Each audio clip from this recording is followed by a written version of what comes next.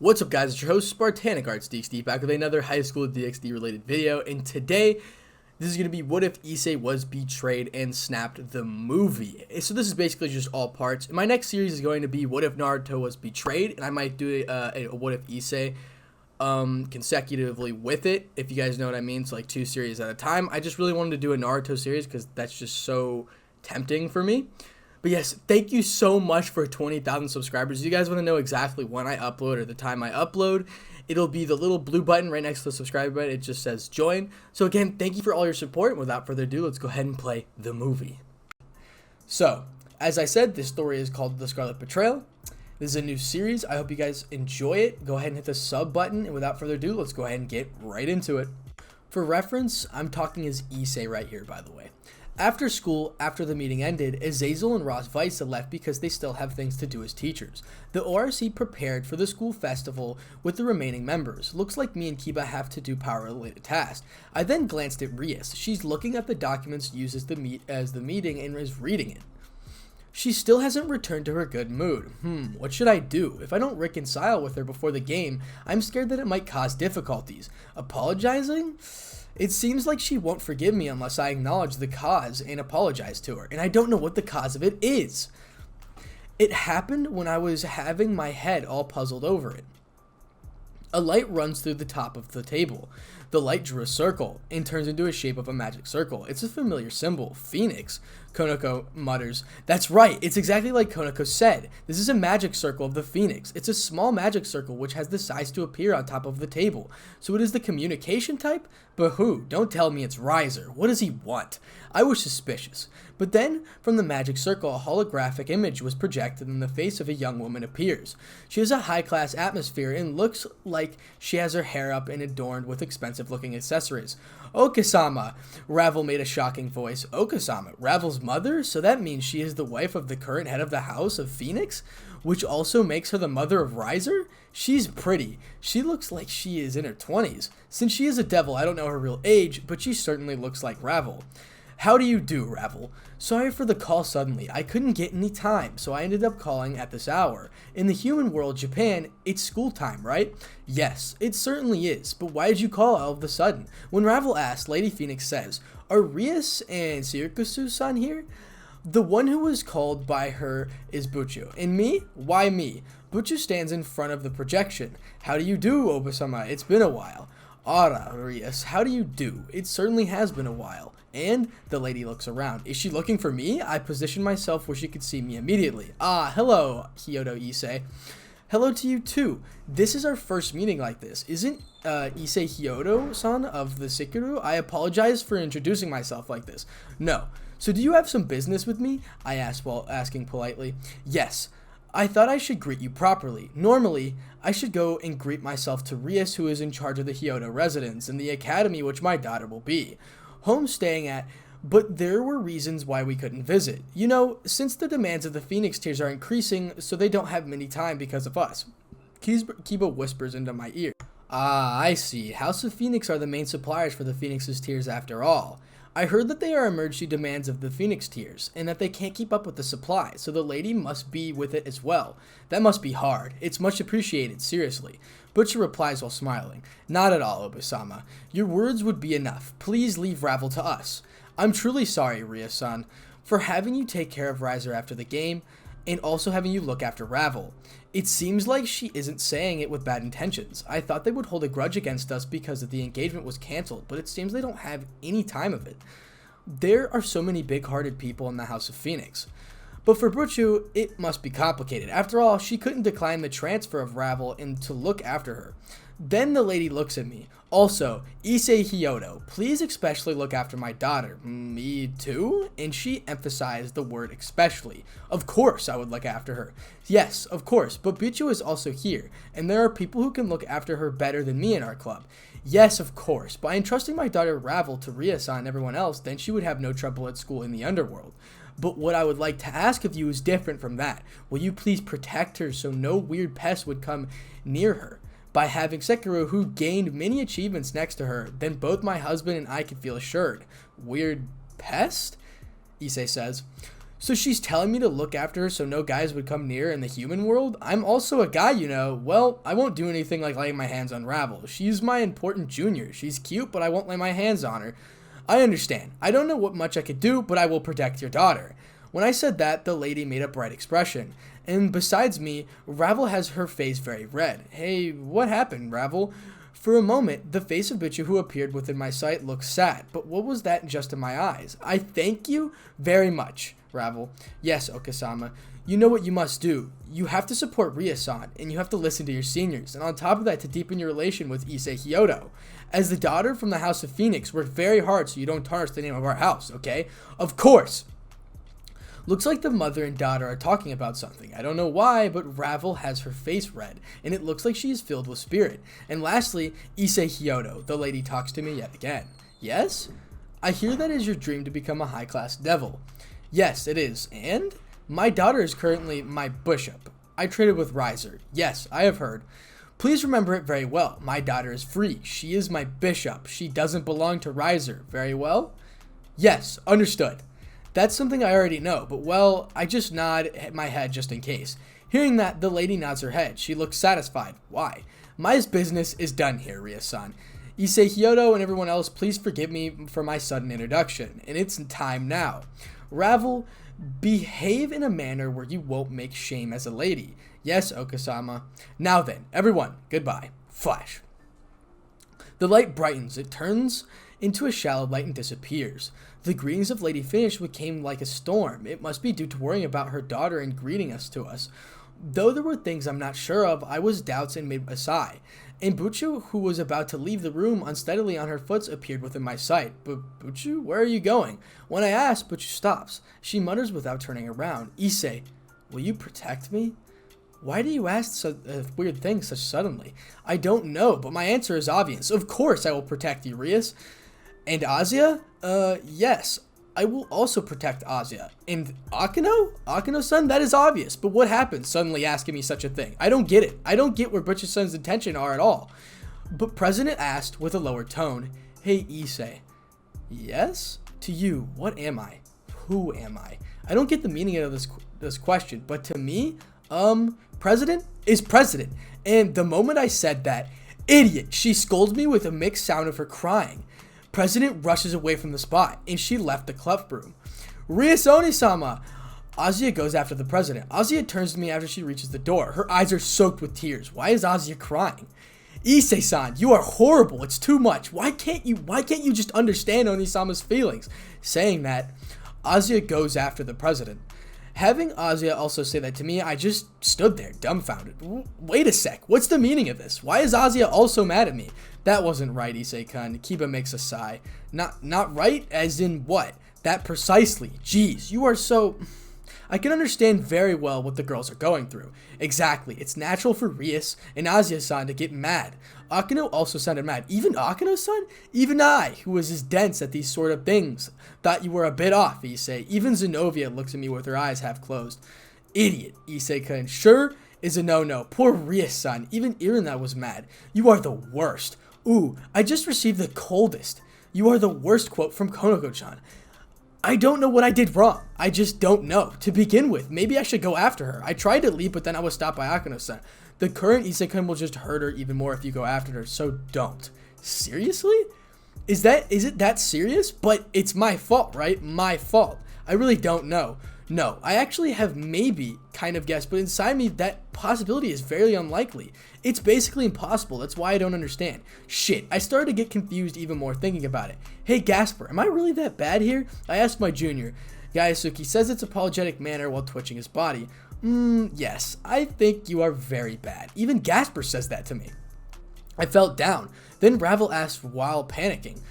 This is my mother and my fault, right? I'm sorry. Is it Ravel's fault? It seemed like President tried to leave after the communication between the Phoenix mother and child. Akino-san places her hand on Ravel's shoulders. Ravel-chan doesn't have to worry about it. Issei-kun is the most at fault here because he never tried to think a crucial thing between Reis and himself until now. Akino-san cheers her up like that, and she started to prepare for tea, urging Ravel to sit down on the sofa. It looks like I'm the biggest villain here. What am I supposed to do? Scene break. Issei could have been seen walking down the street towards his home. His mind is still stuck on what everyone said, but he could not understand what he did wrong, so he decided that he would do something and he should give them space and eventually everything will be fine. But he was still confused as why they were mad at him.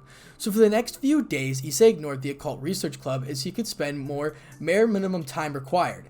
In the time that he was away, he would go to the training room and get training in. And being honest, both he and Drake liked the results that were coming. It seemed that the others would cool down and he would become stronger as a result. In Issei's mind, it was a perfect win-win situation for both sides. It was after 2 months that Issei decided that he would now go talk to the occult research club and hope that everything would be fine. His mind then took a turn to pervert land where it imagined him playing with Rias' Opie. He giggled perversely as he felt a little blood leave his nose. "I'm coming, President," he thought as he made his way back home after securing 2 new contracts. It was a good way to open a conversation. As he entered his house, he saw the lights were already off. Maybe no one is back yet. I should go add my earnings to the account in the meeting room and then get some training in before visiting Opie Land. He thought before finishing his perverse smile. Making his way to the meeting room, he was surprised to see the lights in the room were on. I wonder who is in there, he thought. As he got closer, he heard the voices of people talking. Deciding to investigate, hid his presence and moved closer to the door. "Let's get this meeting underway before Issei gets back," said Rias. I wonder what they want to discuss. It's not my birthday anytime soon, thought Issei. He also decided to keep on listening for the ship for more clues. His perversion is getting out of hand now. I do not know the last time I had a review which didn't mention his perverted nature, said Rias in spike in her voice. It was clear as day. Hearing her say that made Issei's eyes widen in shock.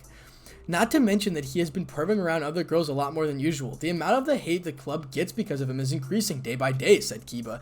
This shocked Issei as he did not expect his best friend, who he thought of as a brother, to talk to him in such a manner, not mentioned behind his back. "He has also failed to confess to you. I am starting to wonder if he is even useful," said Akano, with her voice having as much spite as Rias's. Her words hurt Issei deeply as well. Were all the times he spent with her for nothing? Was her hating her heritage all a lie to get closer to him? "I am too becoming troubled by Issei's perverted nature. I may have stopped being with him if he gets any bigger," said Azia Salai. "Ooh, to think that my childhood friend became such a perverted beast. Do not worry, Issei. I will save you. Amen," said Irina, causing everyone to sweat drop. The words of his friends were now beginning to pierce him. Was all of that he did for Azia nothing? Was his perverse nature all that his childhood friend could see? Issei thought as he felt tears forming in his eyes. "I honestly think it was a mistake reincarnating him. I also hoped his perverted tendencies would go down a notch if he had gone through a near-death experience. I honestly would not even have thought about reincarnating him if he wasn't the Red Dragon Emperor," said Rias. These words of her finally crossed the line. He felt his whole heart breaking all over again. He summoned his gauntlet and looked at it. He, at the moment, realized that he did not mean anything to them at all. All they needed was his gear and his power. He was nothing but a tool for them, and used then throw away. "He is the enemy of woman everywhere," said Konako. He was used to her saying things like that, but this time it felt so much colder and so much more serious. "I agree with you, Konako. Maybe if I let him die a little longer, he would have lost his perverted nature, and would have actually been able to confess to me," said Rias. This shocked Issei even more. The one person he held more dear than anyone in the world would be willing to let him die. He did not think that they would go as far as they were right now. "Well, nothing we can do can change the past, you know," said Akano with a sigh. "But change can always be brought in the future," said Zenobia. It was at this moment Issei decided to turn and leave. He could not handle any more of this slander. As he quietly left his home, he started walking away, thinking about all that he had done for his group and how they treated him for it. Drist was Rias. He literally gave up an arm to keep her from getting sold off into another family. Next was Akano, where all the times he complimented her and told her he accepted her were true nature, all that act just to reduce his perversion. Azia, the one he had saved from the fallen angels and the one for whom he had nearly lost his life to Juggernaut Tribe, didn't want to stay with him just because of his perversion. Talk about selfish. Irina, his childhood friend and the one who could see the goodness in nearly everyone, was not able to see the goodness in him. Kiba, his brother, in all but blood, whom he helped move on from his painful past, that was willing to leave him just because of something like making him a perfect picture? In Zenobia, she only saw him as a breeding stock for strong children. She did not care about his feelings. And lastly, Konako, the one he had protected her when her own family was against her, called him an enemy to all women. As he was thinking, he noticed he reached Co Park. This was the place where it all begun. It was the place that Rias had appeared and saved his life. Wait a minute. How'd she know where I was? Issei frankly thought before his brain connected the dots and broke his heart even more. No, Drake, do you think it's possible? Issei asked his resident dragon. Partner.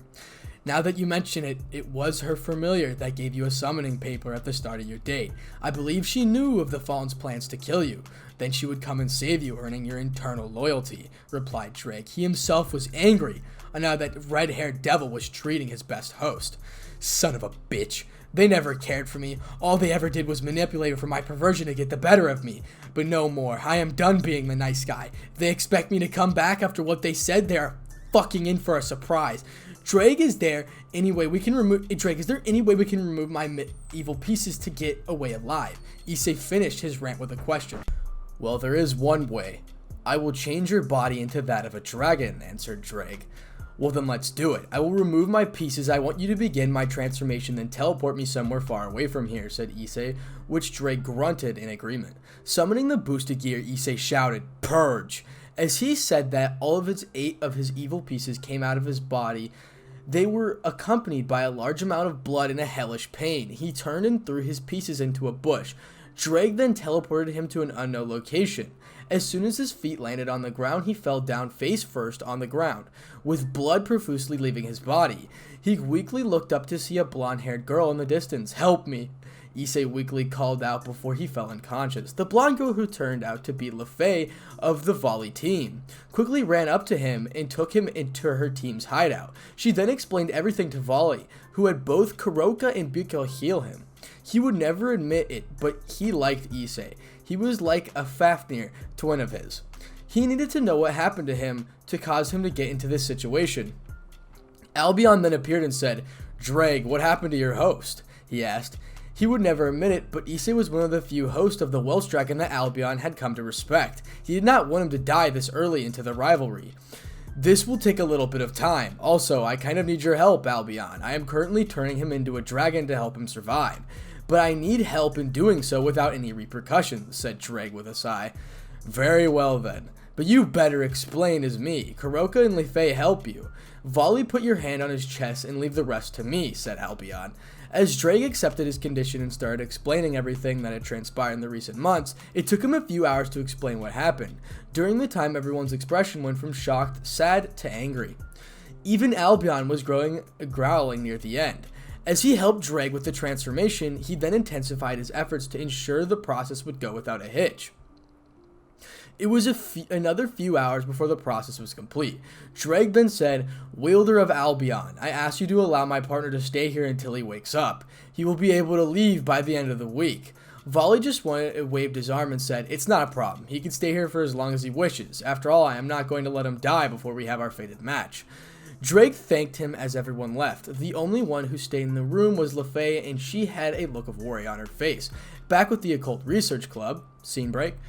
It had been a day since they had last seen Issei. Everyone was wondering where he was, but no one was particularly worried. They thought he would be back sooner or later. It was then Zenobia asked, Has anyone seen Issei? No, I don't think he came back home from his contracts last night, said Akano with a hint of worry in her voice. He will probably be perving around some girls. We shouldn't worry, said Kiba. I think we should check to see his current location, said Azia as she looked at Rias. Husain said he better have a good reason for skipping school and club activities. She then took out her phone and called several times, but to no avail. The calls weren't getting through. She then tried to contact him through a communication circle, which was unsuccessful. It was this moment that Rias was starting to worry. He had never done something like this before. I hope he hasn't strayed from me, she thought worriedly. Quickly closing her eyes, she searched for her pawn using the magical connection from the easel pieces. She found a signal at Co Park. Sighing in relief as she opened her eyes and said, He is at Co Park. Let's go see what he is up to this time. Everyone nodded and got back into the magical circle to Co Park. They, however, were surprised to find it empty. Focusing her energy again, and she found the signal coming from a bush. She turned to the others and with a mischievous smile said, "He is in that bush. Let's surprise him," to which everyone nodded. But then they reached in the bush and checked it. Their eyes widened. Almost instantly, all of the girls fell on their knees and started sobbing, whereas Kibo just looked down and clenched his fist. The reaction was because in front of them, in the bush, along with a little flesh of blood, where Issei's 8 pawn pieces were.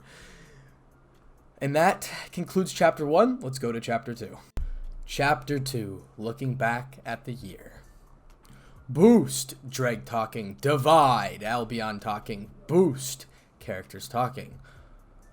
Issei eyes fluttered open, and he was immediately hit by a number of scents and sounds. It was so sudden that his head was hurting, and yet he had to tightly hold onto his head to stop the pain from spreading. It was at this moment that Dreg mentally spoke and said, "Welcome back, partner.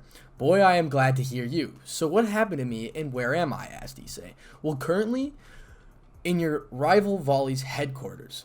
A team member of his found you and brought you here, where me and with Albion and 2 others healed you," replied Dreg.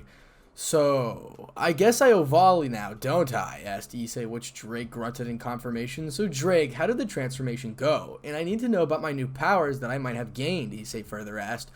"Well, the transformation went without a hitch. Even Albion helped ensure that. As it stands, you are a 90% dragon with a high affinity for both fire and ice.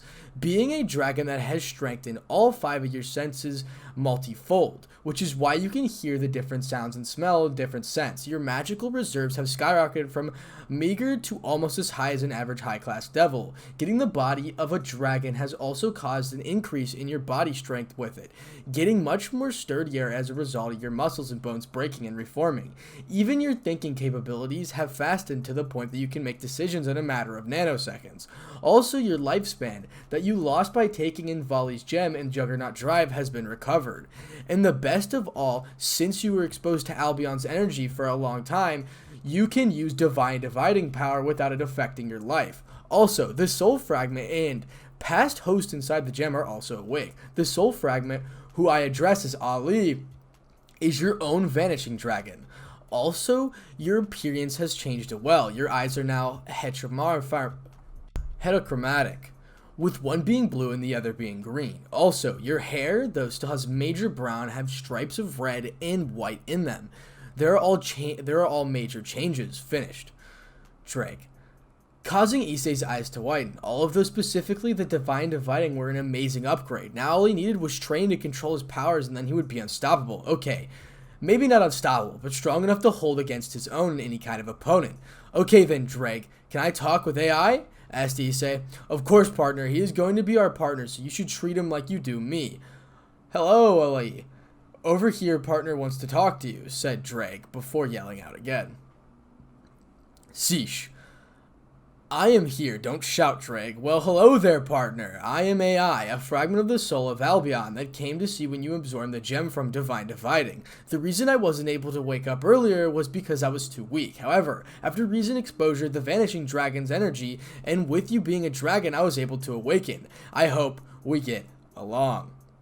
Nice to meet you, AI. Let's grow stronger together, said Issei. It was at this moment that his room door opened and the same blonde-haired girl who rescued him walked in. She, however, froze when she saw that Issei was awake, and seeing that he wasn't wearing any shirt, she blushed profusely at the sight of his well-built muscles. She even shyly spoke and said, Issei-sama? Volley-sama asked me to tell you what he wants to talk to you when you wake up. So could you please follow me after changing? She said as she kept down a fresh pair of clothes. She was about to leave, but she pulled back into a hug. This caused her blush to intensify as she was touching Issei's bare chest. He then quietly said, Thank you, LeFay. You really saved my life back there. I seriously owe you one. He then let her go, causing the poor girl to nod stupidly before she ran out of the room and into her own. Due to Issei's enhanced hearing, he could hear LeFay yeeping. Chuckling, Issei began to change his clothes. It was at this moment that Drake said, I'm surprised you actually did that. I thought you would push people away anyway after that happened. So I'm going to cut off in the middle of this chapter, or just the middle of it general. We are on chapter 2. That will basically wrap up. I'm sorry, this might part 1's a little shorter than probably all my other parts like ever, but I know What If Issei Betrayed was 22 minutes, so I'll just keep this one 24 minutes or 23. And hopefully you guys did enjoy the video. I'm just a little tired right now. Your boy's exhausted. Okay, I have some shit going on, so thank you for all the support. I remember, oh my god, thank you so much for 17,000 subscribers. I can't thank you enough. Thank you. I can't thank you enough. Overall, I'm being sappy, but whatever. Hopefully you guys did enjoy the video. If you did, like, comment, subscribe for more. My Discord is now linked in the description below if you want to join. And without further ado, peace. What's up, guys? It's your host, Spartanic Arts DxD, back with another high school DxD related video. And today we're doing What If Issei Was Betrayed and Snapped Part 2. And I'm so sorry. I've just been really busy. I'm sorry these parts are coming out so slow. Okay, I'll pick up the pace a little bit, hopefully. It's just really hard with college athletics and just a bunch of work at the same time, just running this YouTube channel. So I'm sorry it's taking so long, but without further ado, let's go ahead and roll right into it. Picking back up where we left off, Issei smiled before saying, "Do not get me wrong, Drake. I won't be accepting or trusting anyone anytime soon. Lefei, however, didn't do anything wrong and also was a part of the people who nursed me back to health.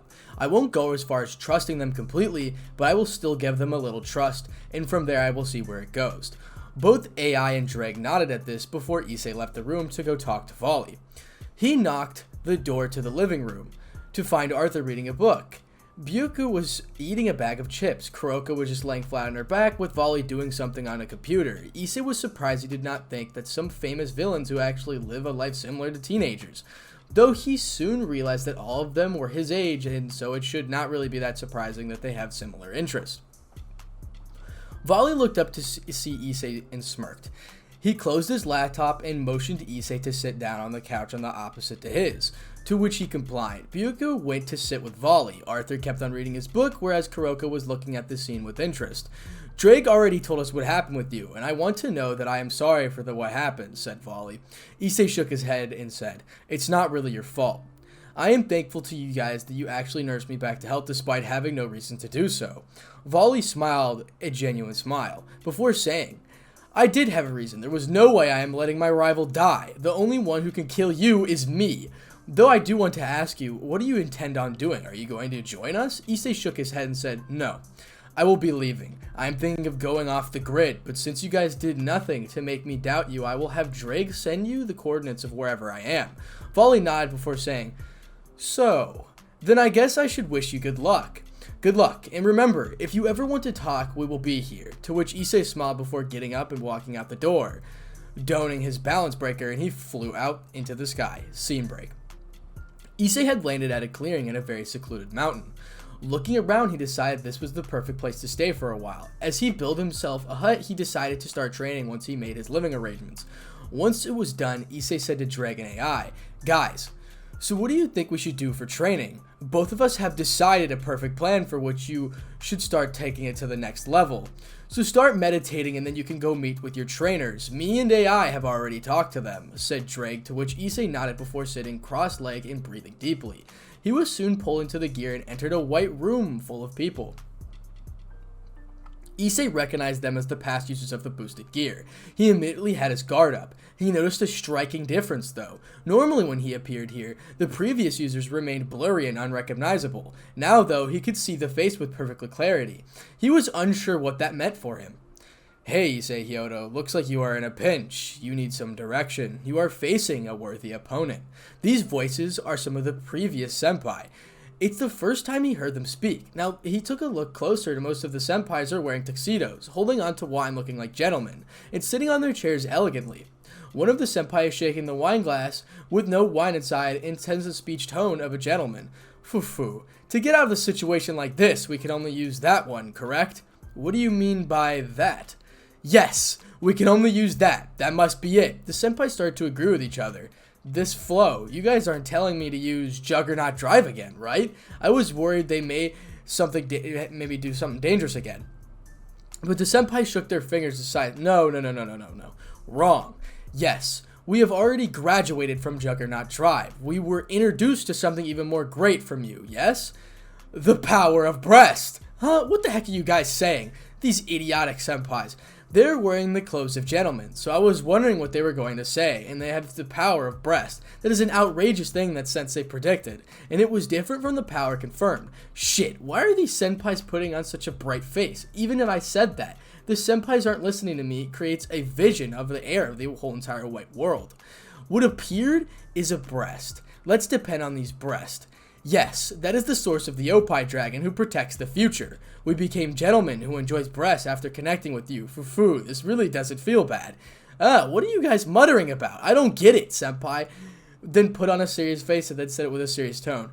Issei Hyodo, you were once called the weakest Shirato, a shameless pervert. Never amount to anything, yet your straightforward nature and sheer grit and determination made you one of the most powerful figures in the world today. You've shown us how foolish we once were, getting drunk on power and rampaging mindlessly.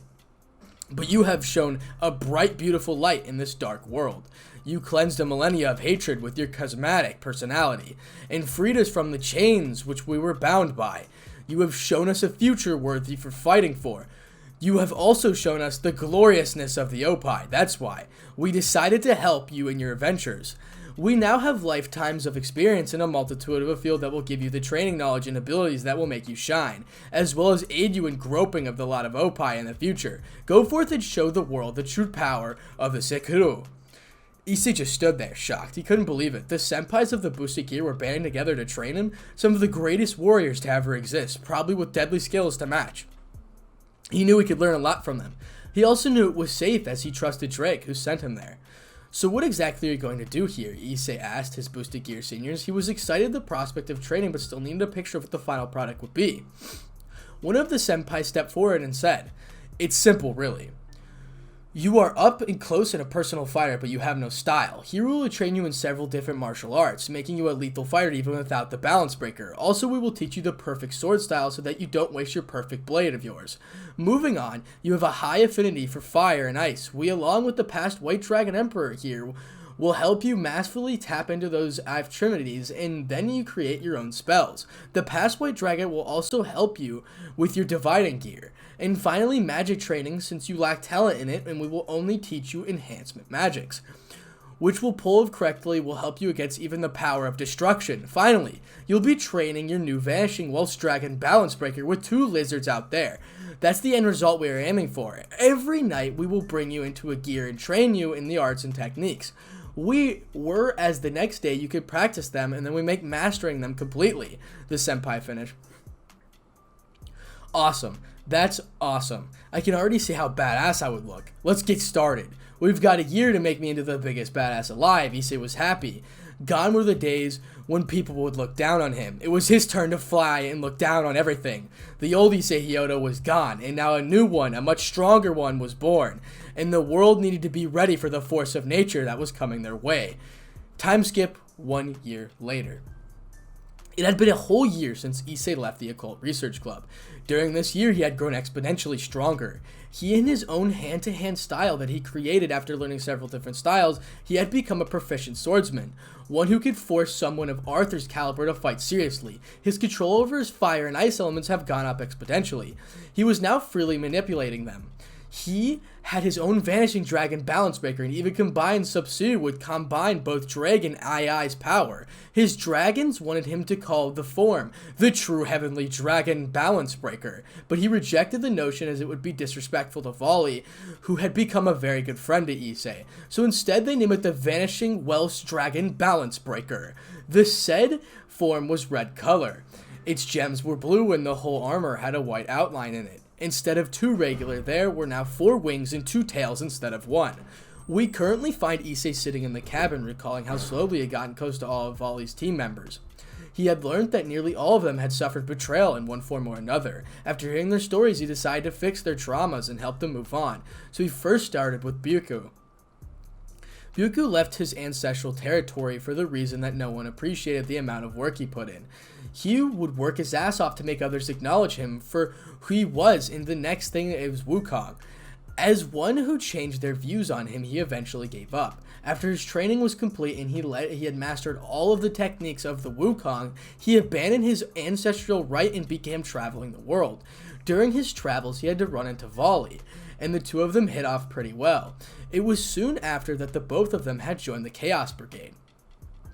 To help Byukyu get past his trauma, Issei bluntly told him that he never saw Byukyu as a future king or anyone who could give in a position that required responsibility. However, before Byukyu could retaliate, Issei pulled on him into a bro hug and told him that he would accept Byukyu for who he was, a good guy with a kind heart, and also among the best jokers in the world who could make anyone laugh no matter what the circumstance. After all, it was due to Byukyu that Issei had finally laughed 3 months after he left the devil's side. He did go a bit further and found Byukyu a girlfriend. She was a werewolf who went by the name of Lundmark. Not only was she a strong fighter, but she also loved Byukyu for who he was, and needless to say that Byukyu had declared Issei to be his brother along with Vali and Arthur. He also made Issei the godfather of one of his future kids. The next person that Issei helped recover was Kuroka. Issei originally had his doubts about her, thinking that she really did give in to the power and abandon her sister to death. The truth, however, was very much different. She had a killer. She killed her master because he was experimenting on his servants and was chaining them into monsters with power. He was going to experiment on Konako, her sister, as well, but she killed him before he could. She also told Issei that the reason she ran away was that she did not want her little sister to live a life of a criminal as she does. Her reasoning was more than enough evidence for Issei to prove that she was innocent. He had promised that he would find evidence that would one day prove her innocence and help her get back to her sister. This surprised Kuroka, who thought that he hated her sister for being part as she played in his betrayal. Issei, however, just shook his head at that and said he may hate Konako, but he did not hate Kuroka. In fact, he saw her as a dear friend. This made Kuroka cry in tears of happiness as she expressed her desire to become mates with Issei. Issei, however, rejected her offer, saying that she was only feeling the moment. He would find a mate, but only when his heart was ready, and he did not want her to wait for him because she was someone who deserved a genuine happiness. The next was Arthur. Issei found it strange that someone who cared so deeply for his sister to point out of threatening Issei to kill him if he hurt her feelings would have such a cold exterior mark. The truth, however, was revealed to him by Lefay. She told Issei that Arthur was the heir of the Pendragon family. She told Issei how their family did not care about any of their feelings. The both of them were just tools to be used, the Pendragon family. Because of this, Arthur, despite being a cherry kid, worked as hard as he could to get the slightest appreciation from his family. Both of them, however, were content with how life was going, as at the end of the day, both she and Arthur had each other's backs. She then proceeded to tell Issei the real situation had changed when both Arthur and herself were engaged to heirs of separate families. In the beginning, it was not really such a big matter, and Arthur was fond of his fiancée, and so was Lefay. Things went wrong for Arthur when he one day fell in love with a maid in his mansion. Her name was Ellie. At the time, they both of them had developed strong feelings for each other. To prevent the problem in the future, Arthur informed his fiancée of his decision to break the engagement as he did not love her. His fiancée in front of his face agreed, even went as far to support him. But as soon as he left, she went to their father and told him everything. Their father called Arthur and tried to talk him out of his love for Ellie. Arthur, however, rejected it. It was at this moment that his father had threatened to have Ellie killed if Arthur did not comply. This was the moment Arthur had decided to run away from his home. Around this time, Arthur had developed feelings for Ellie. Lefay told Issei that she had found the real nature of her fiancé. He was an abusive person and a massive pervert. She informed her parents of this and asked them to break the engagement. They, however, rejected this notion, and she said that she had to do it for the good of the Pendragon family. As Arthur had already decided to run away, she herself decided to join them. Arthur, in order to save Ellie's life, stole both Caliburman and the Excalibur ruler. He threatened his family to give the swords away if they harmed Ellie and ran away. They encountered Vali, who offered them a place in his team protection offered by the Chaos Brigade.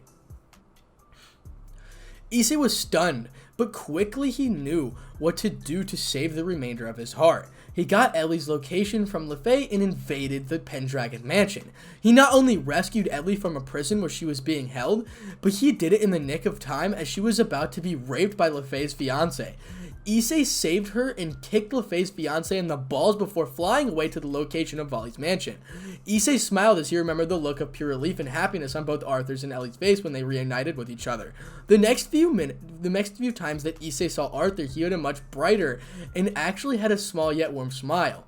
Arthur then told Issei that he was worthy to be his brother-in-law, that he would entrust LaFay to him when Issei would be ready to accept her. This caused LaFay to develop a full-blown blush, and Issei could only shake his head in exasperation.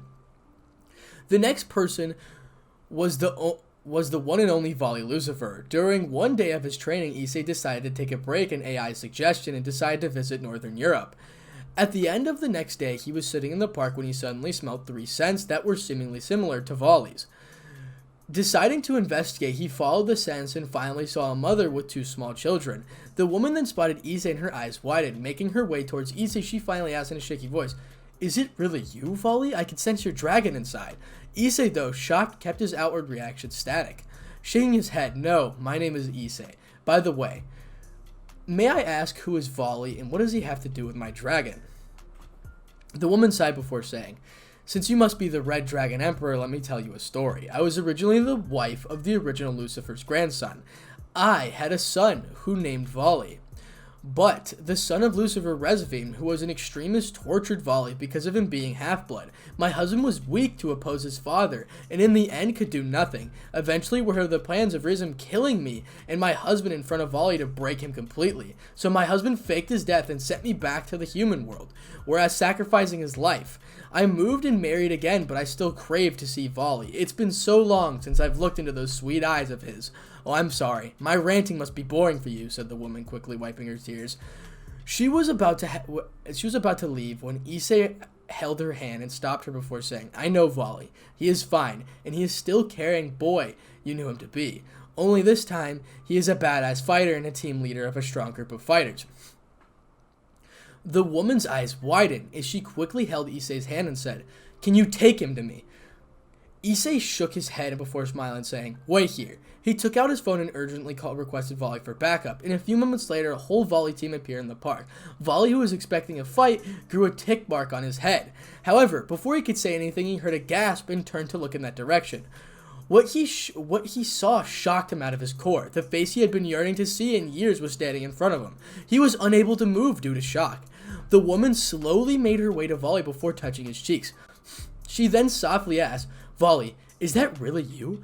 Volley could only nod as his tears forming in his eyes. However, the fought to keep him in.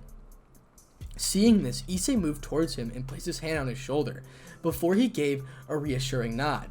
It was then that Volley completely broke down and hugged his mother tight. "Mom, Mom," he kept saying as his mother just held him, having a content smile on her face. The whole team Volley was smiling at the scene. A few moments later, Volley looked up to Issei and said, "Hyodo, no, Issei, I thank you from the very core of my heart. I will never be able to repay what you've done for me." Issei shook his head and said, You do not have to thank me, Volley. Though if you really feel like making it up to me, try moving past your trauma. I will be there helping you that way. Now I will leave you to catch up with your mom and meet your siblings." As he said, the others nodded and teleported back to HQ. However, Issei, before teleporting, he said one more thing. "Volley, when you finally go to kill your grandfather, don't forget to take me with you. He will face the wrath of not 1, but 2 dragons," saying that before he teleported away. Volley's mother smiled at what Issei had said before. She said, "You have found yourself a good friend, haven't you, Volley?" Volley shook his head and said, "Not a friend, he's my brother. After today, even if the whole world is against him, I will stand by him. We will be known as the strongest heavenly dragons to have ever lived." Volley's mother smiled at him before she took him into her home to introduce him to the rest of the family. As they were walking, Volley had a conversation with Albion. He said, "I am truly sorry, Albion, but what after Issei did for me, I can't bring myself to fight him. Even if he is the red one, I hope you forgive me." "It's not a problem at all, Volley. I was going to say the same thing to you. Both of you are now brothers. I think you should talk to him about his trauma and help him move on as well. Also, you promised to break your chains. You should look at Kuroka as well. I know you love her," replied Albion. Hearing that made Volley frown a little. Albion, who was quick to see that said, "Stop fearing your grandfather. You've got a whole family of strong individuals. They will help you take him down one day," said Albion, which Volley nodded before cutting his mental link and going back to his mother. He had so much to tell her. Issei did not stop there. He also helped Kuroka and Volley get together, which in the end was beneficial for both of them, as they're the most broken parts of Volley team and needed emotional backing for everyone else. After that, Issei had officially joined Team Volley. Though he would occasionally go back to his cabin, finally Issei thought about Lefei, the blonde wizard who had somehow broken up his walls and managed to make her place in his heart. Her sheer innocence and her calm aura were addictive for Issei. He confessed to her, and he was positively surprised when she pounced on him and hugged him, all while squealing. Issei laughed before kissing her on the forehead. Finally, packing things, he made his way back to HQ, and Volley was about to announce something big. When everyone had gathered into the room, the Volley team HQ, Volley stood up in it. "Everyone, I have decided that we will be leaving the Chaos Brigade and will be joining the Alliance. I am sure all of you are aware that over the past years, all of us have gained something important worth protecting, which is why I think imperative for us to return for their safety," said Volley with everyone nodding. Volley then turned to Issei and said, "Issei, do you have any problems with this decision?" His voice had signs of worry in them, which Issei caught on. Issei knew that if he rejected the idea, it would be off the table. But Issei wasn't that selfish, and he had Lefei did not see anyone else. So he just shook his head and smiled before saying, "Not really. I have Lefei and you guys with me, and it's like I hate everyone in the Alliance, it's just the ORC. Also, I have been away for a long time," Issei said as he snuggled into Lefei. Volley smiled before saying, "Very well. Then guys, we will return and intercept the terrorist attack being set on the old Malefaction on the up-and-coming raiding game. It will be a good event for our messages to come across both sides." Everyone nodded before getting ready. And that concludes Chapter 2. Chapter 3, The Return of the Dragons. Scene break, now with Sir Zex. Sir Zex could be seen sitting in his office going through papers that needs his attention. They range from permissions to travel to have a raiding game. He could never actually understand why he did things so trivial needed his authorization. He then sighed because just as he finished his current batch, another one twice as big was waiting to be checked and signed through. Grafia, who was Sir Zex's wife and the queen, was standing beside her husband. Clad in her maid's uniform, she was waiting for him to ask for her assistance. She knew how hard this job was for Sir Zex. He was a free-spirited soul that enjoyed freedom rather than being confined in a room all day. Maybe one of these days she could convince Ejika to take over for his work for a day or two, and she could just take Sir Zex for a day out. She was brought out of her musing when a communication circle forms in Sir Zex's ear. "Oh, hello, Ryotan. Did you need something?" asked Sir Zex as he leaned back into his chair. "Oni-sama, it's terrible. I need you," said Rias while sobbing. Sir Zex immediately turned serious and he said, "I am sending Grafia over to get you. We could talk in my office." "Thank you, Oni-sama," said Rias. The communication circle disappeared. Sir Zex then turned to Grafia and just looked into her eyes. Any unspoken request was made as she nodded before disappearing in a red flash. Sir Zex sighed as he leaned back into his chair, hoping that his Rias time was okay. If not, whoever heard her would be lucky to have his head on their shoulder with Grafia. When Grafia appeared at Rias' location, she had half expected them to be facing a strong opponent who they could not defeat alone. However, she was not expecting all the girls to be on their knees and crying their eyes out. She also noticed the glaring absence of a certain brunette. She then asked, "Rias-sama, what happened? Why are all of you crying so badly?" "It's Issei, he's dead," Rise stuttered out. Grafia went as cold as she heard that. She may not have been expressive as Sir Zex when it comes to her emotions, but she still viewed Issei as her lovable younger brother. So she asked in an urgent voice, "Rias-sama, are you absolutely certain?" "Look at these are his evil pieces. He did not come home last night. When we searched for him, today we found his evil pieces here," Rias answered in a shaky voice. "Very well then. Please step into the magic circle as we go to Lucifer-sama's office." And Grafia, who had a stunned expression on her face, and really she was worried, very worried. The others nodded and soon disappeared in a flash of red, back with Sir Zex. It had been 30 minutes since Grafia had left. We could see Sir Zex pacing up and down his office, anxiously waiting for the queen to return with his sister in her barrage. A few moments later, a magic circle with the Gremory emblem appeared, and Grafia appeared with Rias in her barrage. Grafia nodded to Sir Zex before excusing herself and left the room. Sir Zex was pleased to see that she was fine physically, but frowned when she saw she was nearly the whole Parage was crying, and the only one who wasn't was Kiba, as if he looked like he had seen something ghastly. Rias, what's wrong? Tell me. I'm worried, asked Sir Zex. Onisama, it's Issei. He is dead. We found his evil pieces at Ko Park. It's my fault. I pushed him too hard and he left me, stuttered Rias as she sobbed. Wait, what? Issei's dead? Your fault. Explain to me what happened. All of it, said Sir Zex, using his experience as a faction leader to not show any emotion. However, on the inside, he was complete and utter turmoil. Rias tried to speak but was unable to form any words. Everything she said about him came back to her and hit her like a truck. Overcome by the sorrow, she started sobbing. It was at this moment that Kiba stepped forward and mentioned Sir Zex to follow him outside.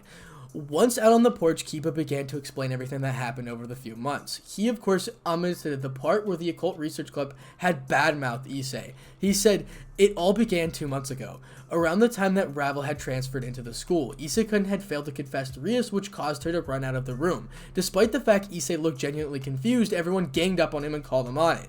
After that, Issei-kun started spending a lot of time away from the club.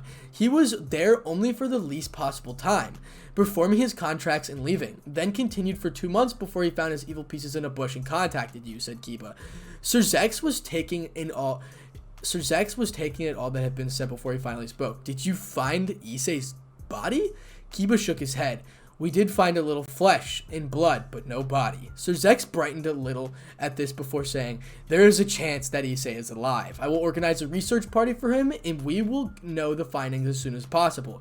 Kiba nodded, and soon the Parage returned to the Occult Research Club, hoping and praying that Issei was safe and alive. When Rias and her Parage left, Sir Zex immediately called Azazel. Michael and Yakuza summoned them for an emergency meeting. Azazel appeared after a few moments, whereas Yakuza the Mythical participated using a holographic spectrum of each other. When all 4 leaders were available, Sir Zex informed them of what had happened, the possibility of Issei being kidnapped by the Chaos Brigade. For a moment, the leaders were silent before Michael said, that is troubling. I will contact all churches with information on Issei and ask them to keep a lookout for him. If he is being held anywhere, we will find him. I will send the information to our temples other than the yokai kingdoms. Hopefully it is in the eastern part of the world we will be able to locate him, said Yakuza. Sir Zex thanked them both and then both left to organize their parties. Sir Zex then waited for Azazel to say something. He knew that for Azazel, Issei was very much like his own son that he never had. So among all the leaders, he must have been affected the most. Azazel, however, staring at the ceiling, lost in thought. After a while, Azazel said, that wasn't the complete story, was it? Sir Zex sighed before saying, nothing escapes you, doesn't it? No, there was a small piece that I chose not to reveal. Azazel before saying, can you tell me? I am sure you know that I viewed Issei, right? Sir Zex nodded before proceeding to tell Azazel what happened going over 2 months and what it had resulted in. Azazel became silent again before he got up and started to leave, but was stopped by Sir Zex, who asked, you aren't going to harm Rias, are you? Azazel shook his head and said, no.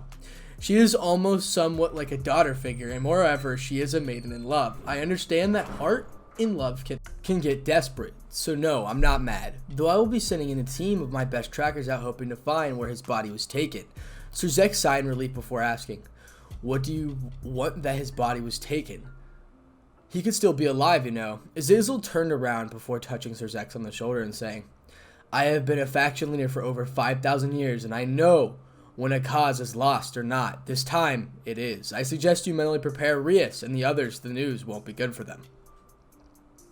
Sir Zex did not say anything. He had to admit, Azazel made a valid point. Compared to Azazel in terms of being a leader, Sir Zex was green. He knew the chances were slim, but he needed to hold on to hope and possibility of Issei being alive. It was then Sir Zex decided to visit his best friend Ajuka, Beelzebub, the person who created the evil pieces. If anyone had the slightest idea of whether Issei could still be alive, it was Ajuka. Sir Zex then appeared into a magic circle, appearing in front of the man with green hair. The man looked up in surprise and said, Sir Zex, what are you doing here? And why didn't you inform me that you were visiting? Ajuka, it's serious. I want to ask you, is there any way for a person who lost his evil pieces to be alive? Asked Sir Zex. Ajuka was initially surprised at the question, but nonetheless answered, Evil pieces strengthen the soul, holding the ability of a dying body. If they are removed forcefully, then death is almost sure. However, if by any chance the body somehow by another in way to man strengthen its core before the soul leaves, it is possible for them to be alive. I see. Thank you for the assessment, Educa. I will explain everything in detail soon. Bye. Zex vanished into a magic circle. Time skip 1 year later. Issei had been officially announced as KIA. The Parage in the beginning were heartbroken but nonetheless moved on, and once again everyone in the club was smiling. However, Issei's disappearance affected the girls in more than one negative way. Rias and Akano had both started sleeping over with different guys. Azia had abandoned all of her faith. Zenobia had become something similar to Konako. She hardly showed any emotion at all. Konako had gone from monotone to downright emotionless, and hardly even talked anymore. Rias even had 2 pawns to replace Issei. They were the wielders of the Kunsagagi and the legendary water dragon Mitsukai. However, Rias and the rest of the Parage had become laid back and hardly trained anymore. The only ones who still serious were Kiba, Gasper, Konako, Zenobia, and Ross Visa, who wasn't affected by Issei's supposed death as she wasn't that close to him. And because of their strength, Rias had managed to get a decent record in the rating game.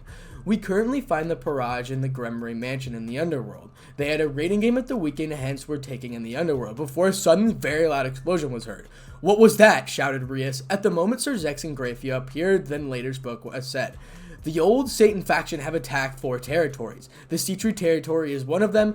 Go there and try to feed as many kids as you can before they kill them. Please, hurry, Milikos is also in the same school." Rias and her Parage nodded before teleporting to the Sea-Tree territory. Once they got there, they began operation and somehow successfully managed to take out most of the low-class devils and rescue most of the kids. However, they weren't able to find Milikos. Soon after, they heard a booming laugh coming from the room and to rush it. Upon watching the roof, they saw an old Mao, Shalba Beelzebub, who they thought was dead, was in front of them, and he was unconscious, Milikos in his arm.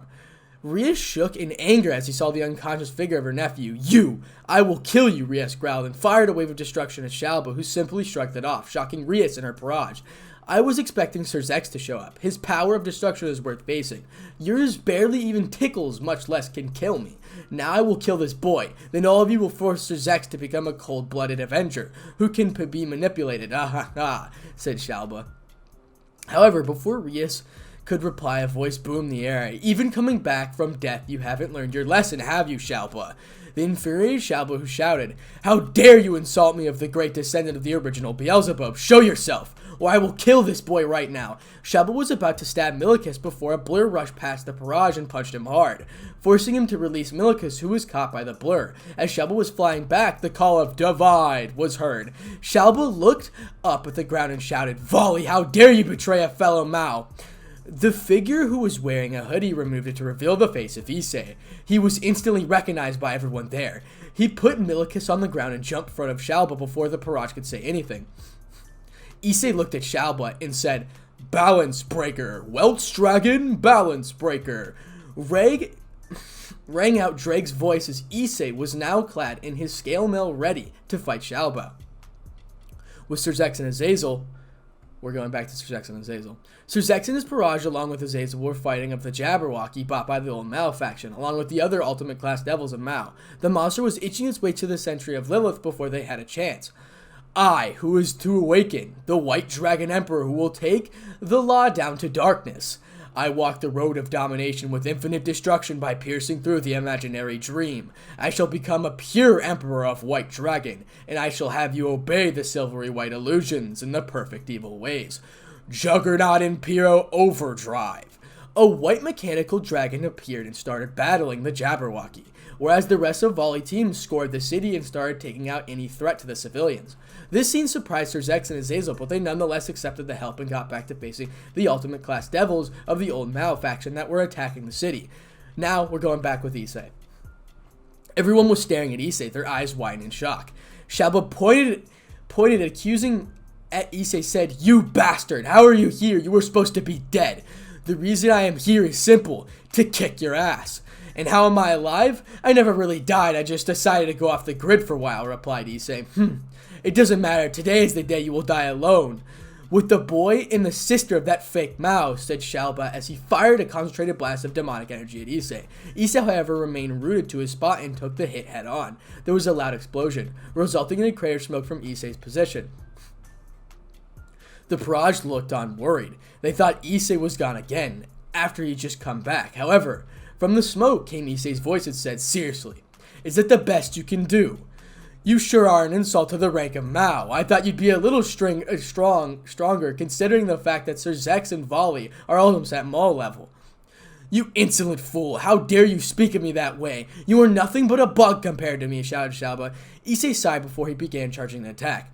Fire in his left, ice on his right. When the attack was ready, Issei disappeared from his position and appeared above Shalba and shouted, "Flaming Freeze Cyclone!" The attack hit Shalba and an explosion ensued. Issei picked up his lifeless body before taking Milikis from where he left him.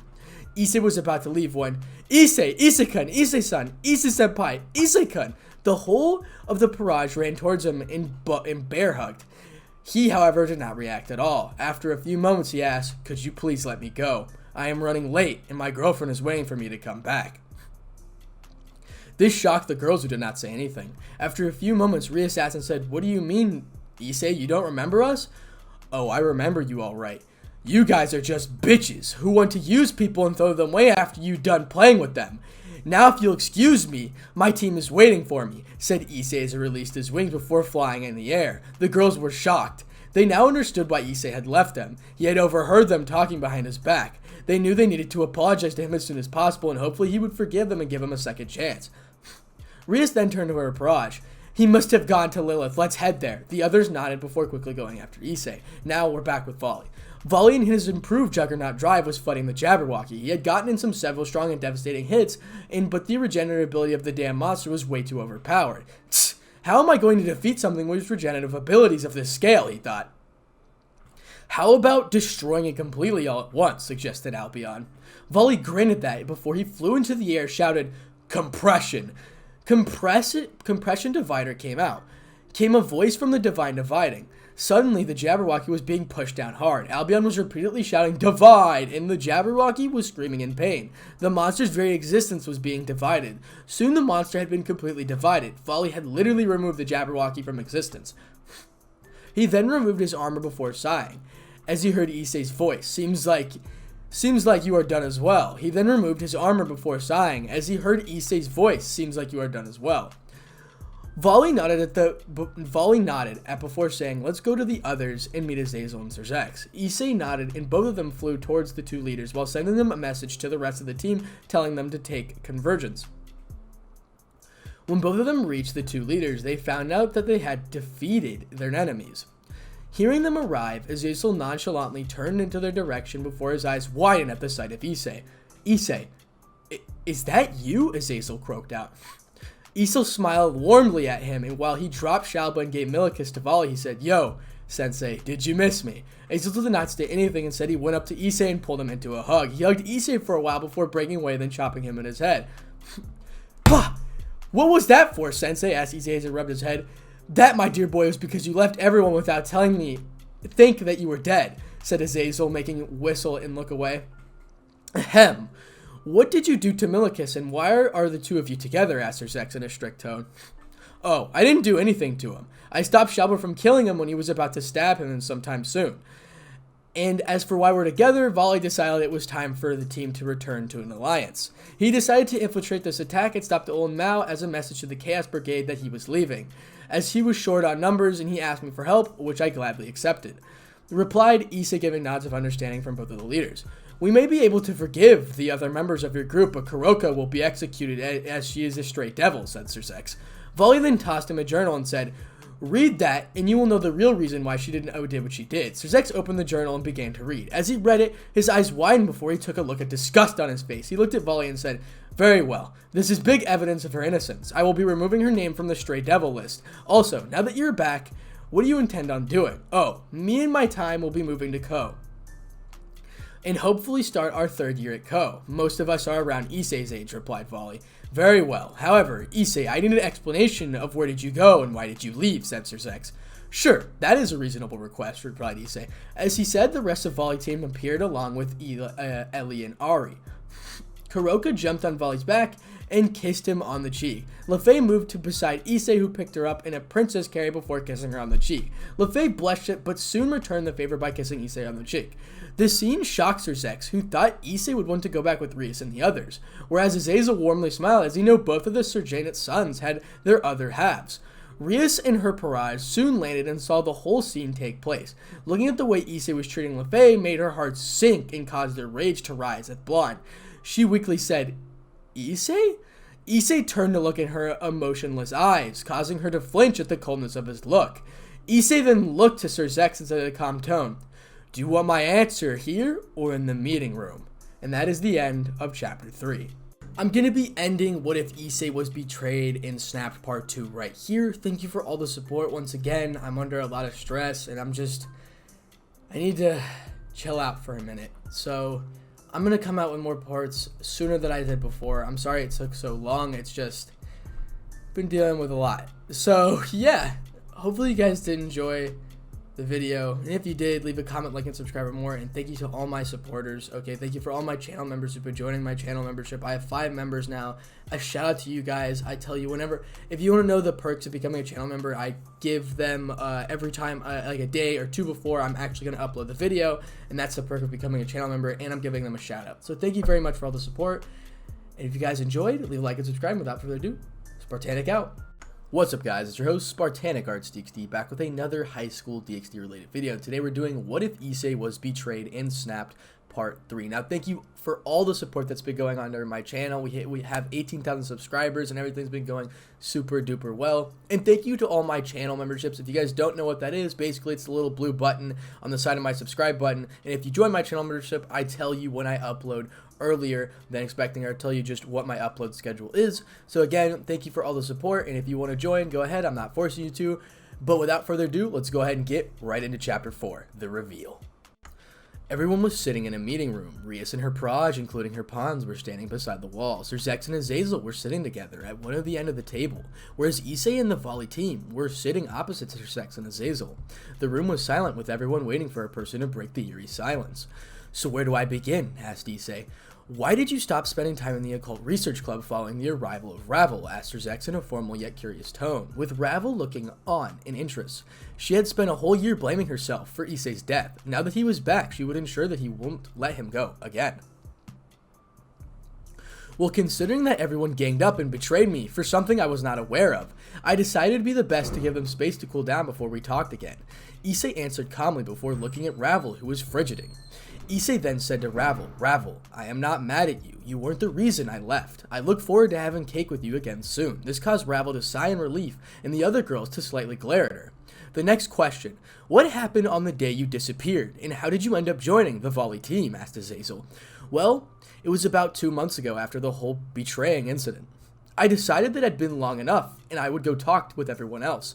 As I was returning from my contract, I was going to the meeting room to submit my payment." Issei stopped at this point and closed his eyes, while his hand balled into a fist. Seeing this, LeFay quickly placed her hand on his, making him look at her. She smiled at him, nodded to him, showing that she was and everyone of the team were there for him. Issei smiled at her before continuing. "However, as I reached the room, I heard some not-so-friendly things about myself. I do not want to repeat, but I can show you. Drake, if you would," said Issei, as the boosted gear appeared and a holographic stream appeared from the central gem. Holographic memory scene break. So this is the memories. "Let's get this underway before Issei gets back," said Rias. I wonder what we want to discuss. It's not my birthday anytime soon," thought Issei. He also decided to keep listening and shift for more clues. "His perversion is getting out of hand now. I do not know the last time I had a review which didn't mention his perverted nature," said Rias, in spite of her voice clear as day. Hearing her say that made Issei's eyes widen in shock. "Not to mention that he has been perving around other girls a lot more than usual. The amount of hate the club gets to him is increasing day by day," said Kibe. This shocked Issei, as he did not expect his best friend, who he thought of as a brother, to talk to him in such a manner, not to mention behind his back. "He had also failed to confess to you. I'm starting to wonder if he is even useful," said Akeno, in her voice having as much spite as Rias's. Her voice hurt Issei deeply as well. Were all the times he spent with her for nothing? Was her hating her heritage all a lie to get closer to him? "I am becoming too troubled by Issei-san's perverted nature. I may have to stop being with him if it gets any bigger," said Asya shyly. Oh, to think my childhood friend became such a perverted beast. Do not worry, Issei-kun, I will save you. Amen, said Irina, causing everyone to sweat drop. The words of his friends were now beginning to pierce him. Was all that he did for Ozzy nothing? Was his perverse nature all his childhood friend could see? Issei thought as his tears forming in his eyes. I honestly think it was a mistake reincarnating him. I also had hope that his perverted tendencies would go down a notch if he had gone through a near-death experience. I honestly would not even thought about reincarnating him if he wasn't the Red Dragon Emperor, said Rias. These words of hers finally crossed the line. He felt his whole heart breaking all over again. He summoned his gauntlet and looked at it. He, at the moment, realized that he did not mean anything to them at all. All they needed was his gear and his power. He was nothing but a tool for them to use and throw away. He is the enemy of woman, everyone said Konako. He used to her saying things like that, but this time it felt much colder and much more serious. I agree with you, Konako. Maybe if I left him to die a little longer, he would have lost his perverted nature and would have actually been able to confess to me, said Rias. This shocked Issei even more, the one person he had held more dear than anyone in the whole wide world, being willing to let him die. He did not think they would go as far as they were right now. Well, nothing we can do can change the past, you know, said Akano with a sigh. But change can always be brought in the future, said Zenobia. It was at this moment Issei decided to turn and leave. He could not handle it anymore of their slander. As he quickly left his home and started walking away, thinking about all that he had done for his group and how they treated him for it. Drist was Rias. He literally gave up an arm for her to keep for getting sold to another family. Next was Akano. Were all the times he complimented her and told her that he accepted her true nature all just an act to reduce his perversion? Ozzy, the one he had saved from the fallen angels and the one whom he had nearly lost his life to Juggernaut Drive, didn't want to stay with him because of his perversion? Talk about selfish. Irina, his childhood friend, and the one who could see the goodness in nearly everyone was not able to see the goodness in him? Kiba, his brother in blood, whom he helped move on from his painful past, was willing to leave him just because of something like maintaining a perfect picture? And Zenobia, she only saw him as a breeding stock for strong children. She did not care about his feelings. And lastly, Konako, the one who had protected her from her family, was against her, called him to an enemy to all women? Memory ending. Back to the conversation. After this, I decided to leave the area as I did not want to listen any further. When I reached the park, I had realized that I was being manipulated from the very beginning, said Issei. Everyone was quiet again. Sir Zex looked shocked. He never thought that his younger sister would say something like that, specifically not to someone she loved. Azazel was emitting an aura of silent fury but did not say anything. Rias and her Parage, except the new pawns, looked down in shame. The volley team and Ravel were glaring at them. After a few moments' silence, Sir Zex looked up again and asked, "Can you tell us what you realized at the park?" Issei nodded before saying, "Tell me, Sir Zex, is it possible for a high-class Delphus to not know if any unplanned activity is happening in his or her territory?" Sir Zex shook his head and said, "That is impossible. They would know if something like that happens. Then how is it possible that your sister ignored the fallen angels in her territory? Also on the day of date, I had received a summoning paper from her familiar. So what do you know? So what do you think that entails?" Sir Zex stayed quiet for a minute while his brain mentally connected the dots. He gasped as soon as the realization hit him. Issei then smiled emotionally and said, "That's right, your dear sister knew that the Fallen were in her territory. She knew of her plan to murder me, and instead of warning me, she let them kill me so that she could come in and be a savior." Issei shouted in before stopping and panting in anger. Azazel then said to Issei, "Son, I am really sorry for my faction did that to you. If there's anything in your heart that can please forgive me, just do so." Issei shook his head and gave Azazel a real smile before saying, "It wasn't your fault, Sensei. It was the Kokafeels. And Volley took care of them, so even if it is. Though I do not think I will be able to forgive them," he said, pointing at Rias and glaring at her. Sir Zex then turned to Rias and said in a very cold voice, "Rias, is what Issei said is true, and don't think about lying to me. If I catch you lying, the consequences will be severe." This surprised Issei, as he did not think Sir Zex would do anything to Rias, but it seems that he was a good leader after all. Issei smiled as he was happy that he did not lose his big brother figure. "It's true. But I only did it because I was being forced into marriage with Riser, and I did not want that," Rias weakly replied. "Ko is taken from under your jurisdiction and will now be Sona's territory. The decision is to be effected immediately. You may leave," said Sir Zex in an authoritative tone, leaving absolutely no room for any argument. Rias dejectively moved out of the room with her barrage following her. Sir Zex sighed before turning to Issei and saying, I am really sorry for letting this happen. Will you ever forgive me? Said Sir Zex. I'm not an angry man. I'm not angry at you, Nisama. You did nothing wrong. It will be cool if you permit me to play in the Milikix one of these days, replied Issei, causing Sir Zex to smile with gratitude. Sorry to ruin the mood, but what will you be doing with Volley? Will you be coming back to the Grigor, or will you be joining the Devils? Asked Azazel. Well, I am thinking about joining the Devils and getting my own evil pieces, replied Volley. Okay then, that sorts that out. All of you should go to the human world. I had Shamsa build a mansion for you guys while you were in the meeting. It should be complete now, said Azazel. Volley nodded and stood up. The others followed as they left the room, returned to the human world. Nema, what do you guys really think to do when we go to the human world? Asked Issei.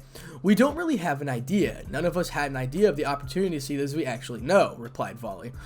Issei smirked before saying, how about all of us go to the quadruple date? Everyone stopped moving abruptly and looked at Issei incuriously. Hey, don't give me that look. Everyone here is in a relationship, and dates are a common feature in a relationship. All of you get ready. We are leaving in 2 hours, said Issei as they entered their new home. Everyone followed his command and got ready to change. Scene break. Oi, Issei, what do you think I should wear? Asked Byoko. Issei came into the room with some clothes in his hands. After examining them, he nodded to himself before handing Byoko a black jacket, black t-shirt, and black jeans. Issei then said, wear this and you will look irresistible. The Monkey King nodded his head, after which Issei left the room to go to Volley. Issei, how do I look? Asked Volley, who was in his normal attire of black shirt and gray jeans. You know that is what you normally wear, right? Issei deadpanned at him. Well, excuse me, but this outfit is good for combat, so I bought many copies of it. I never thought I'd have to go on to a date someday, Volley replied with a shrug. Ha, battle maniac Samo, here, wear this. As he handed Volley a white jacket, blue jeans, and a silver shirt with a white dragon design on it. Volley grinned as he looked at the clothes before he went to his washroom to change. He came out of the bathroom and was surprised by how good he looked. He turned to Issei and said, how come you knew about this combination would look good on me? Issei shrugged in response before saying, I'm wearing literally the same thing. Only difference is that my jacket is a red and shirt is black with a red dragon along with the white in it. Volley nodded before leaving to join Byoko in the living room. Finally, Issei sighed as he went to the person who he knew he'd have the most difficult to dress considering his background. Entering Arthur's room, he saw that he was wearing formal clothing. This caused Issei to raise a brow at Arthur, who noticed this and said, what is the matter? What is with that look? Dude, you're going on a date and not on a business meeting. Here, change into this. It is much more convenient for an occasion, said Issei as he handed Arthur a blue jacket and an italic shirt with a cross blade design on it, and blue jeans. Arthur silently took the clothes and changed before leaving the room. Issei then made his way to his own room before changing his own outfit, which consisted of a red jacket with a black shirt that had a red dragon and a white one flying side by side designed on it, along with the black colored jeans. Finally ready, he made his way to the living room where the guys were waiting for the girls. It was after a few minutes that all of the girls had appeared, and needless to say, all of the boys had been blown away by their beauty. Ari was wearing a purple sleeveless last summer dress along with her long heels, along with a brown hat that fit perfectly with her blonde hair. The way she looked left Byoko gawking at her. Kuroka, for once, was not in her usual kimono. Instead, she was wearing a black jacket, a light blue shirt, and blue jeans. She also changed her hairstyle from usual to open to look like a Twin Tails one. Needless to say that Volley had a hard time taking her eyes off of her. Ellie was wearing a purple full-sleeve shirt, along with blue jeans and heels. The said shirt had a teddy bear embroidered on it, and whereas the jeans had streaks of red going through it. She had braided her hair and was keeping them in place using a butterfly ornament. The said ornament had been a gift from Arthur. It was then that everyone had finally seen something they never thought they would. Arthur was blushing as he was trying to look away, only to fail miserably. This caused Ellie to giggle cutely as she thought that Arthur's reaction was adorable. To Issei, LaFay was looking the best looking of all the 4 girls. She was wearing a red full-sleeved frock, along with a skin-colored hat. She looked like a princess. Issei was smiling before walking up to her and grabbing her by the waist before saying, you know, if I didn't know any better, I'd think that you were an angel sent from heaven. LaFay blushed before playfully slapping him on the arm and teasingly said, you must say that to every girl you see. Maybe that means I have seen it in every other girl I see, said Issei before he leaned down and kissed her square on the lips. When they broke apart, LaFay had a look of bliss on her face. Issei turned to look at who were looking at the counterparts with looks of expectation. Issei facepalmed as they were cluelessly on dating. Issei turned to the guys and looked at them with a deadpan expression which said, "Go tell them how they look, and do something similar to what I did." Somehow, getting the message, Volley moved towards Kuroka and said, "You look beautiful, you should dress like this more oftenly." This caused Kuroka to develop an automatic blush and she wasn't able to reply. Seeing that, Volley chuckled before her hand and kissed her on the cheek.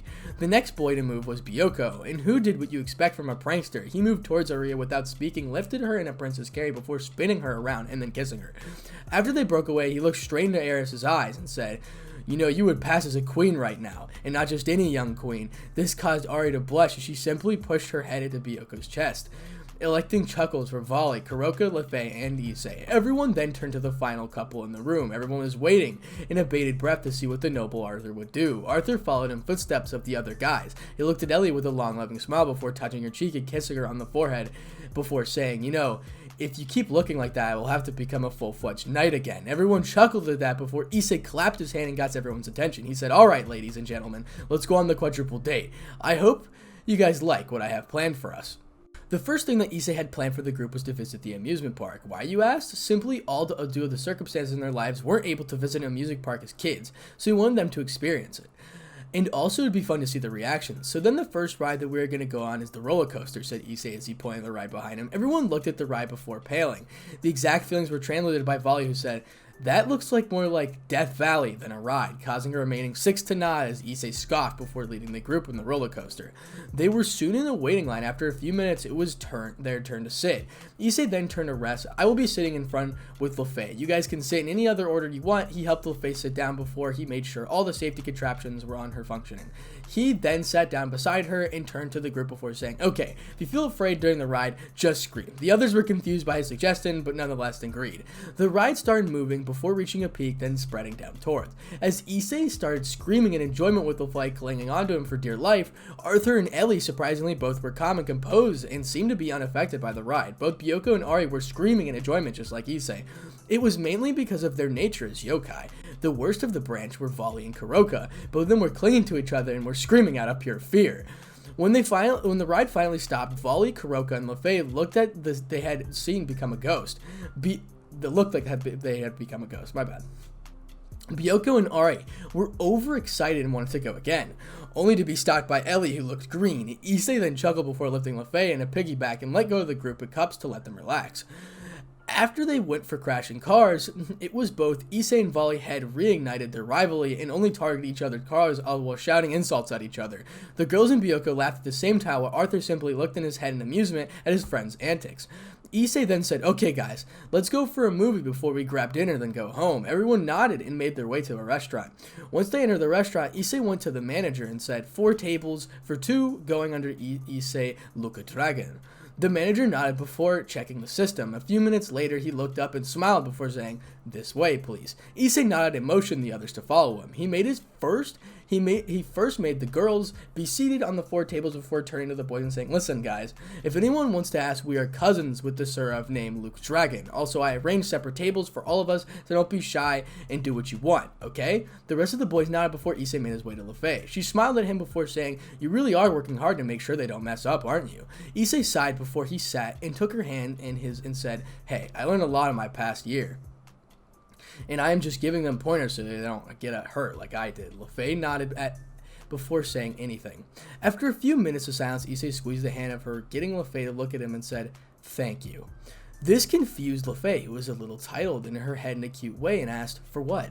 "Well, mainly for not giving up on me. When I woke up a year ago, I decided I was going to cover my heart in a layer of ice so that no one would ever be able to enter it again. But you stuck by me and made your way into my heart. You melted the ice all by yourself, and because of that, I will forever be in debt to you," replied Issei. Lefei smiled before saying, "Oh, it was nothing. My heart fell in love with you. There is no way I was going to let you be an ice king, Although there is something that I want to ask you." "What is it?" Issei blushed. Lefei blushed a bit before shyly, Will we be going back to having a harem? Issei blinked once, and then twice before he started chuckling, confusing the young blonde sitting in front of him. Well, Lefei-chan, if you must know, no, I am not going for the harem route anymore. All my heart needs and wants is you, and I already have you. Lefei developed an automatic blush at how sincere this word sounded. To hide her embarrassment, she opened up her menu and started reading it and tried to decide what to order. The remainder of the lunch was so peaceful affair of all four couples were enjoying each other. Volley would never admit it, but if this was peace offered, he was all up for it. After dinner, everyone felt slightly tired, and they decided to head back considering they had to school tomorrow. Issei smirked a little bit and thought of the school. Oh, it would be interesting to see how the others would react to return his relationship with Lefei. When they reached back home, Issei locked the doors while Lefei jammed it in the spells of protection. When it was done, Issei turned to Volley with a serious voice and said, I am sure you notice, but what do you think about him being here? Well, it could be many things, but for now, I'm guessing he is a huge gouge in how strong you've become, replied Volley. Are we going to talk about Switch following us today? Byoko asked in a caffeine manner. I don't think it'll be necessary. Her power doesn't seem to have grown over the year, replied Issei. Though both Holy Demonic Sword Wielder and Durandal Wielder seem to be leagues ahead of their old selves. They might give us a challenge, said Arthur. Oh, we'll be fine, Nea. After all, we do have the support from the Alliance, after all. The information and evidence we provided them, said Kuroka. I think we should get to bed. It is going to be a long day specifically because we do not have to go to school, or we have to go to school, said Issei. Nah, only you. Volley and Lefei have to go. The rest of us are overage. And said Kuroka with Arthur. Ali, Ellie, and Byoko nodded at her sagely words. This caused Issei to sigh, and he said, if you aren't going to try to keep the lookout around the city, who knows what is happening? The others nodded before leaving for their respective rooms. At the Hyodo mansion, scene break. Rias was brooding. This day was the worst day in all her life. Not only had her love interest, who she thought was dead, came back and ignored her for another girl, she also had her territory taken away from her. It was giving her a headache, but she knew who was responsible. It was the blonde-haired witch. Just you wait, I will take Issei back from you, thought Rias. With that, she got up and went to her bed, her full waist, try and get Issei back to her and the other girls. That's the end of Chapter 4, The Reveal. Chapter 5, The Beginning. Remind me, why are we doing this? Asked an exasperated Volley. The reason for his exasperation was simple. As soon as the trio of Issei and Volley and Lefei entered the school, whispers broke out of the two Byosho and one Byosho. Needless to say, Volley, who was used to be known as a fearsome White Dragon Emperor, was greatly unnerved by the whispers. So this is the big bad White Dragon Emperor afraid of a few girls? Issei asked as he snickered. This caused Volley to sigh and Lefei to giggle. They made their way into school, dropping Lefei into her class and then moving on to their own class, 3A. In truth, Issei was relaxed despite the presence he felt the night before. The reasons for his relaxation was that most of the senior ORC members had left and he was happy to be back. Soon they were waiting to be called inside and introduce themselves. Issei, despite being who he was, couldn't help but feel a little nervous. He was facing his past in one way, and that unnerved him a bit. After a few minutes, the teacher called them and said, we're having two new students, and one is returning and the other is a transfer student. Please introduce yourselves. My name is Volley, Lucifer, and I am from Northern Europe. Nice to meet you all, Volley said stoically. Issei sighed at how uptight his partner was and smacked him on the back before the head before saying, Issei Hyodo, I am sure you remember me. The result of his announcement was almost immediate, as the class combined. What? Issei, is that you? Yelled Mutsuhara and Motohama in unison. The pervert's back! Yelled Murarama. He looks so hot, said Kiryu. Looking at the reactions, Issei could only sigh and shake his head, while Volley snickered at his fate. After a few moments, the teacher said, now settle down. You can ask them both 3 questions each. Immediately, hands went up and as the teacher randomly pointed to a girl standing at the back. My question is for Volley-san. Do you have a girlfriend? Asked the girl. Indeed, I do. One of the reasons I came to Japan was because of her. Before you ask, I do owe Issei here for helping us get together, replied Volley with a small shrug. Does that mean you and already acquainted with Issei? Asked another girl. A simple acquaintance is a weak word. I'd say is my best friend and my partner, replied Volley. How did you meet? Asked another male student. Well, the both of us were kidnapped by someone, and he managed to break me out of there. I turned and informed my parents, who had led a successful operation to rescue him. After that, my parents adopted him as a thank you, replied Volley, causing the class to stare at Issei in shock. Who knew that perv would be a good person, everyone thought. So Issei, if you were back, does that mean you would get to be a trio again? Asked Motohama with Matsuda nodding, as he asked all the girls in the room and glared at him, daring him to answer in affirmative. Issei sighed before saying, "Nope, not really interested in peeking on them." What? Came a collective response from the class before a pink-haired girl called Katsune said in a sarcastic tone, "Why aren't we good enough for you to peek on?" Nothing like that at all. You are pretty in your own right. I just have a girlfriend whom I'm completely devoted to, Issei said with a shrug. No one in the class answered. They were all overtaken in shock. I think you broke them, said Volley, while Issei shrugged, not caring in the slightest. The two of them moved to the seats by the windows and sat down and waited for the day to begin. A few hours later, it was finally break time. Issei mentioned Volley to follow him, and both of them made the way to get to LaFay. After the three met up, they made a way to a tree by the Occult Research Club and began to eat. Damn it, Issei. Remind me why we are here again, asked Volley. Sirzex wanted to keep us under probation until we have proven that we aren't spies, hence sending us here, replied Issei. Yeah, I really hope we get some good badass missions sometime soon. It's getting boring, sighed Volley. Issei nodded and turned to LaFay before picking her up and placing her on his lap. He didn't say anything except sighing calmly. He closed his eyes and just enjoyed LaFay's presence. LaFay in turn, leaned back and hugged, melting into Issei's embrace. They were brought out of the musings when Murahama shouted, "Pervert, let that poor girl go," as he said that other girls also gathered around. Most of them were from the Kendo Club. Issei, however, did not say anything, neither did he open his eyes. "Oi, pervert," yelled Katsune. Still, no reaction. "You beast, let the poor girl go," said another girl who had long blue hair. Even she was ignored. "Issei Hyodo, let her go," yelled Murahama. It was at this moment Issei cracked open an eye and said, "Did you say something, Morihama?" As all of the girls' face faltered while Volley laughed and LaFay giggled. Issei stood up and led LaFay away. The girls turned to a still laughing Volley and said, "Is that really the Issei we used to know?" Volley stopped laughing and stood up for a moment before looking at them. He then spoke. "He is Issei Hyodo, but not the one you knew. When someone with his heart and kindness gets betrayed, it's not unusual for them to change. Though I personally think he changed for the better," said Volley as he turned around and left, leaving all of the girls in deep thought. After the school, three were making their way towards home. As they were walking, Issei came across his old home and stopped. He then said, "Guys, I'm going to see my parents. I'll be back home later." Both of them nodded and continued on their way. Issei took a few deep breaths and then went to the door and then knocked the door. After the door opened, both of Issei's parents stood at the door. "Hi, can we help you?" asked his mother. I wanted to ask, is this the home of Issei Hyodo?" asked Issei. "Well, we are the Hyodos, but we certainly don't have a child named Issei. Why do you ask?" asked his mother. Issei's heart stopped beating for a moment before he connected the dots in his brain. "That fucking bitch." Issei growled in his brain. "I think it's time about we visited Sir Zex, don't you think?" Drake said with a growl.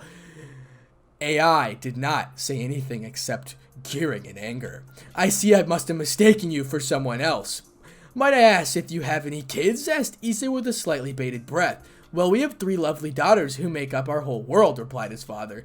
"I see. Well, thank you for your time," said Issei as he turned around and walked back to his home. He may have looked normal, but anyone knew him could tell his anger was rolling off of him in waves. He went to the park and then flared his aura before settling it down. A few minutes later, Volley appeared and sat down. After several minutes of Issei said, "She got them, Volley. She got my parents." Volley stayed quiet for a while before bringing Issei into a hug and let him cry a little before asking about what happened. After revealing the conversation he had with his parents, Volley immediately called Azazel asking for him to come over. Issei flared his aura again, this time releasing his draconic presence as well. An air of domination went around the whole Ko. He turned around to see Volley smirking. "I guess it's about time we showed the Alliance just how damage us 2 heavenly dragons combined can do," said Issei.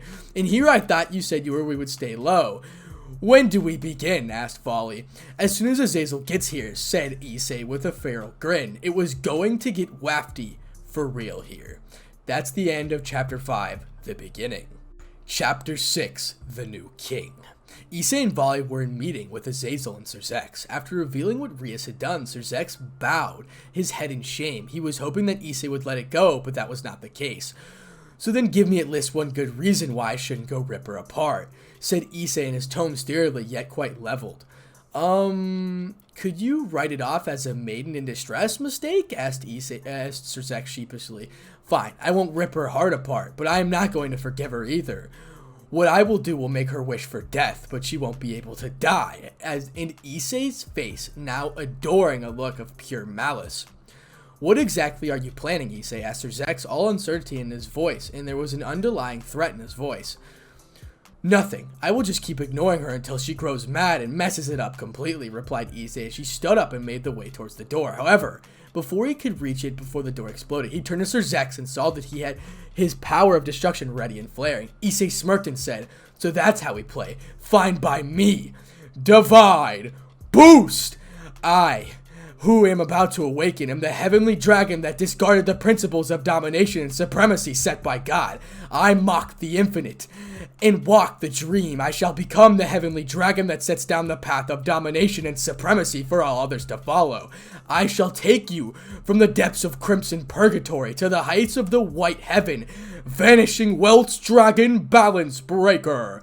As the chant was over, Issei's aura flared and pushed back Sir Zex. Looking up the new armor made Azazel drool at how he wanted to research on Issei right now. The armor was predominantly red and white with an outline. The gems were unevenly distributed in green and blue. In a flash, Issei appeared, punching Sir Zex through the room, causing him to fall under rubble. Volley smirked at that before turning to Azazel and saying, "Should I armor up as well if we have to fight?"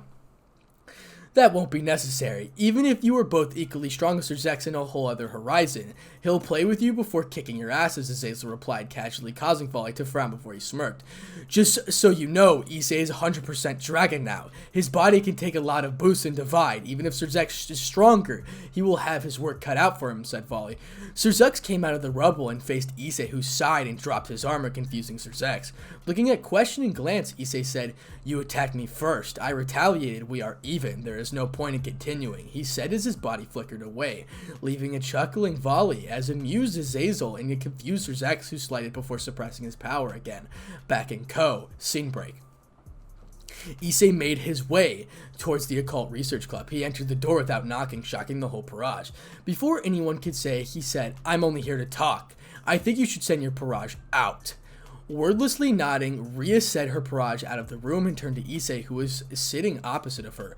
"I'll get straight to what I want you to remove the memory altering the charm you casted on my parents," said Issei.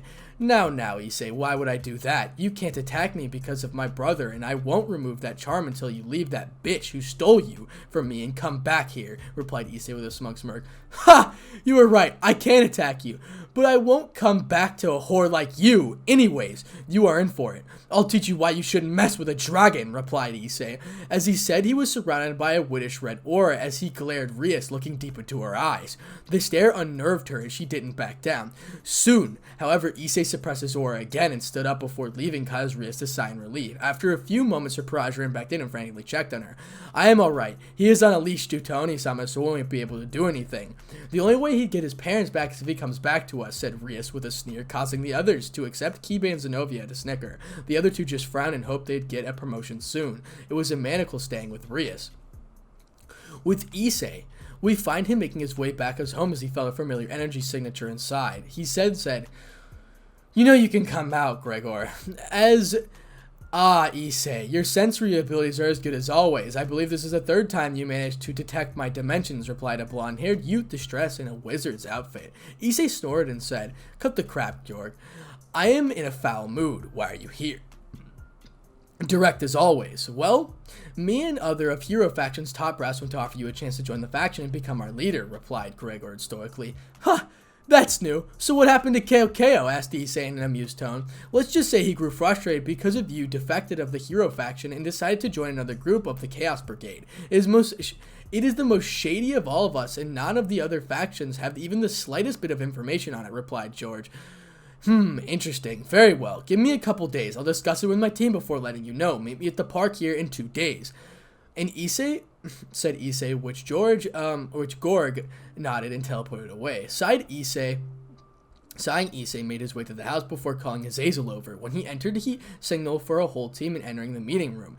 After a few moments, Michael, Sir Zex, and Azazel appeared via magic circles. The rest of Team Volley looked confused and looked at Issei questioningly. Issei then took a deep breath and said, I am going undercover for a while. I have discovered that the Chaos Brigade has a third faction. From what I know, it's much more shady than the other two factions. Everyone was shocked at the news, but were silent. The silence was broken when Volley asked, how shady are we talking here?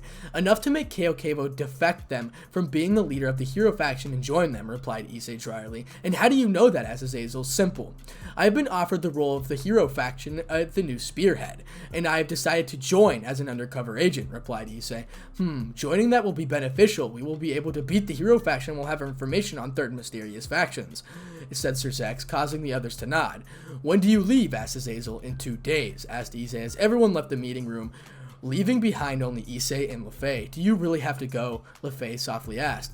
It needs to be done. It needs to be done. If I succeed, the whole world can be turned around, answered Issei. He softly got up and moved towards LeFay and hugged her. As soon as he did, she started sobbing as she did not want him gone. After holding her for a few minutes, turned to her and said, how about we go on a date tomorrow, just the two of us, asked Issei as LeFay nodded and hugged him a little bit again. They stayed like that before moving to their bedroom and went to sleep. Time skip. The date in the park. Issei was sitting on the bench in Ko while waiting for Gregor to show. His eyes were closed and was apparently asleep. Soon, however, he felt the barrier go up, then a magic circle appeared from Gorg emerged. Looking at Issei, he asked, so what's your decision? Before I decide what will be my role, Issei answered with a question of his own. The hero faction will do whatever you ask of us. We could launch an all-attack or even go to the recon missions. It depends on you. In return, we expect you to lead and defend us against anything, replied Gorg. Interesting. Very well. Then I will join you. Let's go, said Issei as he stood up, moved to the Gorgar who teleported away. Now back with Rias, scene break. Rias was laying on her bed apparently asleep. However, when she was sweating profusely and was twitching around. Why do you ask? That was the fate of those who get cursed by a dragon. That is the end of chapter 6, New King. That will be where I stop is after chapter 6, so we're going to be on chapter 7, and chapter 7 is called The First Step. But thank you guys for all the support, and remember, if you guys want to join my channel membership, I tell you exactly the day I'm going to upload a day before, so thank you once again. This video will probably come out either Wednesday, maybe today, I don't know, which is Tuesday, November 9th, and hopefully it comes out the 10th. So yeah, hopefully you guys did enjoy this video. If you did, comment, like, and subscribe for more. Once again, thank you for 18,000 subscribers, and without further ado, Spartanic out. What's up, guys? It's your host, Spartanic Arts DxD, back with another high school DxD related video. And today we have What If Issei Was Betrayed and Snapped Part 4. And before we start this video, if you guys want to know my upload schedule, all you have to do is join that little channel membership button. It's a blue button right next to the subscribe button, and please hit that subscribe button as well. Also like the video. You don't have to, of course, but it would be greatly appreciated. And without further ado, let's go ahead and get right into the video. Chapter 7, The First Step. Issei's eyes were closed as he entered the circle with the Gregorg. He knew that this decision will bring about many changes. He felt that if he played his cards right, he could have the hero faction defect and destroy the Chaos Brigade. After a few moments, he opened his eyes when Gregorg called out to him. We are here, Lurda-sama. Please wait a moment while I go gather the rest of the faction in the courtyard, said Gregorg, as Issei nodded. So, how are you feeling, Habo? Asked Drake. To be honest, a little nervous. I mean, I am walking on a very tight rope right now, replied Issei as he stared at the wall in front of him. Before they could continue, Gregor appeared and said, the faction is waiting for you, Leader-sama. Nodding, Issei followed him to the courtyard of the hero faction headquarters, where everyone else was waiting.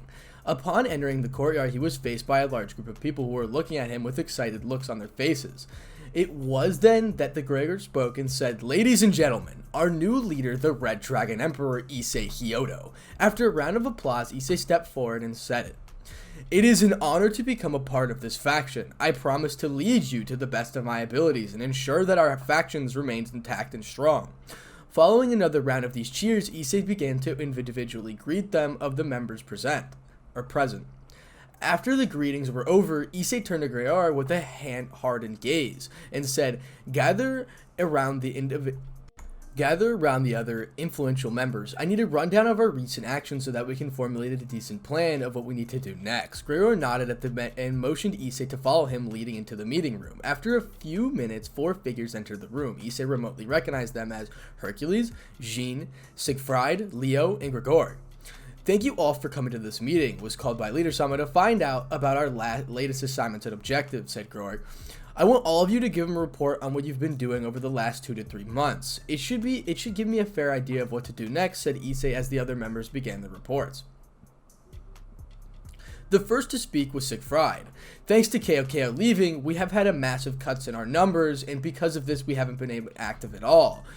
To counteract this, me and Jean have been scouting different swordsmen from the church and some old famous families to come and join us. Nodding, Issei asked, so have we had any luck in recruiting people from the said sources? Indeed we have. I managed to convince the heirs of the Duloc and the Galad families to join us, as well as the more dread Pentagon. The 3 of them are actually good and can challenge me in my balance breaker.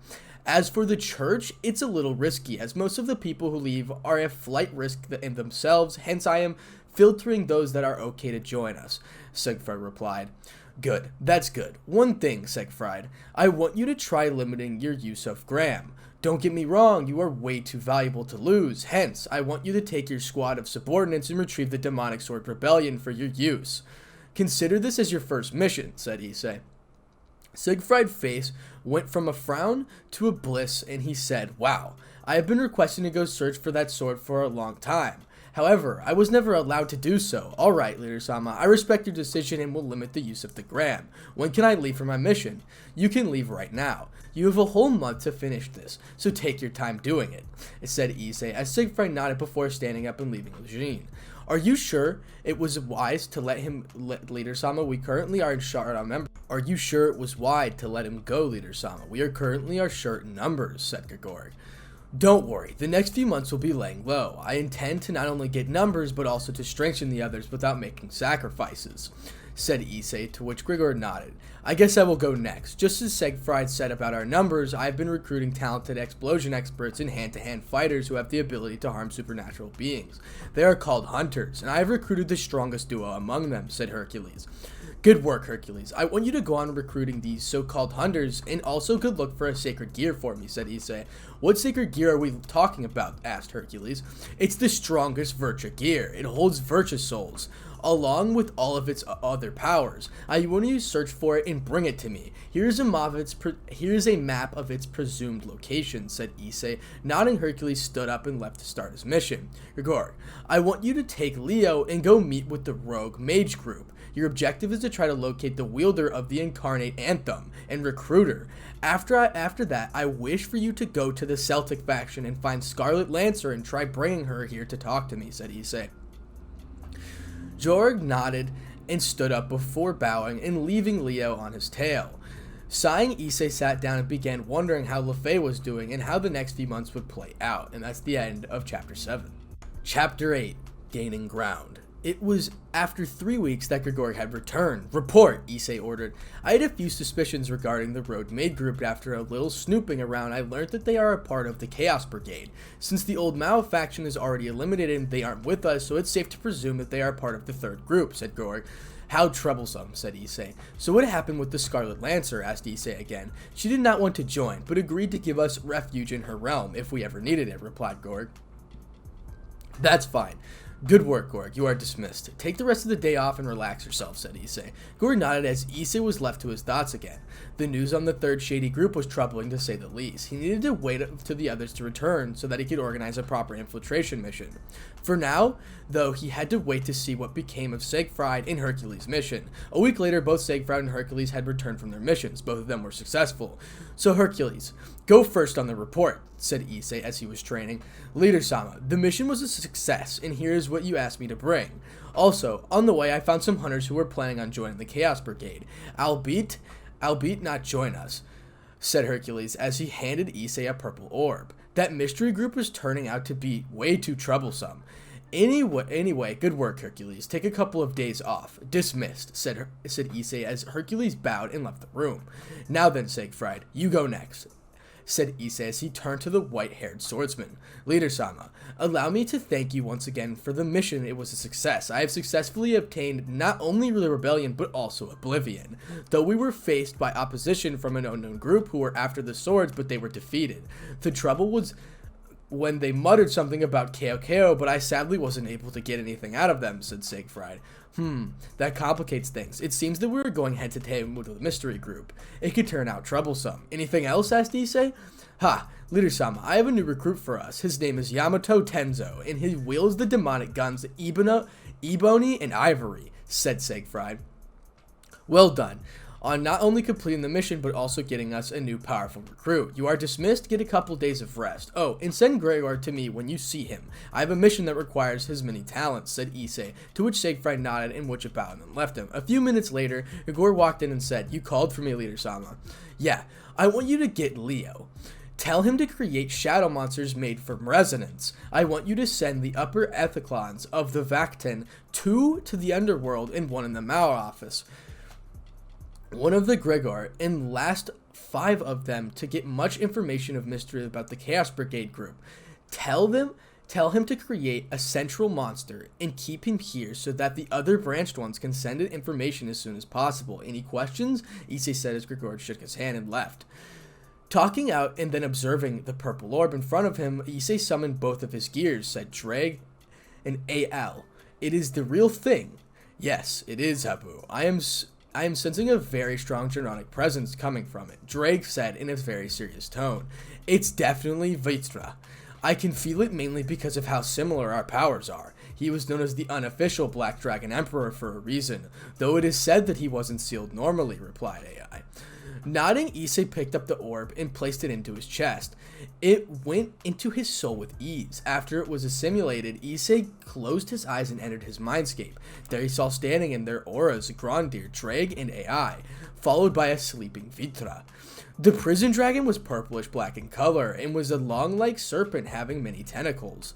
Is that him? Asked Issei, to which both dragons nodded. How do you suggest we wake him up? Asked Issei. Both dragons thought for a while. Before looking at each other, they silently formulated their plan. Without a warning, both roared very loudly. After a few moments, the purple dragon's red eyes fluttered open, and he looked around for a bit before spotting Drag, AI, and Issei. So if this isn't the Red Dragon Emperor, how can I help you? Said Vitra. Elsewhere, with the Alliance leaders, scene break. The reports that Issei has sent out on a mystery of the Chaos Brigade group are troublesome to say the least. Any ideas of what to do? Asked Michael. I think the current best thing we can do is leave it to Issei. He is one of the best positions to find the information, said Azazel, to which the other leaders nodded in agreement. I think that the current... so what are we going to do about those shadow monsters, asked Ursex. I think we should leave them be. If we are going to do something to them, it might put Issei in a difficult position. So it's best if we let him snoop around a little and charge in a constant influx of valuable information, said Shima, getting hesitant nods from others. I think we should start preparing for the worst here. If that group managed to convince not only the wielder of the Holy Spear, but also purifying flames, it should indicate some sort of key, said Volley. I will have to agree with Volley here. 2 holy sacred gears, huh? I guess that at the very least, that means their next taller will be the Holy Grail. Azazel, do you have any information on its location? Asked Zex. Yeah, I have a small idea. I will send information to Issei, and we will send a team of our own and try to protect the wielder. Though it will be very difficult to approach that area, replied Azazel. And why is that? Michael asked curiously. The reading I received was from the heart of Romania, or in other words, the heart of the vampire territory, replied Azazel. Interesting. Azazel, tell Issei that I will meet with him there in 1 week. It's been a while since both of us went on a mission together, said Volley. Everyone nodded, and one by one left, leaving Volley to sigh at the recklessness of his brother. He would have to beat some sense into him when he returned from his current assignment. He then sighed again. LaFay is going to blow a casket when she learns of this. How am I going to tell her? Well, you could just lie to her and go alone without your team, or just take Arthur with you, said Albion. That's a good option. I guess I will go visit Kachan and play with Mito and Memba for a while, thought Issei thought Volley as he disappeared in a magic circle. Elsewhere, scene break. We see Rias running along a forest. Her face is etched with fear and her body bleeding. Just as she thinks she's safe, a large purple serpent with many tentacles appear and constricts itself around her, crushing her and causing her to scream out in pain. However, that wasn't the last of her worries, as the forest appeared 2 more dragons, and one was a celestial. One of the other ones was a feathery white. The purple serpent uses its tentacles to throw Rias into high airs, and the red and white dragons bite her limbs off.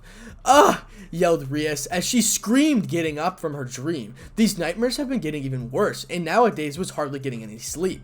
The dark circles underneath her eyes was clear evidence to that. Why is this happening to me? It must be because Issei left me. I'm sure it'll be alright when he comes back. I guess why I inversely start looking for him, thought Rias as she went to take a shower. And that's the end of Chapter 8. Chapter 9, Roar of Vitra.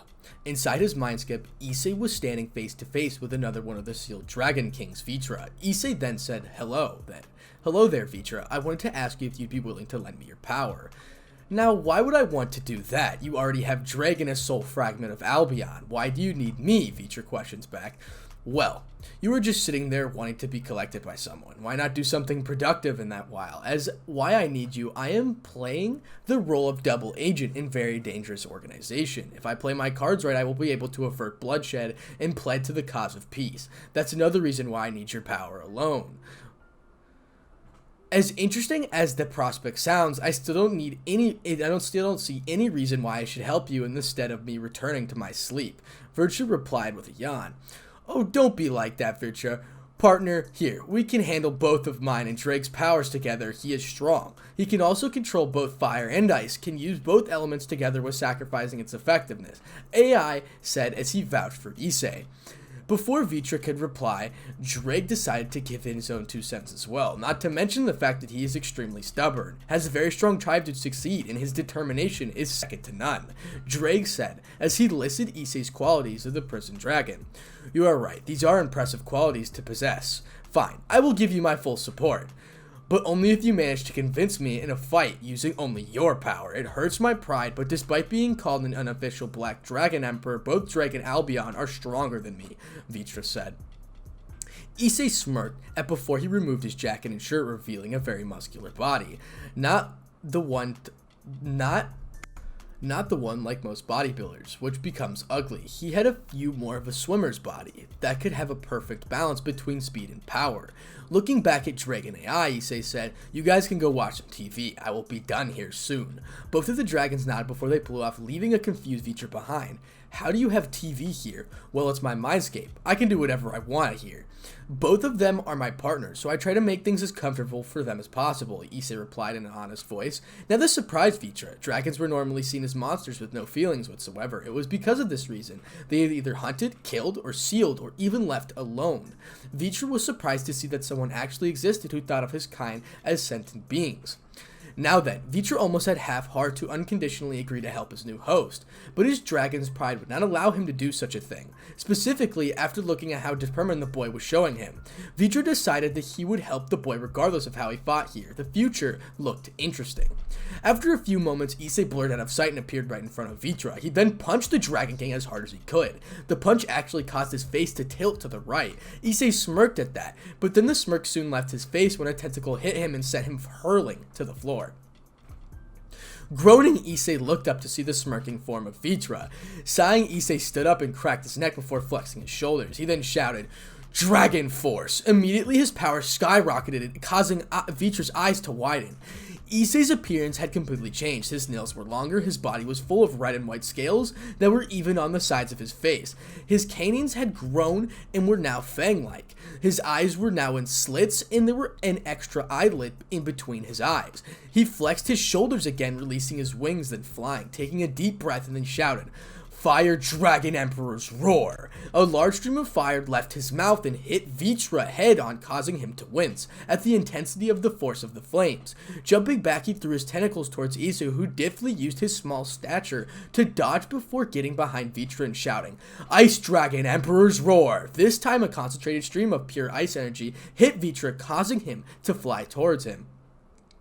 Vitra turned his head towards Issei and fired a weakened version of his purple-black flames at Issei. Knowing he couldn't dodge it, Issei collected both ice in both of his hands before he started spinning, creating an orb of pure ice. The shield protected him against the fire, but didn't stop the 3 tentacles that sent him flying down. Vitra then spoke, Your power is very impressive for someone your age. I am convinced you are worthy of my power. I will assimilate the gear into you. It will appear as a chest plate when called upon. Issei went back to his form and grinned. He then said, "Nay, partner, can I ask you a question? What is it?" Feature said. "What percentage of your power in the other gears?" Issei asked in a curious voice. "My other gears contain just 10% of my power. They contain my extra power that wasn't sealed into this gear," Vitra answered. "Heh, that's nice. Well, thanks, Vitra. I should get going. I need to plan for the next mission," Issei said before disappearing from his mindscape. Outside, scene break. Issei opened his eye to find a concerned-looking Grog in front of him. "Are you okay, Leader Sama? You were unresponsive for a few minutes," Grigor asked. "It's nothing. I was assimilating the new gear with Drake. It's done now. There is no need to worry," said Issei. Grigor nodded and said, "So, Leader Sama, what are we going to do next?" "We will be invading Romania, and we will be kidnapping the wielder of the Seraph Algarl. I have received word that the wielder is half vampire, who has hated all of her life for being half human. Our mission will be to rescue her from the Alliance or the mysterious group gets her. After I will convince her to join us. Any suggestions?" Issei said. "No suggestions, Leader Sama, though I have to ask who will be sent on the mission," Grigor asked. "I will lead it. You, Leo, Siegfried, along with Jane will accompany me. Tell them to get ready. We are leaving tomorrow," Issei said as Grigor nodded and left, leaving Issei to his thoughts. That's the end of Chapter 9, Roar of Vitra. Chapter 10, Realization. Issei and his team all stood together patiently waiting for Grigor to transport them to Romania. This mission was 5S ranked 1, and he was going to complete. He called Volley in to give him a hand in case things went south. Using his cunning brain, he already had a perfect excuse for his team if he questioned how he knew Volley and so well he was doing here. The plan was simple: invade the vampires and get the Holy Grail from them. But Issei was worried. He couldn't help but shake the feeling that something major was about to be revealed in the mission, something that might even force him to accelerate his plans to incorporate the hero faction into the Alliance. As soon as the Grigor arrived, they teleported to the coordinates that Issei gave to them. The plan was simple. They were to teleport a long way out of Romania and collect a few artifacts, then meet up with Team Volley, then finally retrieve the wielder of the Holy Grail. Issei had little information about the wielder of the Grail, as he knew few spies as he stationed inside Romania. It turns out it was a girl named Valerie Tempest, who had suddenly become the head of the Tempest faction. This was the fact that startled Issei to no end. There was something big going on in the Vampire Kingdom. At the center of all of it was Valerie Tempest, the girl he had vowed to rescue. He sighed and rubbed his head a little. The last week full of troublesome reports in Romania. Apparently, the Treaty of Neutrality between the Tempest and Valdi faction had been broken, causing a civil war to break out. After he had learned that Sir Zex had sent Rias and her Parage because the Valdi faction had asked for Gasper. Now that red-handed Cunt is doing it just to mess with me. Now that red-headed cis cunt is just doing it just to mess with me, Issei thought as he shook his head. Then there was sighting of a big black dragon with heteromatic eyes perched on top of Tempest faction's headquarters. Issei paled at the description as he exactly knew who he thought it was. He was currently the only mortal dragon to be at heavenly dragon level. It was Krom Krosh, the centrist dragon. Issei was sent that he wouldn't last 5 minutes against Krom Krosh. That guy could take on and defeat Shiva, who was the Hindu faction, without a match on a problem. Then it begged the question, why was a dragon, the strongest evil dragon, no less helping a faction in a civil war, specifically when the said faction was a vampire race? Dragons and vampires usually don't get along. It made the whole situation even more complicated and suspicious. Last but not least, Issei's spy had informed him that a devil with silver hair had been spotted inside the Tempest faction main manor. Issei knew that it wasn't Volley. Issei knew that it wasn't Volley. That just left one devil with those features, and that was Rizvam Livian Lucifer, one of the 3 super devils. He had already sent his piece of information to Volley, mentally preparing his brother and all of the lot. This appearance, however, was one that confused Issei the most. Why would vampires associate themselves with devils when they consider them lowly beings? Why would a super devil of all people be in that place? This was all too fishy. The appearance of Kromkraj, then Revizim, the superclass devil, was all too absurd unless it meant something else. Issei's new calculative mind immediately collected all of the dots. This was an organization. This had to be the third and mysterious faction of the Chaos Brigade. From his report, he knew that he'd had the Holy Spear and the Holy Cross with them, and if they were in Romania, it meant that they were after the Holy Grail. He was confused because he didn't understand why that group would be collecting the 3 holy gears, unless, as soon as he put it all in one answer entered his mind, the answer made him pale. What the third faction was planning was suicide. Not just them, but everyone's. No one even on the planet would survive if the plan went through. Seeing his paled expression, Jean, who had exponentially close to Issei, touched his arm and gave him a worried look. He sighed before looking at his group and saying, "Things are bad. I just realized what the reports mean, and I have found out the picture. It definitely isn't pretty." "What is it, Leader Sama?" asked Siegfried. He honestly liked Issei. He was fun to talk to in the free time. A great spring partner always took in opinions of others, and once, while let others choose their own missions. "It's the 3rd Chaos Brigade group. I think I may have found out what their true purpose is," Issei said. "What did you figure out?" Leader Sama curiously asked. "You may have noticed that Kao joined the group, giving them the Holy Spear. Then it was confirmed that Rogue Mage group possessing the Holy Cross also joined it. I have reason to believe that both Rizvim and Kromkrach are a part of the group and now are after the Holy Grail. Now tell me what you did God used to derive these 3 gears," Issei cryptically asked. "He derived it from..." "You don't mean that, do you?" Siegfried yelled in the end. Issei nodded and gravely said, "Exactly. They are going to use the 3 holy relics and unseal the beast of Apocalypse Trihexa." All of the mates stood there, stunned. They wanted to prove that humans were superior to the supernatural, but something like the Trihexa wouldn't leave anything to prove. The insane beast was said to be equal in power to Great Red itself. Heck, it took combined power of both God and all of the original Maos just to seal the beast. And if a fight broke out between the Trihexa and Great Red, then it would be the real end of the world for all the other factions. Humans and supernatural alike. Regardless who won it, it would be the real arrival of the Ragnarok. And the most troublesome fact is that they have been a way of controlling the monster, Issei tiredly sighed. "How do you know, Issei?" Jean asked, as she was now afraid and was leaning into Issei was holding her in order to comfort her.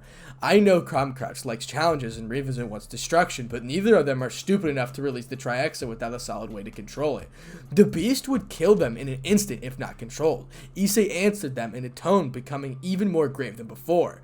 This made his whole team eerily quiet. The situation was graver and then grave. They had to move in order to secure the Holy Grail before anything drastic happened. All of them were brought out of the super when Grog turned to Issei and asked, "So what do we do, Leader Sama?" "Honestly, I have half a mind to take our group away from the Chaos Brigade side with the Alliance." "But you want to tell me what to do?" Issei asked.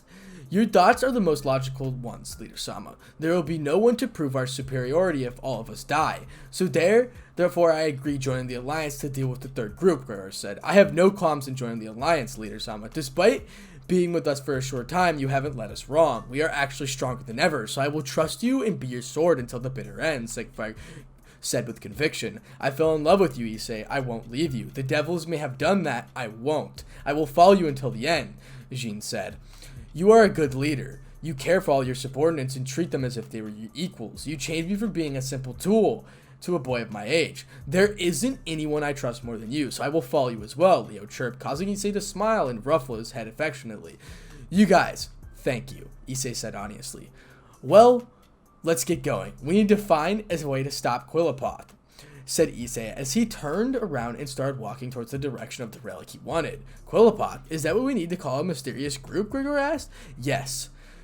Look at the way Seraphoth means to give life. They want to do the opposite and take away life, thence why Quillipoth?" Issei answered as the other 3 members of his team nodded. All of them then raced towards the ruin to find the relic, which happened to be the Black Sword Jiggery. Chapter 10, Realization. Chapter 11, Red Queen. Issei and his group suddenly materialized on the outskirts of an abandoned western shrine that somehow seemed to radiate power. This was a location well known to the hero faction, as they had made several attempts to gain the artifact inside the shrine, but could never enter because of an unknown and unbreakable barrier. "What are we doing here, Leader Sama? The place is insensible because of that wretched barrier around it," Grog said. "True. But the shrine contains the sword of a legendary Naruto, the Red Queen. He was the previous wielder of the boosted gear. In his last moments, he used the gear to create this barrier. Because of that, no one except those with the energy signature similar to Drake can enter it. Issei explained as he chuckled Gregory's uncharacteristic huff. Issei then told the rest of his team to wait for him. He was going in alone and retrieve the blade, after which they would go to Romania and then carry out the rescue operation. But there will be dangers inside. You can't go in there alone, Jean worriedly said. She was scared that she would lose the only man she ever had feelings for. Her concern caused Issei to give her a very warm smile, which caused her cheeks to burn up. Issei then snaked his hands around her slender waist and pulled her towards him, and before she could speak, he planted his lips on her, giving her a chastened yet passionate kiss. They broke away a few moments later. After that, Issei placed his forehead on hers and said, "Don't worry, I will be back. That's a promise of a lifetime." Jean only blissfully nodded as Issei gave her another peck on the lips before entering the shrine. As he left, Siegfried smirked at the blushing Jean and said, "So Jean, when can we expect to become grandfathers?" Jean blushed intensified before she shouted, "Idiot!" after hitting a Siegfried on the head, which caused him to tumble before he balanced himself and started snickering at a steaming Jean. Now, scene break, we're with Issei inside the shrine. As Issei was moving deeper into the shrine, he could feel the resonance of the sword's energy, but couldn't pinpoint its location. Finally, after another useless attempt at sensing the sword, he decided to ask his resident Dragon Emperor for information of the sword's location. "Now, Drake, where is that sword? I can sense its energy everywhere, so where exactly should I go?" After a few minutes of contemplation, Drake said, "To the northeast from here, partner. Be careful, though, if I were you. Nero, he would have left more than one trap, which would test whether a wielder is worthy or not." However, Issei could not answer. Vitra interjected and said, "I don't really see what the problem is. You've gotten a fair control over the shadow manipulation power you gained through the prison of ruin. Why not join the shadows and ultimately avoid all the traps before picking up the sword?" Next to speak was ALB, who said, "Now that you think about it, this is a very plausible plan. Go through with it, Hayabo."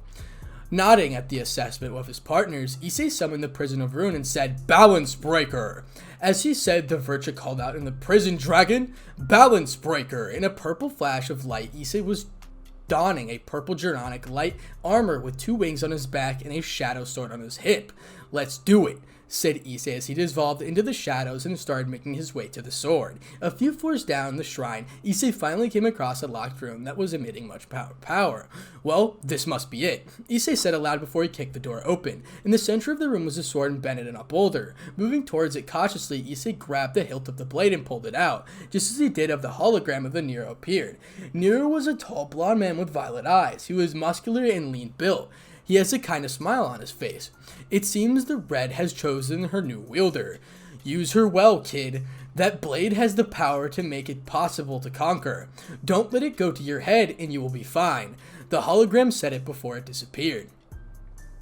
Just as the hologram disappeared, the whole area started to shake and began to collapse. "Oh shit." Issei, as he then channeled the power of his other 2 dragons and shouted, "Heavenly Dragon, Balance Breaker."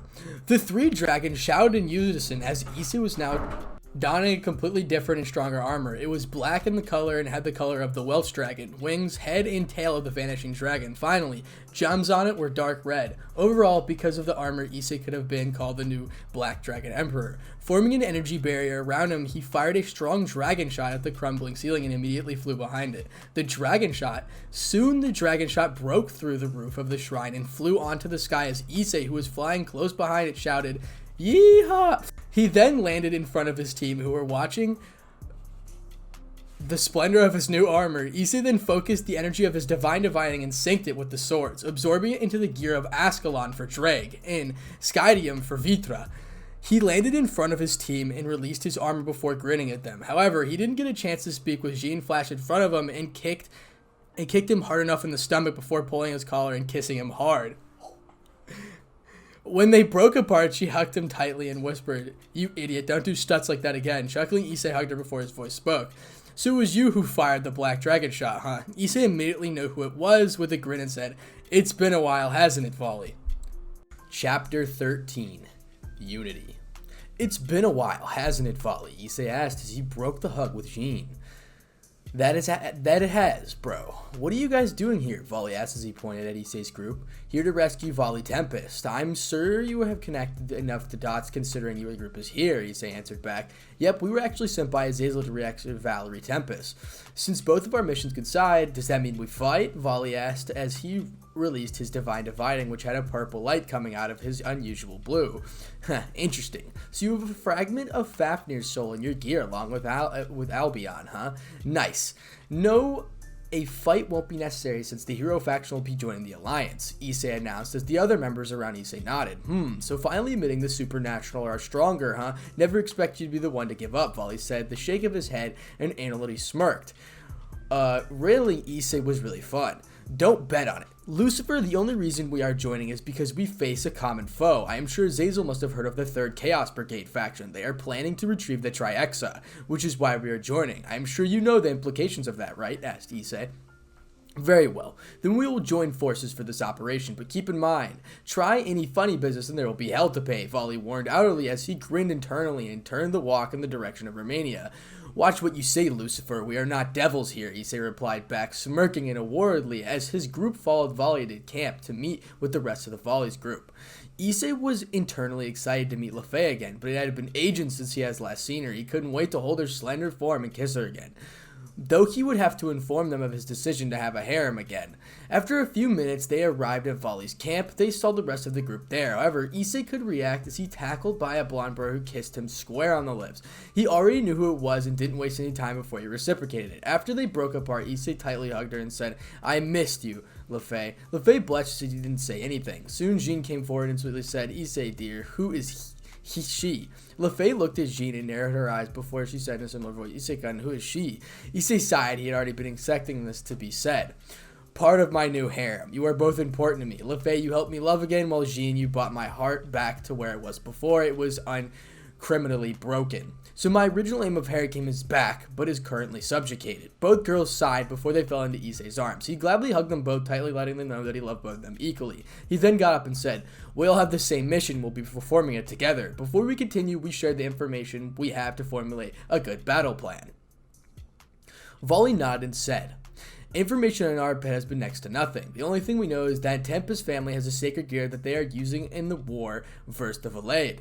One of the Valade family, a vampire called E-Man, visited the Alliance and said they'd join if we gave them Gasper. Rias disagreed and currently is here to negotiate. So you know next to nothing. We are in luck you have a lot of information. Valerie Tempest is Sacred Guild wielder. She possesses the Holy Grail. I am inclined to believe that the 3rd and mysterious group of the Chaos Brigade. Why do you ask Crescent Circle Dragon Kromkrotch and 3rd Dragon Super Devil Rising, Livy and Yusufer are currently in the Tempest territory. It is my guess they want to the Sacred Gear to retrieve the Trihexa. Issei answered as he exchanged the information with Team Volley. Volley's eyes widened as he began releasing a dangerous aura. Issei then said, calm the hell down, Volley. Here's the plan, Gregor. Siegfried and Arthur, I want you three to hold on to Kromkrotch. Lefay and Jean will be waiting in the teleportation area. Elena, Leo, Kuroka, Byoko, I want you guys around keeping any outward interference out of our fights, understand? Everyone nodded. However, before they could leave, Siegfried, I know what you are thinking. Even in this fight, only the Graham, you'd be dead otherwise. Arthur, keep up your speed at all times. Gregor, cover them with your strongest spells and sacred gear. You have 3 toughest fights tonight. I want you 3 to come back alive. If you die, I will infiltrate the realms of death and bring you back before killing you again. Am I clear? Both Craig and Siegfried nodded. Arthur lowered and looked at Issei for a short while before nodding himself. Issei then turned to the group too and said, Leo, don't overdo it. Use your imagination to be ready for anything. Use what I taught you, most importantly, to come back to me alive, idiot. Kuroka, don't die. Volley won't survive if something happened to you. Byoko, stay safe. You were one of the reasons why I learned to smile again. Don't die on me. Elena, stay alive for Arthur's sake. They nodded and then turned to Issei, to Lefay and Jean and said, I want both of you guys to stay alert and inform the rest of any drastic change in the battle and also protect each other from any attack. Stay safe. I don't know what I'd do if something would happen to you. Both of them hugged Issei before wishing him luck and telling him to stay safe for them as well. Issei then signaled everyone to leave. Issei and Volley were about to leave when Tacho, Issei-kun, and Leader-sama, several voices called at once. Issei turned to look at everyone. He saw all of them grouped together and smiling as Siegfried said, You stay alive for us, Tachio. Issei then grinned and said, "Oi, who do you think you're talking to? It will take more than one super devil to keep me down." After saying that, everyone left do their parts. When finally Issei and Volley alone, Issei turned to them and said, "Volley, don't fear or be angry. I will be right behind you." Volley grinned and said, "I know.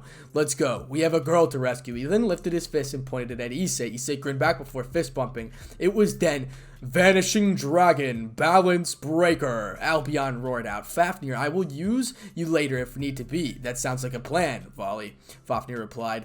"On the other hand, Whelp's Dragon, Balance Breaker," Drake roared. "AI Vitra, I may be on a new mode and alert." Right, both dragons replied. After this, both Issei and Volley looked at each other before nodding and flying towards their target. And that will conclude for what we are doing today, ending with Chapter 13, Unity. So, as always, the story is linked down in the description below, and this is called The Scarlet Betrayal by Alpha Flash. I just wanted to clarify that. Again, thank you for all the support. We literally just hit 19,000 subscribers. And again, if you guys want to know when I literally upload, just join the channel membership button. You don't have to, of course, it's not required, but I just tell you guys when I'm going to upload, and I also give shout outs to my channel members because they're also paying me monthly, which is really cool of them, and I thank them a ton. Again, thank you for all the support. Again, 19,000 subscribers. What a crazy, crazy adventure we've been on. We're on that 20K grind. We're going to have 20,000 people. It's honestly crazy to think that many people have subscribed to me. But again, thank you for all your support, and I really do appreciate you. Now, I hope you guys want more series. I'm going to do What If Naruto Was Betrayed, and I'm going to make it extremely, extremely good with some really out of touch or really in touch narration. And I'm going to try to really speak with it like I did with this series and all the other series I did before. So I hope you guys will enjoy that series. It'll come out probably after either this series is done or the continuation of Great Red. And don't worry, that will be a thing as well. But if you guys want more anime like What Ifs on Goku, things like that, you know, just tell me what your recommendation is down below and I'll get on it. So without further ado, that'll be it. Once again, thank you for 19,000 subscribers. And Spartanic out. What's up, guys? It's your host Spartanic Arts DxD back with another high school DxD related video. Today we're doing What If Issei Was Betrayed and Snapped Part 5.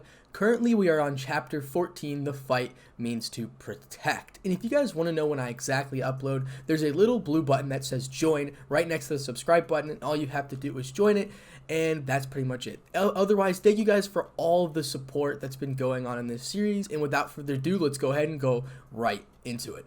Chapter 14, The Fight Means to Protect. The groups were all running towards the locations of their opponents. Issei and Volley had their balance breakers donned and ready for combat. They were currently teamed up with Arthur and Sieg. They had successfully managed to infiltrate the Tempest faction castle and were now running towards the basement, where according to Volley, a sacred gear removal ritual was about to begin.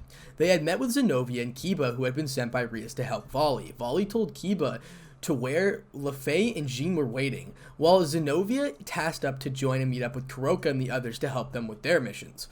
Just as they reached the second floor, their path had been blocked by a man who was 6'3" tall, had a black hair, heterochromatic eyes. It was Crescent Circle Dragon Crom Crunch. He looked at the group of four and said, "I can't let you go forward. I have been tasked to stall you for 10 minutes. Before Issei or Volley could answer, Sieg and Arthur stepped forward and raised their blades at Crom Crunch before saying, "What a coincidence. We were told to keep you busy for 10 minutes, Tachio. Volley, you guys go ahead. We will see you in 10 minutes. Issei nodded before he grabbed Volley, and both of them disappeared into the shadows. Crom Crunch looked in the middle the mild interest before focusing on Sieg and Arthur. "Well, let's begin," Crom Crunch said as he released his wings. Arthur had his Excalibur ruler out while Sieg had his rebellion ready. Both nodded to each other before they rushed towards Crom Crunch at blinding speeds. Both of them slashed rhythmically, in perfect harmony with each other's movements. Crom Crunch, however, wasn't even slightly phased. He was easily dodging all of their attacks or simply was blocking them with his fingers. After 2 minutes of sitting back, Crom Crunch decided to go on the offensive. He parried both of the blades off to the side before slugging both Arthur and Sieg hard. The punches caused both Arthur and Sieg to go flying back and then crash into the wall before being covered by rubble. Crom Crunch waited a few moments, after which both Arthur and Sieg emerged from the rubble, panting slightly. Sieg coughed up blood out of his mouth before wiping it with his sleeve, while Arthur took out a handkerchief and wiped the blood in his mouth before placing it back. Sieg looked at him and said, "It seems we will have to level up into round 2. It would seem so," Arthur replied as he nodded in agreement. Sieg sent a rebellion back into his pocket dimension before taking out 2 light swords. He then said, "Chaos Edge, Balance Breaker." As he said, the 4 extra arms grew out of his arms. He then took his 4 other demonic swords, Bolung Demon Sword from Norse mythology with a drill-like aura. It is capable of creating powerful whirlwinds. No Thug, a demon sword that specializes in sharpness. Terrifying, a demon sword that specializes in destruction. Dansleaf, a demon sword that creates huge pillars of ice from the ground. Arthur, on the other hand, had unscythed his holy sword, Calbrium, and took a 2-sword style as he stood across from Crunch, ready for round 2. Crunch looked mildly impressed again before saying, 5 of 7 demonic swords and the strongest holy sword. This will be an interesting one. Let us begin.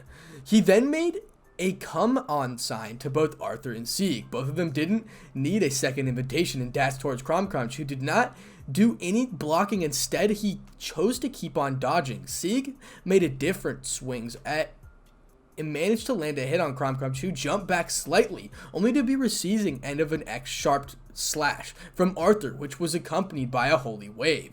The wave carried Crunch over, crashing into the wall. He was out of it in mere moments, not even looking slightly winded, while both Sieg and Arthur were panting.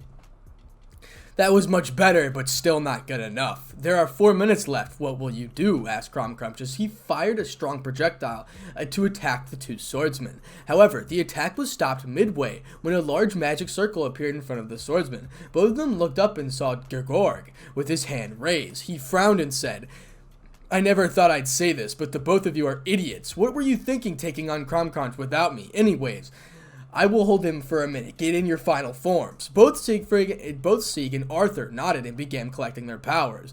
Though Arthur was surprised that Gregorg knew of his true power, but nonetheless he pushed the issue to the back as he did not want to throw a fit. Gregorg, on the other hand, faced Crunch and said, "So what's your position, Quillipoth? Leader or second in command?" "Quillipoth?" Crunch asked in slightly confused voice. "Yes, that is what my leader has named your group.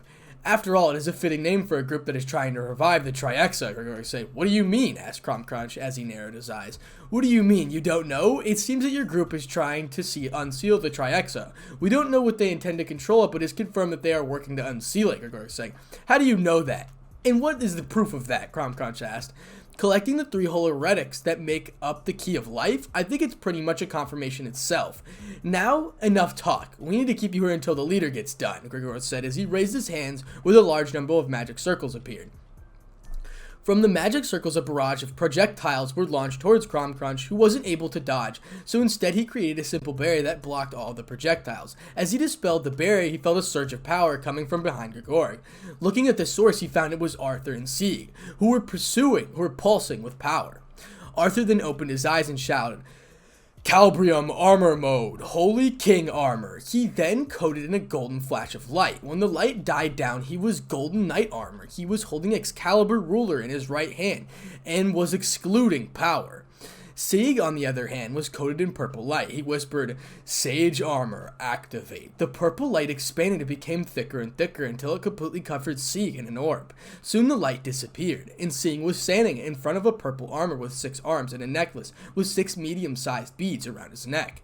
Both of them wasted no time and rushed towards Crunch and started attacking him. This way they were assisted by Roar, who was firing strong projectile magic attacks from a distance. Arthur and Sieg were now appreciating just how talented Gregor was. He was spells from 9 different kinds of magic and was using it with frightening accuracy and power. He was indeed amongst the best magicians in the world. Soon Arthur, using his new pace, managed to break down Crunch's barrier. Sieg, taking full advantage of the broken barrier, rushed forward and hit Crunch with 6 strong punches before throwing him into the air. Gregor then joined the fray and used his opportunity to send 9 different dragon slaying spells at Crunch, which hit him dead on and caused a small explosion. When the smoke cleared a bit, they saw Crunch was relatively unharmed and he had taken an attack head on and had used his wings to shield himself.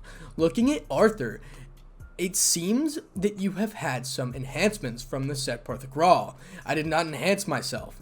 I know Rizavim is using the Grawl to bring back other dead, or sealed evil dragons and letting them use the gear, even further to improve their stats, but I am not one of them, Crunch calmly replied. What is this evil dragon's revival about? Gregor asked Arthur.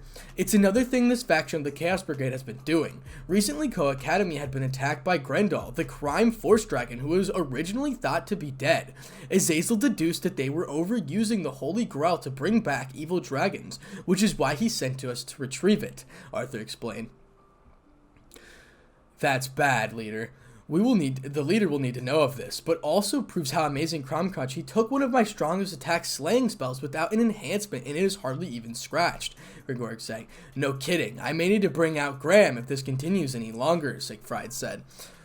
That will not be necessary. My role is to keep you busy for 10 minutes is already accomplished. I will be leaving now. We shall face again, Sieg of the demonic rebellion, Arthur of the pentadragon, the holy king Gregor of the delusional magic, Crumcrunch stated before he left the room. Both Sieg and Arthur powered down before panting. Arthur then said, let's go. Issei and Volley could use a hand down there. Both Sieg and Gregor nodded before all three of them ran off to the lowest level of the castle, with Issei and Volley 10 minutes later, so scene break. After escaping from Crumcrunch, both Issei and Volley rushed towards the bottom chamber. Soon they found it was Valerie, inside a barrier that would remove her gear. She was crying and begging her brother to stop, while he was grinning away like an idiot.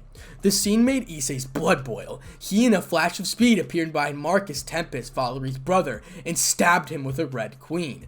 He then swiped his sword upwards and cut Marcus in two halves. He looked at the fallen boy of Marcus and said, "It's scum like you that I hate. You bastard. Now, to free you, dearie," he said to Valerie. It was then a voice said to him, "I would step away from the girl if I were you. I can't have you damage my plans." Issei already knew who it was and said, "I am not going to face you. Your opponent is coming." Just as he finished, Volley came through the roof and glared at Rizavim. "Volley, keep him busy for a minute while I rescue Valerie, and then we will leave. As strong as we are, he can cancel our gears and attacks related to it. Let's finish the mission. We will have another chance to kill him," Issei said. "Very well, but if you are not done in 1 minute, we will take it all the way," Volley answered, not taking his eyes off of Rizavim. "All right," Issei replied as he went to go free Valerie. Volley then created mini magic circles and fired tones of elemental attacks at Rizavim, who lazily flicked them away and said, "Ah, my grandson greeted me so warmly. Grandpa's so moved. Come on, Volley, won't you give your grandpa a hug?" Volley gritted his teeth as he was about to frontal when Issei then called out to him, "Don't let him get to you. The moment he touches you, you lose 50% edge and maintain a safe distance to stick long-range attacks." Volley took a deep breath before nodding, and Albion called out, "Reflect!" A bluish barrier was formed in front of Volley as he covered Issei. Back with Issei, he had decided to help up the three his dragons to rescue Valerie, who was being held by the barrier. "Alright guys, I will use Penetrate to open the barrier up. Al, I want you to reflect to keep the barrier open long enough for Vitra to use Shadowbind and bring Valet out. Is that agreeable?" All three of his dragons mentally sent him the confirmation. His dragons roared out, "Heavily Dragon King! Balance Breaker!" In a flash of light, he then used his brand new gear. He rushed to the barrier and punched it as hard as the punch was about to connect. Drake called out, "Penetrate!" The barrier had shattered and was about to reform when AI shouted, "Reflect!" A blackish barrier formed in front of the repairing sides and stopped their progress. It was then Vitra roared out and said, "Shadow Pull." As Issei's shadow extended of his foot and captured Issei before it threw her over to Issei, who securely held in her arms. Valerie was shocked, and she looked at Issei's armored face and whispered, "Thank you for saving my life."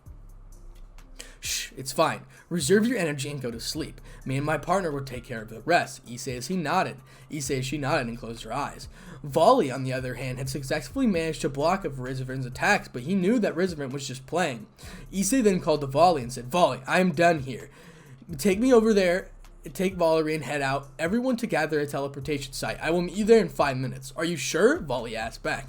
"I am positive. I will buy you guys time for now. Get going," Issei said as he reinforced the reflect barrier before handing Valerie over to Volley, who flashed his divine dividing gear before rushing out the door. Issei then turned to a grinning Rizavim and said, "You have manipulated the lives of people for the last time, Rizavim." "Oh, And what are you going to do about it, Issei? Even in that fabulous armors of yours, you are weaker than me overall, and I can cancel your power, so what do you intend to do? Rizavim asked with a maniacal grin. Oh, don't worry. You may be stronger than me in this armor, but who is to say you'll be stronger when I unleash all the powers of a heavenly dragon has? Issei asked. Oh, don't play games with me, Grandpa, now. The only form of higher than a balance breaker is Juggernaut Drive, and that is uncontrollable, Rizavim said. Hey, if the Beast of Apocalypse can be controlled, the simple wave of hatred is no big deal. Now then, allow me to show you the pain that my brother had to go through because of you, Issei answered as he raised his arms outward and started chanting with volley. Volley as he flew out of the room was surrounded by Gregoric, Sieg, and Arthur, who, as soon as he saw them, he said, Issei's orders to get everyone to the teleportation site. He will be there in 5 minutes. Where is he now? Asked Gregoric. He is buying time the rest of us by keeping Rizavim busy, Volley said. Then we should go out there, and he could use our help. So he tried to argue, but he was immediately put down by Gregoric, who said, we won't go to him. Leader Sama is fighting to buy us time. We shall do what he asks and stay out of his way, Gregoric said. Sieg closed his eyes and balled his hands into a fistball, whispering, but Volley then cut him off by saying, trust him. My rival and brother won't go down easily. Trust him, he will be there. The three of them nodded before started running back to teleportation site. Gorg had already called and informed the group to coverage at the teleportation site. They then reached the point in 1 minute where Gorg created his own teleportation circle as the group waited for Issei to return. Suddenly, a huge aura of power was felt. It was something that only Volley knew he could signaling and afraid of his brother's life. Back with Issei. I, who am I about to awaken in the Heavenly Dragon King that stole the principles of domination, supremacy, and darkness from God. I laugh, envy, and ignore the infinite. I grieve at, pursue, and darken the dream I shall become the black dragon of domination, of supremacy, and of darkness. And I, who shall come from the depths of black purgatory to the heights of black heaven, Juggernaut Drive. Issei finished his chanting and suddenly his armor took a form of a 25 melodite dragon. It roared, resuming before charging at him. Issei was firmly in control, but the current power of the three heavenly dragons was putting a hard strain on his body. Partner, you have a minute to do what you want. After that, we will dispel this form. It's putting way too much strain on you. Drake mentally yelled at the two dragons, nodded in agreement. Alright, Issei replied before he charged. Rizavim was unable to keep up with Juggernaut Drive, in that in the moment he had gotten himself a hole in his chest, lost of his arms and one leg, before Issei ripped his head off of his armor was dispelled. He looked at Rizavim's down and coughing form, once before he flew out of the room in his body full of pain. It was taking a bit of willpower just to stay awake. At his current speed, it took him 2 minutes to reach the coverage point. As soon as he reached, he shouted, Phoenix Tear, quick! Wasting no time, Volley and Guru threw a tear. Issei took both of them and felt the pain leave his body and his reserves return. He panted a bit to get the feeling back in a body before saying, as an agreement, give us Valerie and tell your leaders I will be expecting a meeting with them in 1 week. Volley nodded and handed Valerie over to Issei, who nodded to Gregoric. Gregoric then activated his teleportation, taking the hero group back there to his headquarters. As soon as they entered, it was Issei strengthened the barrier around it using the Red Queen to ensure the safety of his group until the morning. He then turned to Gregoric and said, I want everybody to be double checked when I return from their missions. It's necessary precaution to ensure we remain unbreached. Gregoric nodded as he said took Valerie to a private medical booth before returning to his bed for a sleep. Jean joined him to provide his soul and numb body some much needed relaxation. The end of chapter 14. Chapter 15, Heated Circumstances. So I'm going to skip a majority of this chapter due to the fact that it's literally just him, Issei, and Jean having sex, and I really don't want to read that. So we're just going to skip to a part in the middle of the chapter where they talk about the plans again. So I just wanted to clarify that before moving on. I just didn't want to read that. It's way too weird. And plus I'm in a college dorm and I would never read this out loud. So yeah, let's go ahead and continue. So this is at the end of chapter 15, or it's a few hours later after Jean and Issei just finished doing the dirty. So let's go ahead and start reading. Issei was walking down the hall towards the medical facilities of the headquarters. He wanted to talk to Valerie to help her out of possible trauma along with her helping to get back to full health. According to the reports he had received from the medical sector, Valerie was currently in a very bad state. She had signs of extreme malnutrition, magical exhaustion, bruises, and scars of most of her mental damage because of her using her sacred gear. He immediately had Gregor seal her in her sacred gear until she was back to full health, after which he would personally train her to use her sacred gear. For her treatment, he was ensured she'd get good food and meds. Along with that, he had Leo spend time with her, hoping that his childlike innocence would bring some of, if not all of her mental capabilities back to normal. His resident dragons had informed him that if he channeled some of his aura into Valerie, it would help in her healing. Issei wasn't afraid of something going wrong since he had completely mastered his aura. Opening the door to her room, and he knocked before entering. Valerie was currently laying on the bed reading a small book. "How are you doing, Valerie?" Looking up at Valerie, it gave him a small smile. Issei nodded and noticed that her eyes were now looking much brighter than when he rescued her. This made him smile internally. "I am well, Issei-sama. I thank you for everything you have done for me," she replied with a smile. "How are your headaches?" asked Issei. The doctors reported that because of her sacred gear overuse, her brain was slightly damaged, which resulted in her frequently getting erupting headaches. They are all still pretty frequent. "I don't think I will ever recover from the damage caused to my brain," Valerie sadly said as she frowned. Issei went up and patted her on the head softly, making her look at him. "Hey, don't worry. I am talking to a few people. They will get you better in no time. For now, I want you to rest up and regain some of your strength. Can you do that?" She nodded a little before Issei channeled a little bit of his aura and lulled her to sleep. After tucking her to bed, he stood up and left the room. As he left the room, he saw that Gregor was waiting for him. He had a small envelope in his hand. As soon as their eyes met, Issei nodded and both of them made their way to Issei's office. So last Gregor's latest reports. "Everything is within the range of our plan. Everyone was going and in coming out of checked by our inner circle, so there are no suspicions. I have also received the invitation to a meeting at a neutral ground in 2 days. Should we choose to join them, I will have to take HQ somewhere else," Gregor answered. "Okay, then let's prepare for this mission. I will be taking Sieg and Hercules with me. I will be leaving you in charge until I return. It is of utmost importance after all," Issei said as he started out of his office window. "That sounds like a plan. I will be making arrangements for both sets of outcomes," Gregor answered before he left.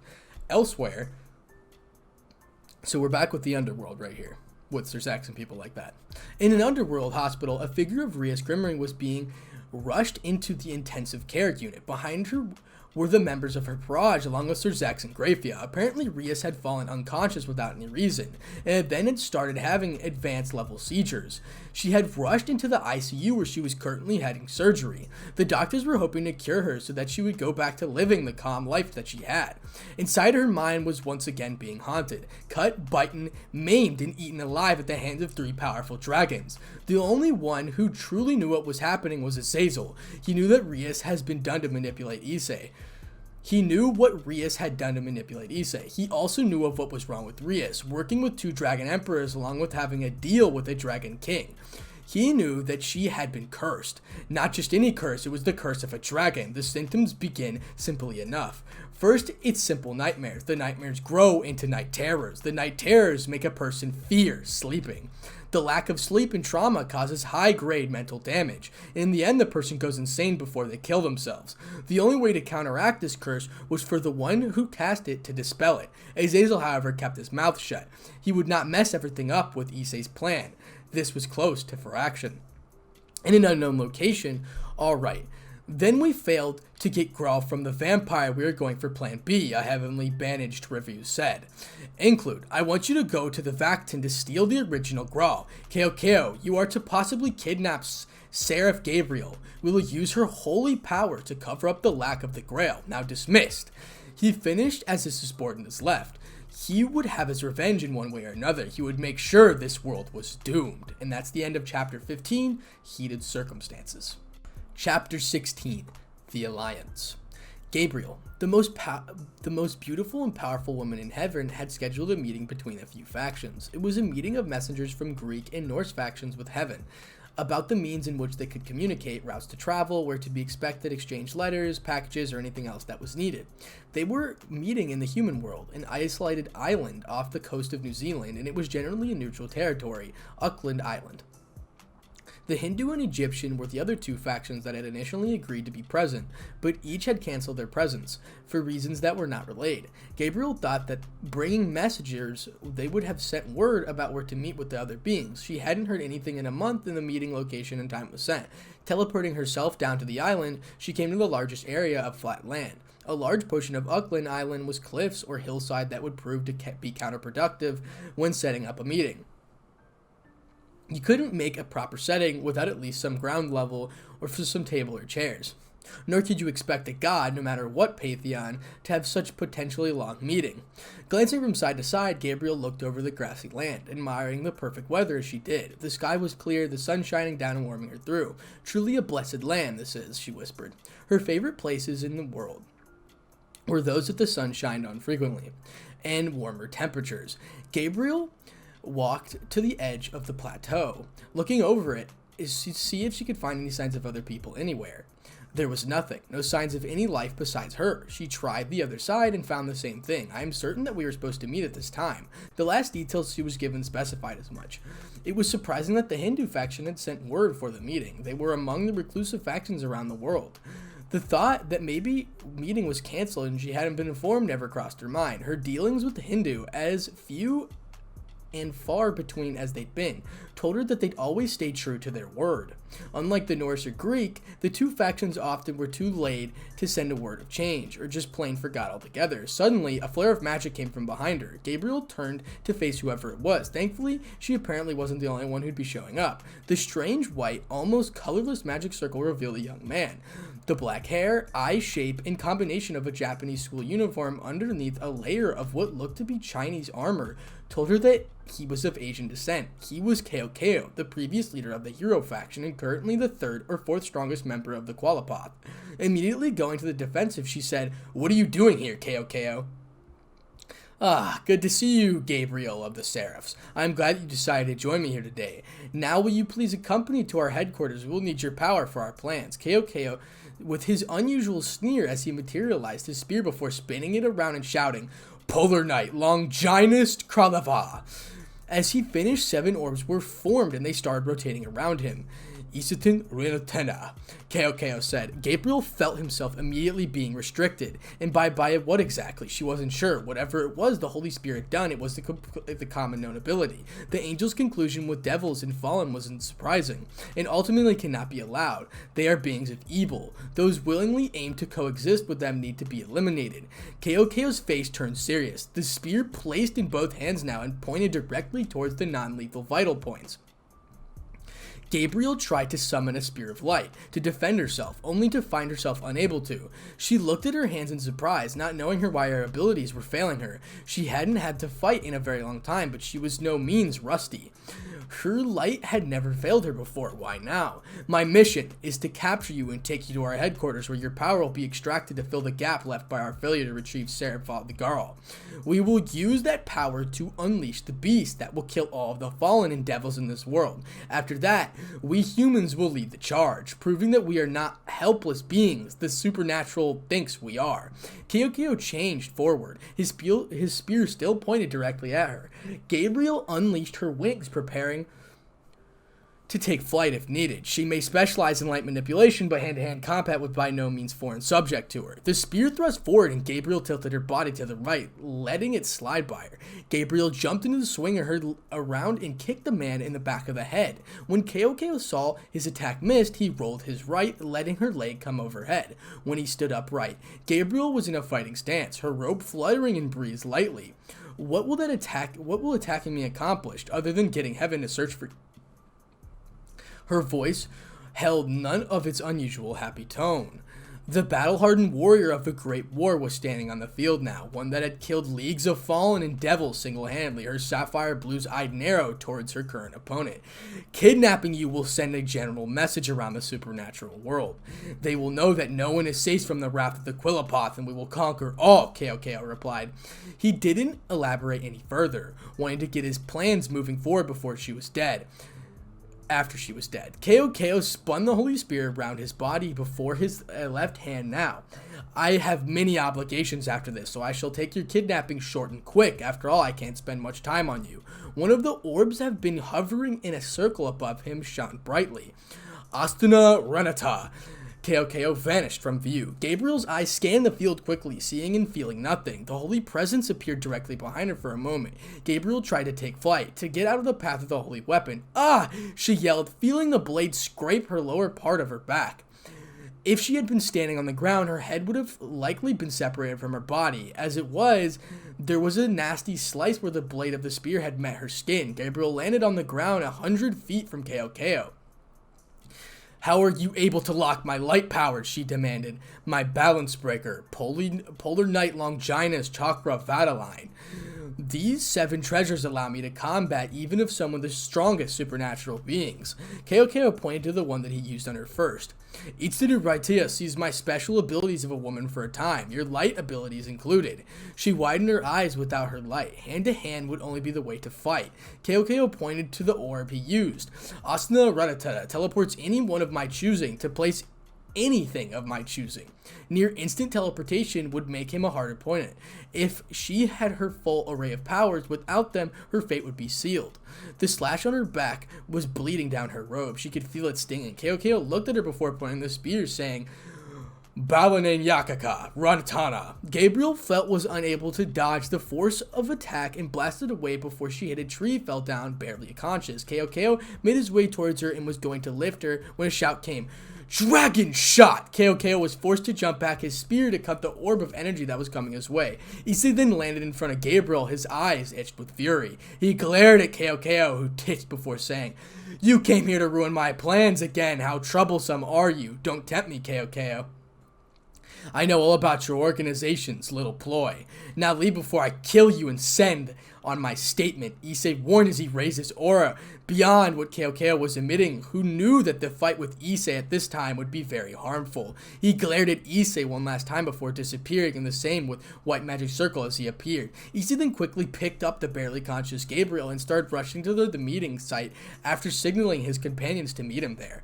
After an hour of light-speed travel, Issei finally burst through the meeting doors and shouted, Medics, now! The leaders of the Alliance, specifically the Angels, rushed towards him, seeing an injured Gabriel in his arms. Raphael, being the medical expert, heard and disappeared in a cross of light. Just when he and his guards were about to relax, they were hit by a powerful aura. Raising his eyebrows, Issei saw it was Michael who was releasing his aura. Not being the one to back down, Issei released his aura to rival Michael's and said, Is there something wrong, Michael Dono? Yes, why is my sister in such a condition with you as the leader of an organization we are currently in war with? He secretly asked.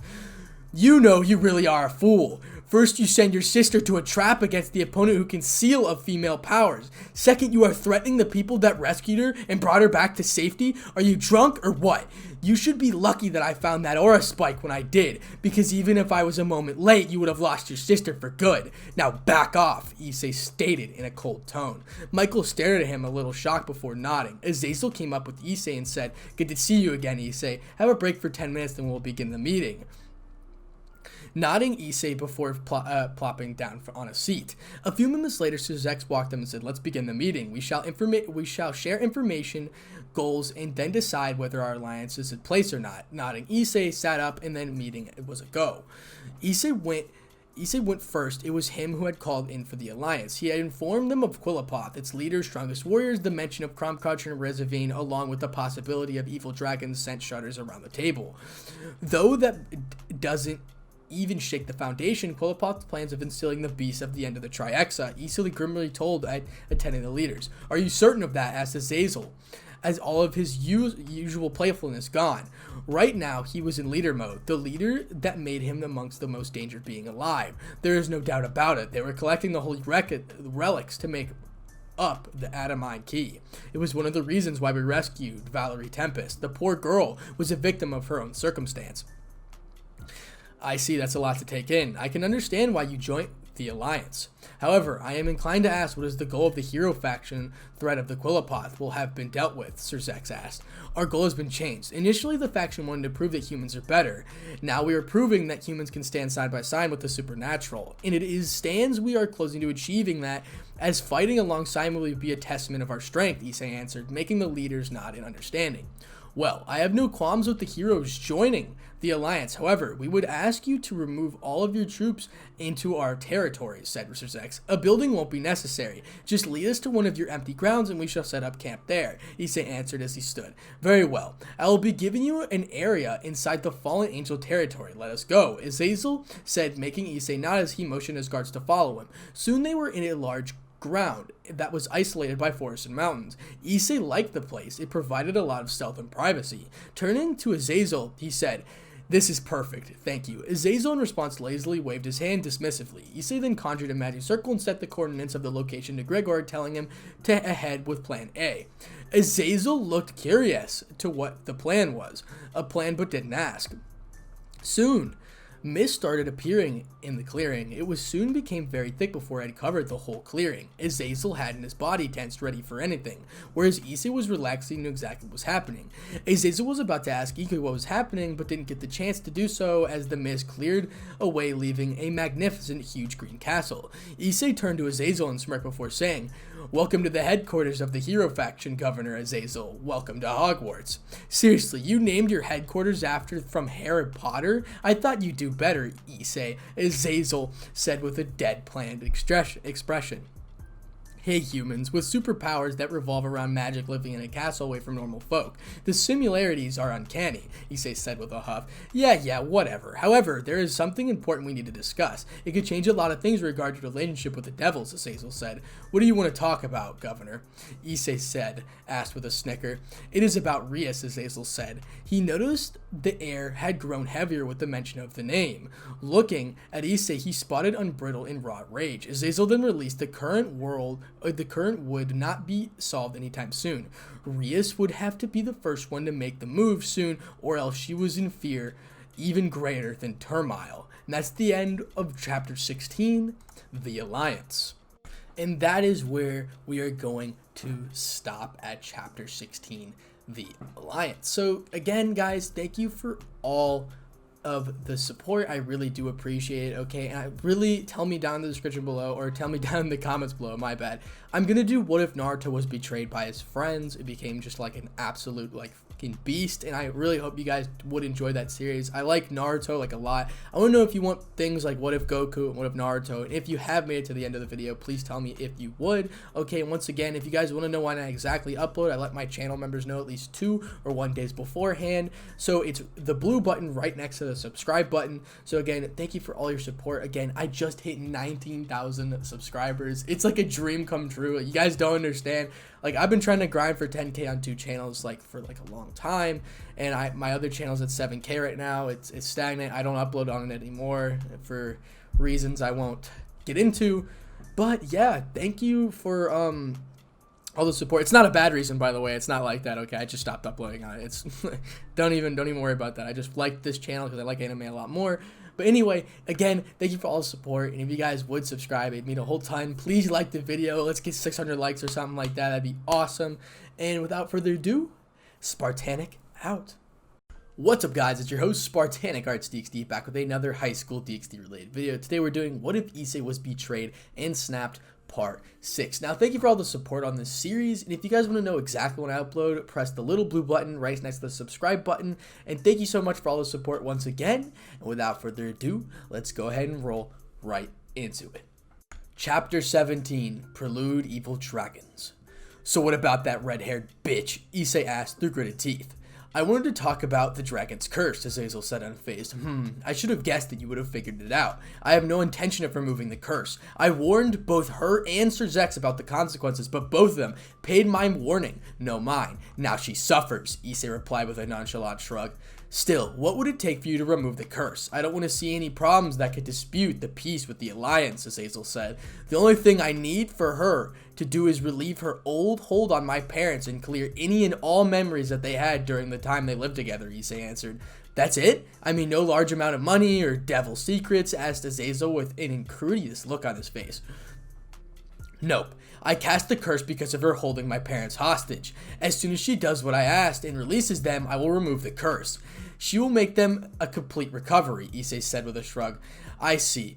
Well, I will tell her that. Do you need anything else?" asked Azazel. "I want to go see Gabriel. She was banged up pretty badly." I want to make sure she is alright. Also, you do know that Team Volley can move in with us here, Issei said. Azazel then gave a luxurious grin before saying, first LeFay and then Jean and now Gabriel. You really do have a thing for blondes, don't you? I am not denying anything. Blondes, specifically LeFay and Jean, have a very special part of my heart. Now, about Team Volley moving in here, asked Issei. Yeah, I will have them move in quickly. Now, that's all I wanted to talk to you about. Team Volley should be here in a week. They are out of the mansion. They are out on a mission, Azazel announced. Cool, I will see you then, Issei as he walked off into the castle. As he walked, he thought, things are stable for now, and I will have allies to fall back on. I think I can relax for a while. Now, what do I have to do? As he finished his thought, a picture of a certain blonde entered his mind. Grinning to himself, he entered the castle and went up to set his trap. A few minutes later, Issei, we find Jean casually walking through on the mini halls. She then casually turned before she felt someone pull her into a room. Before she could react, she found herself pushed face into a wall. Okay, so once again, in the middle of this chapter, there's another one of those, questionable scenes where they, sexually interact. So I'm going to skip this part just because, well, first off, YouTube's going to let me have it if I don't do that. So we're going to go ahead and skip on to the next morning, and this is in the middle of chapter 17. Time skip, 8 days. Issei was lazily walking into a mall and entered a food court before sitting down and waiting. He was currently awaiting the arrival of his brother in All But Blood Volley. Team Volley had just moved into the Hero Faction headquarters. Much to Issei's delight, he had told both LeFay and Jean about the marks on their necks, which meant they were his mates. After hearing that, both girls sat down together and attempted to talk to get to know each other. Volley and Issei both had decided to have a field day for themselves and just decide to do things that normal brothers normally do. Volley arrived a few minutes later. Both of them ordered their lunch while they talked. Suddenly a barrier went up, sending warning bells into both of the Dragon's Emperor's head. A magic circle soon appeared, and it was a man who greatly resembled Grafia appeared. Issei recognized him and narrowed his eyes before saying, "What are you doing here, Elucid? Surely you could expect to take me and Volley alone. Specifically not after what I did to that old cocksucker. You shall not speak of Rizavin-sama in that manner. And as for why I'm here, I am here to introduce you to a couple of my friends," Elucid said with a smirk as he clicked his fingers and 2 giant dragon gates appeared. One was emerald green and the other was a dark gray one. Both Issei and Volley immediately went on the defensive. What was coming was no small threat and needed to be dealt with promptly. From the green gate, a western dragon with emerald scales and a deranged mouth appeared and snarled at Issei, while a serpent-like dragon with many heads appeared out of the silver gate and gleefully looked at Volley. Issei and Volley, without any delay, entered their hybrid form balance breakers and stared down their opponents, knowing that this would be one of the toughest fights they would have contested in their lives. Chapter 18, The Clash of Dragons. Volley, Issei, be careful. Those are evil dragons, Grendel and Ladon. They can easily take on a Dragon Kings. Proceeded with caution, Albion warned. This will be a battle tougher than any other you have fought. Grendel has the hardest scales in the world of the dragons, while Ladon is the master in barrier usage, Drake warned them. I love how you place me on such a high platform, Drake-chan. Now let's fight, Grendel said with a maniacal grin. Issei sighed before looking over to his brother and saying, "It's always just too much to ask for a few days of peace."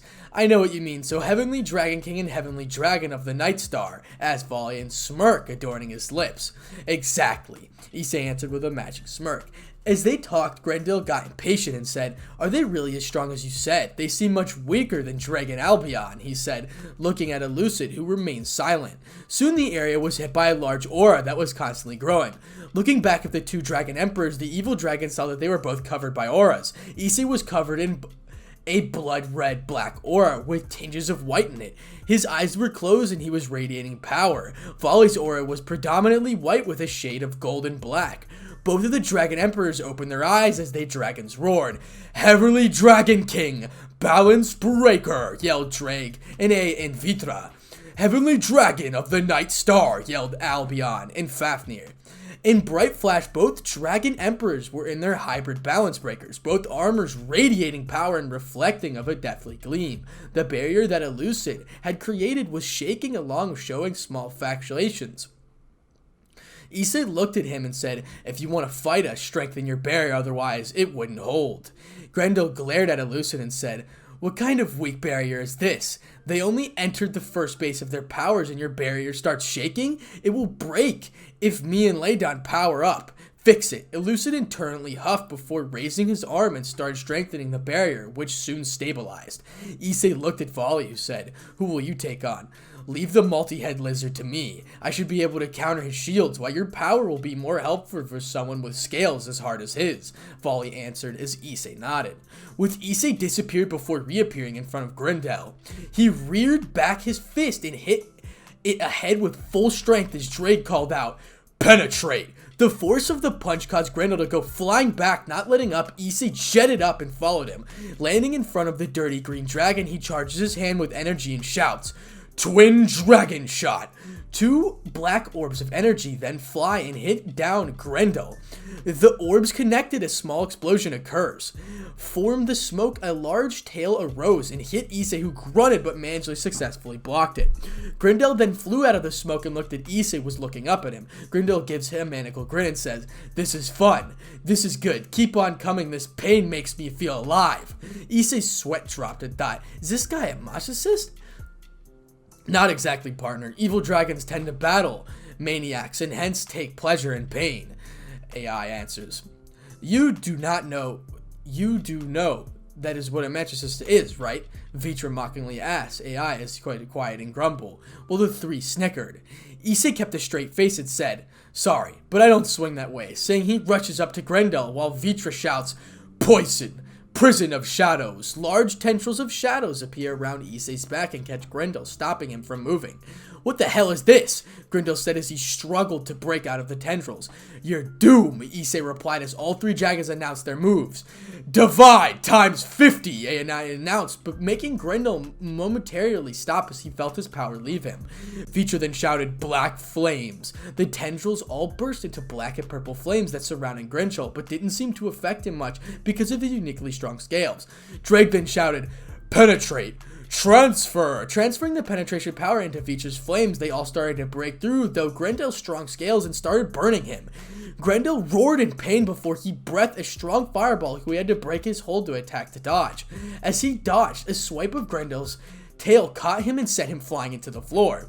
Groaning, he stands up and seeing grinning Grendel. "That's why I'm feeling alive. Keep it coming and coming," Grendel maniacally says.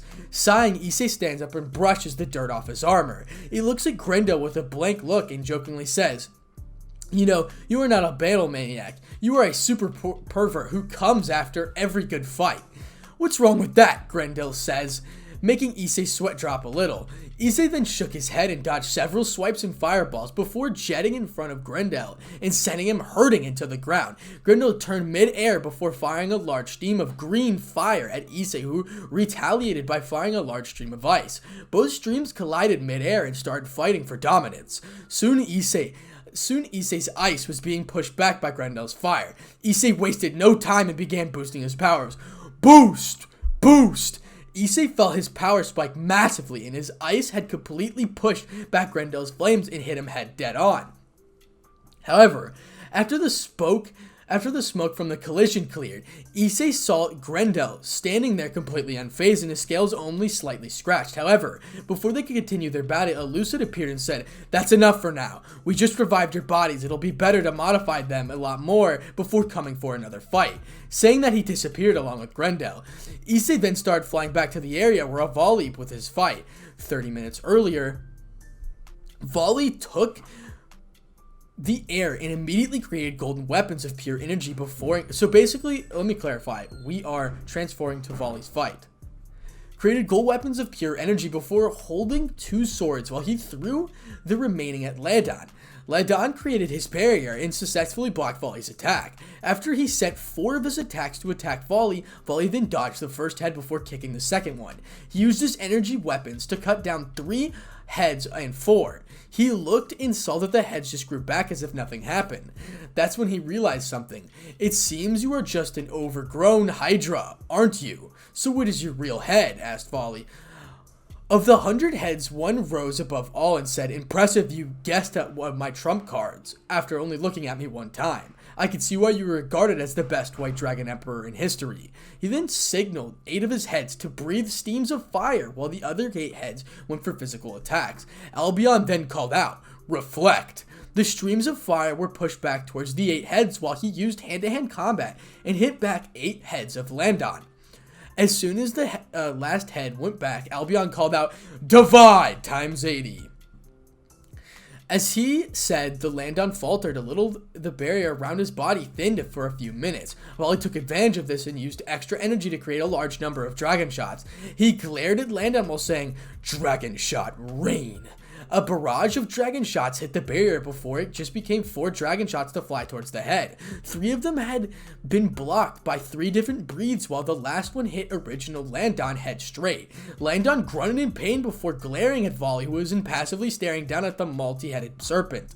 Both stared down at each other, after which Landon sent 50 of his heads flying right at Volley. Volley spread his wings at a full measure before flying away, with his heads following closely behind. Volley dodged a few heads before he created a few small dragons made of energy and had them fly and face the Landon heads.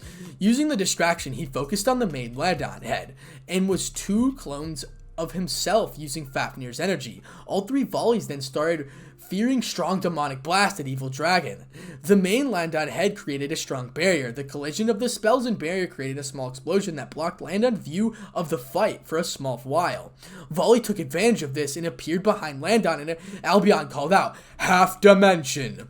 He used the move to damage all of Landon's barriers and started squeezing the area around of his head, promptly squishing them into nothingness. However, he soon had to cancel the technique as Landon had fired a strong stream of projectiles fire attacks.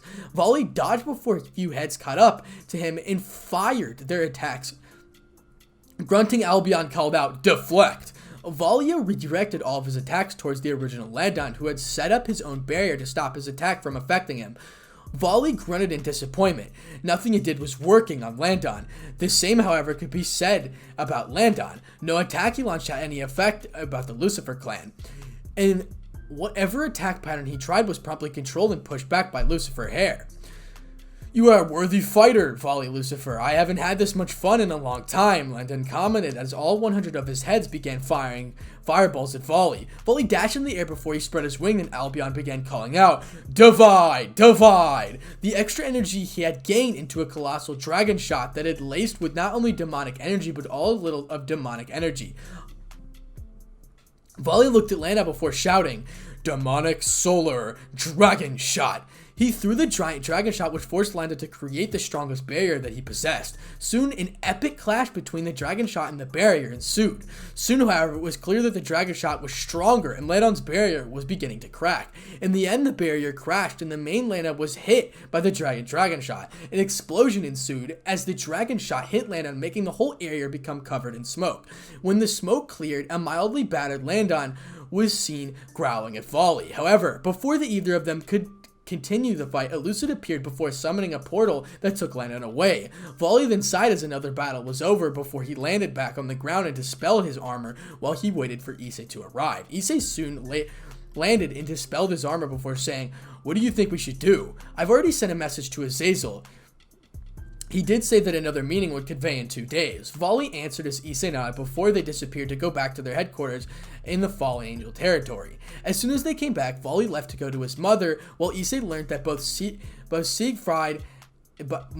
Sieg and Jean were visiting the church to help with some adjustments with their weapons. Since they were allies, Michael had all ordered them for them to be helped. He sighed as he entered the headquarters where soon every member of the hero faction was bowing down respectfully, greeting him, something that he wholeheartedly returned. He then made his way to the courtyard when he found LeVay watering a few flowers. Smiling, he walked up to her and took her hand before pulling her into his chest and softly kissing her on the lips. LeVay soon melted into the kiss, and she placed both of her hands on his neck and began kissing him back. Soon they broke away, and Issei looked at her lovingly while saying, "Did I ever tell you how much I love you?" "Nope, you never did," LeVay answered with a smile of her own. "Let's just say you are the reason I am alive and still have a heart. If it weren't for you, I think I've been cold and bloody bastard with no purpose in life," Issei answered, making LeFay give out a megawatt smile as she leaned in and packed Issei on the lips. "And what is Jean to you?" asked LeFay. "She is the one who taught me to open my heart to others. While you broke my walls, she made sure they stayed broken. Both of you are immensely important to me, just like any other girl will be if she ever reaches my heart.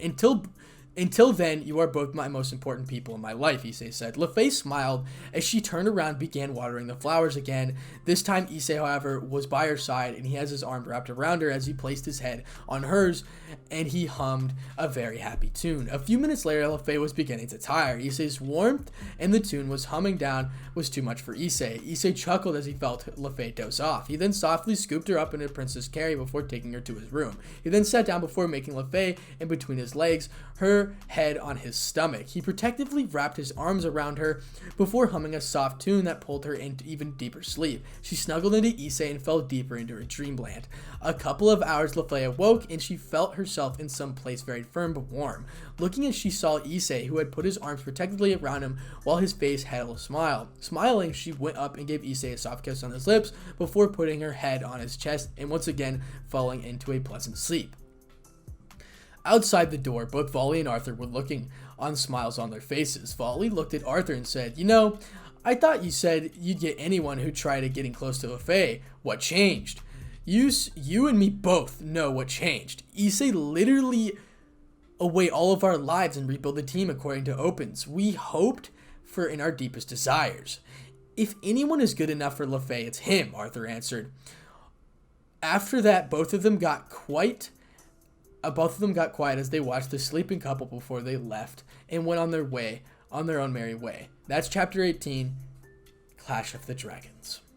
Chapter 19, Heavenly Protection. "Are you sure going in alone is wise? It could be a trap," Grigori asked Issei for the upkeep time as Issei prepared for the visit to heaven. "It's fine, Grigori. Sieg is going with me, so it's fine. Not to mention Team Volley is coming as well. I know for the fact if it is indeed entrapped, Team Volley will assist me. They do owe me after all," Issei said, dismissing his second-in-command's worries. "Fine, but remember, my reverse sealing slip is with you. Channel magic into it, and I will be by your side," Grigori said. All right, chill out.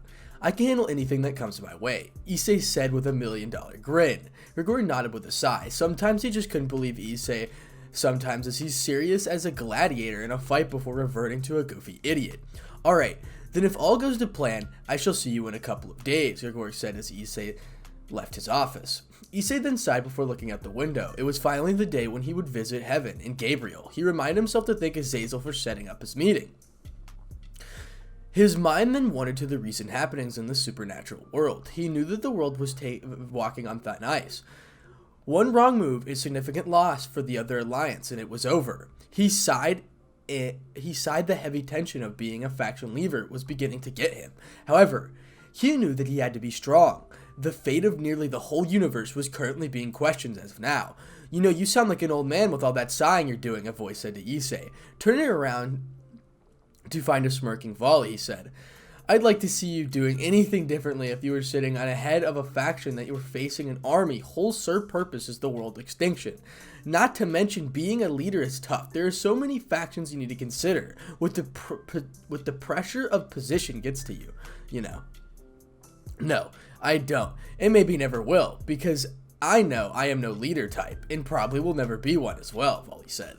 "So what are you going to do here, Volley?"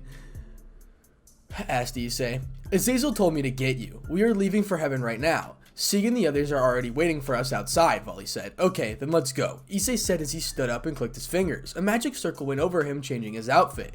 He was now wearing a full black sleeve shirt, with black combat pants and shoes, a long cape that had the shape of 3 dragons, one red and one white and one purple. Volley smirked when he saw the outfit and said, "A change of wardrobe, huh?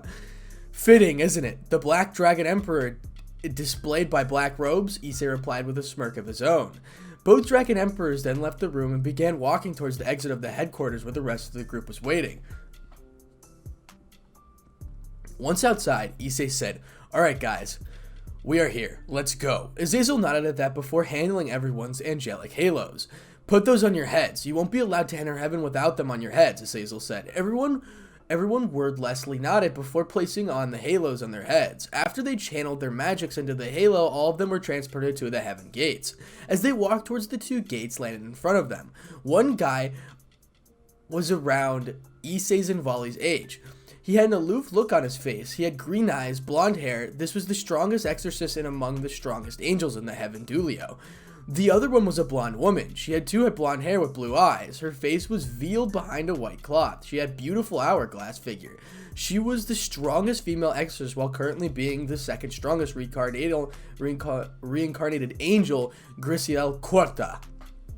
Welcome, Michael-sama. Has been expecting you. Please come this way, Grisiela said. Everyone worriously followed them into what was among the prettiest sights ever. Dulio then spoke and said, Azazel, Volley, you will accompany Grisiela-san over there and go up to level 6 where you will meet Michael-sama.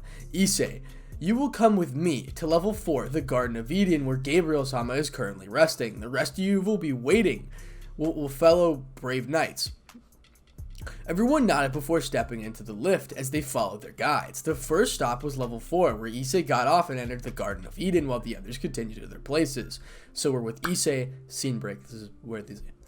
Issei couldn't help but take in the beauty of the Garden of Eden. It was something too akin to perfection. As he walked, he saw Gabriel was softly watering one of the plants. He blushed when he saw her. In this arrangement, she looked even more beautiful than usual.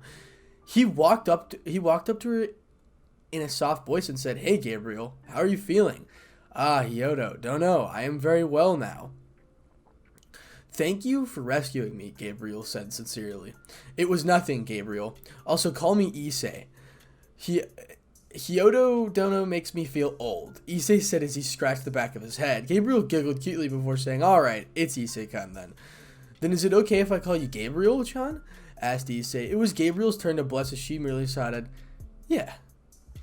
However, before they could continue, a large number of magic circles appeared in the sky, in the sides. From Rizavim, a large number of evil dragons appeared. Issei, being an expert in the barriers, immediately felt one go up, felt that he couldn't call on his sacred gears anymore, along that he wasn't able to teleport out. Gritting his teeth in anger and worry, he quickly took hold of Gabriel's hand and pushed her behind his back and faced a grinning Rizavim. How the hell did you get in here, Rizavim? Issei asked. Ah, Issei-kun, what a pleasant surprise. Aren't you glad to see me? Rizavim gleefully asked. The only time I'll be happy to see you is when Volley rips your head off, Issei said as he tried to buy as much time as possible to think of a possible ways in which he could protect Gabriel. She was still weakened and would be an easy target right now. He looked over at Gabriel, who was behind him, and said, Relax, I won't let anything happen to you. He then clicked his fingers and a very strong barrier was erected around Gabriel. It was a purple in color and looked alive. He then said to her, Whatever happens outside, don't even think about coming out. It won't be long before they realize what's wrong. I will hold them off until then. No, you can't take them off on your own. Let me help. Gabriel tried to argue, but Issei simply gave her a soft chin kiss on the lips and said, Trust and wait for me, Gabriel-chan. I will come back alive. Gabriel couldn't say anything. She was blushing, and for the first time in her life, she felt something different. Yes, she was an angel of love and loved everyone, but this was akin to how a mother loves her child. No, what she was feeling right now was the first love for another person who you see as an equal.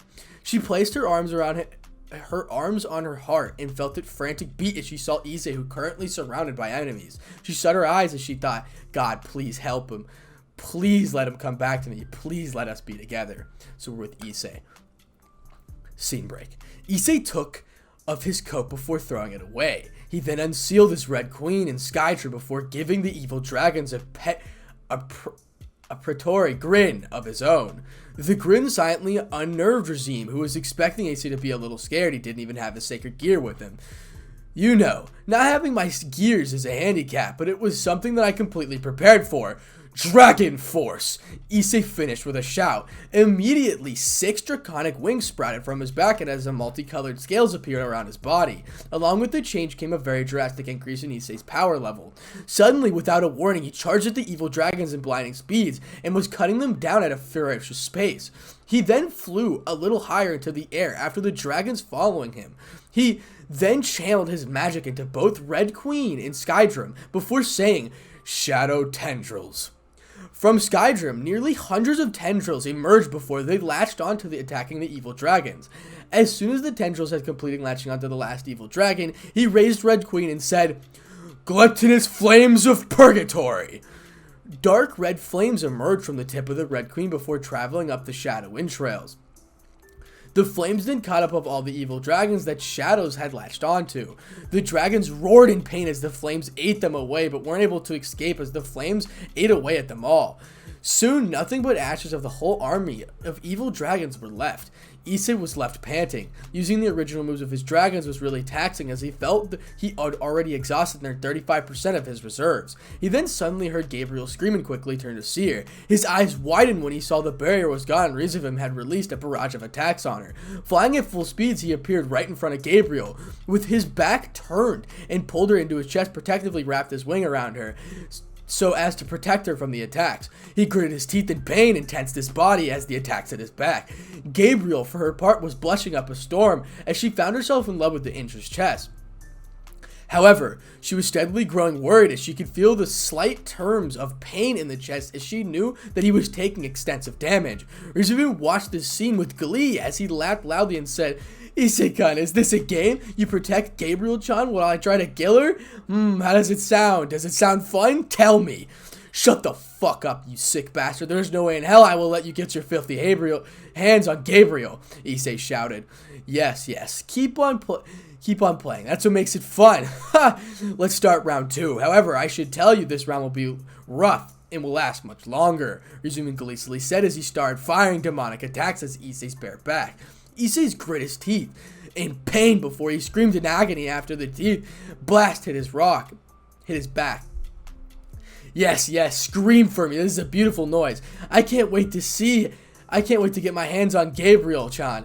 First, I will take her period and violate her, and then with her mind is completely broken, I will take all of her power and revive 666-kun to destroy the whole entire world. Ha! Issei, on the other hand, did not reply. He knew he needed to just get one good shot to take away victory here, but how? He knew he couldn't let Gabriel go, as that sick bastard would target her the moment he let. So he decided to wait it out until the hope and help would arrive. While he did that, he began to channel his magic into his wings and legs, as he needed to be faster than normal when he attacked and get required damage done. However, he was slowly losing consciousness to the pain, and now was additionally fighting to stay awake from all the damage being inflicted on him. Suddenly, the barrier that was keeping things at bay broke, and a black western dragon appeared before it attacked Rizavim, making him jump and dodge it. He looked at the dragon and angrily said, "Crumcrunch, how dare you defy me? Defy you? Don't make me laugh. I only joined your escapade because you promised me good fights. But since you are hellbent on destroying the world, I won't have anyone to face. So I'll be siding with the Alliance to stop you. Issei Hyodo, I shall protect the angel in your arms. Go finish what you started." Crumcrunch sighed as he looked at Issei. Issei nodded before he let Gabriel go and staggered towards Rizavim. "Yo guys, how much time can I be in Juggernaut Drive stage at this damage?" Issei mentally asked as he felt his gears become active again. 10 seconds, no more, no less. Any more than 10 seconds and your body will break down, Drake answered, making Issei nod. Issei then stopped before he raised his arms and chanted, I am about to awaken the heavenly Dragon King that stole the principles of domination, supremacy, and darkness from God. I laugh at, envy and ignore the infinite. I grieve at, pursue and darken the dream that I shall become the Black Dragon of domination, of supremacy, and of darkness. And I shall take you into the depths of Black Purgatory, to the heights of the Black Heaven, Juggernaut Drive. In a flash of black light, Issei's scene was in the magnificent form of the Metallic Dragon. Roaring the sky, he charged at a frozen Rizavim, and this time attacked with the intention of completely maiming Rizavim. Last time he attacked just to leave a message. This time it was to leave a horrifying memoir. He cut off both Rizavim's legs and one of his arms in a fast pace in 5 seconds. In the 5 seconds, he focused all of his killing intent into his eyes and fired it right into Rizavim's, giving him the strongest dragon's curse he could muster. When the time was up, armor dropped and he fell on his knees, panting. He looked over to a screaming Rizavim who had disappeared in a magic circle of his own. Crumcoach looked at Issei and said, "We shall talk in detail later. I shall be in transit territory in Underworld. Goodbye." He finished as he disappeared in a black dragon gate. As soon as he left, Gabriel-san ran over to him and hugged him with the inner frame tightly. Issei was tired beyond measure and could only lift lightly up on his hands and hug her back. She then looked at him and saw how beaten up he was. He was bleeding from several different places along with several bruises around his body. He then tucked his stray hair behind his ear, making her blush as he said, "You aren't hurt, are you? Idiot. How could you ask that after how badly hurt you are? What if something happened to you?" Gabriel asked as tears threatened to escape her eyes. Issei wiped away her unfinished tears with his hand and said, "Nothing would have had to happen to me. I had an angel to return to after all." Gabriel blushed cutely before her face into Issei's chest to hide her embarrassment. This was the scene that one and the others walked in on. Looking at Issei's banged up state and the fact that Gabriel was in his arms, Azazel said, "What happened here?" Issei could only utter one word before his world went black: Rizavim. That is Chapter 19, Heavenly Protection. Chapter 20, Spice of Life. Beeping sounds, that was the first thing Issei's senses picked up when he regained his consciousness. He then felt heavier and warmer than usual and barely opened his eyes. He found Gabriel, Jean, and LeFay laying on his bed sleeping. He warmly smiled at the scene before laying back down and closing his eyes. As he contemplated the recent events, he decided to catch up with his partners. "Oi guys, how's it going?" "Good to see you're awake, partner," Dragon AI said, and Vitra grunted in agreement. "How long have I been out?" asked Issei. "7 days, partner," Al replied in a blank voice. "I see. Using Juggernaut drive over an already perfused injured body must be taken a big toll on me," Issei commented. "That's saying it lightly, partner," Vitre said in a dry voice. "So tell me, what did I miss during the time I was unconscious?" asked Issei. "We'll tell you later. For now, you should go back to sleep. Your body needs it," said. Issei nodded before he tightened his hold on the girls before closing his eyes and falling asleep. A few hours later, Issei groggy woke up and heard the voice of his lovers. "When do you think you will wake up?" Levi solemnly asked. "I don't know, I just hope it's soon," said Jean, in a voice fairly above a whisper. "I asked Raphael Nisama, and he said that Issei would wake up when he wants to." "There is nothing he can do," Gabriel said as her voice cracked up. "You know, you could try asking the person in question," Issei said dryly and his voice hoarse. "Issei-kun," all 3 girls shouted before launching into Issei, whose body ached upon contact, but he held back his whine, not wanting to worry the girls, that they already were. He wrapped his arms around all of them and pulled them closer to his chest as he muttered soothing words into their ears and helping them calm down. "Hey, it's okay. I am here, aren't I?" he softly whispered. "We were so scared. You were in a coma. You were completely unresponsive," LeFay as she sobbed into his chest. "You idiot. Why'd you go that far for me?" Gabriel asked. She lightly punched his chest. "Promise us that you'll never do something that reckless again," Jean whimpered. "Hey, you know me. I am too stubborn to die. That coma was just a temporary nap," Issei warmly said before kissing LeVay on the head. He then turned to Gabriel and kissed her on the forehead in the same manner before saying, "I already told you I'd do anything in my power to keep my angel safe." Gabriel automatically blushed at the before she turned away in a pout, making Issei chuckle on her cuteness. Turning to the final group of the group, he said, "I can't promise that to you. You guys are way too important to me. If I didn't protect you to the fullest of my ability, I wouldn't have managed to live with myself," he finished before kissing Jean on the forehead.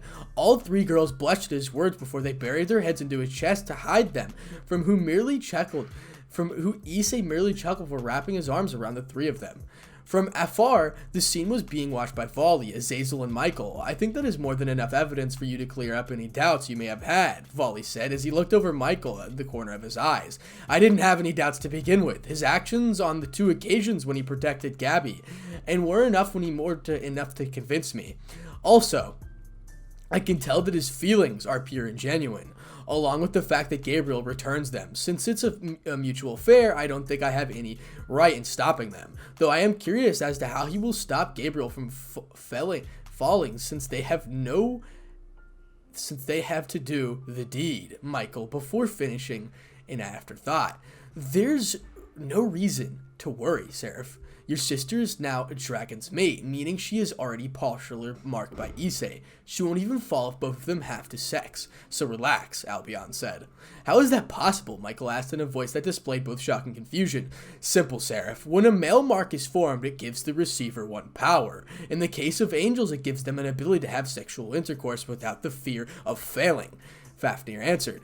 Wow, I never knew that. How does that work? Michael curiously asks.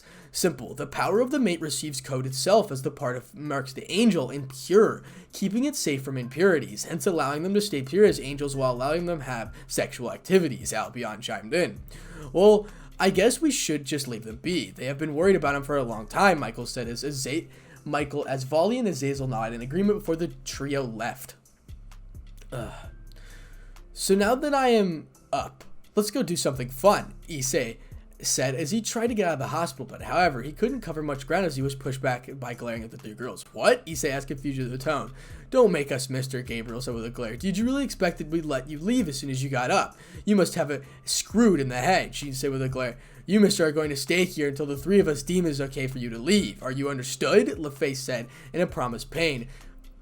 But Issei tried to argue, but stopping the three girls started embidding a bit of killing intent, telling him that they weren't in any mood to take no for an answer. Sighing inwardly, he did the only thing that he could at the moment of the time. He merely nodded and said, all right, fine, I understand. The trio of girls nodded before they left to get a few things for Issei. Issei sighed as he leaned back into bed, incredibly bored. You seem to be enjoying yourself over there, Volley said, as he walked into the room, smirk adoring his lips.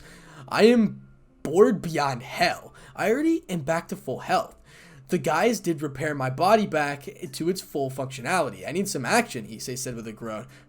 I can offer you an escape route, though I need a favor of you, Volley said. I'd give you a favor even without something in return, but I'll humor me, Issei said with a grin. I need to get a gift for Kuroka, but I don't know what to get her. I need you to come shopping with me, Volley said with a nervous chuckle. No problem, but get me out of here first. I think I am being held back by some sort of spell by LaFay, Issei said as he tried to stand up, only pulled back to the bed. Volley worriedly nodded before moving towards Issei and placing his hand on his shoulder before sending 3 concentrated blasts of energy to him. Issei then felt as if it was a lock lifted off of him. He then smiled before standing up and clicking his fingers. A magic circle appeared over his head, changing his clothes from his hospital ones to the casual ones. He then nodded to Volley, who created his own magic circle, as the two of them disappeared into it. Scene break. So what do you want to buy for it? Issei asked as the duo materialized in a scheduled area in his shopping entry. That's what I wanted to decide on. I am thinking of getting her a necklace but don't know which one to get, Volley replied. Let's go. I know just the thing for you guys, Issei said as he started leading away. Scene break, back at the hospital in heaven. Issei, we brought you some soup. LaFay stopped when she saw the room was now vacant. She looked down as her locked eyes lit. Jean and Gabriel were no different. All 3 of them were in a rather dangerous aura. After a few minutes of silence, all of them shouted, Issei, you better pray to the gods to save from us. Back with Issei. Issei sneezed violently before stumbling a bit. He then regained his step before continuing his walk. Oh, you okay there, Volley asked? Yeah. I think I must have been, I feel like someone must have been talking to me.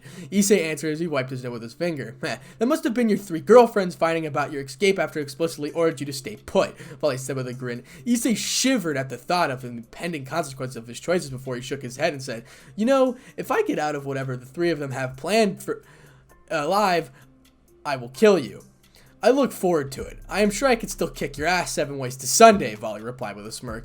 I'd like to see that happen. I'm not the same old idiot that shouted bitcho and opie at every chance I got, Issei with a smile of his own in silence between the two as they kept on walking towards their destination. Soon they arrived at an antique shop where the elderly man by the counter. As Issei saw, he cracked a smile and said, Issei, my boy, how have you been? I've been well, Osan.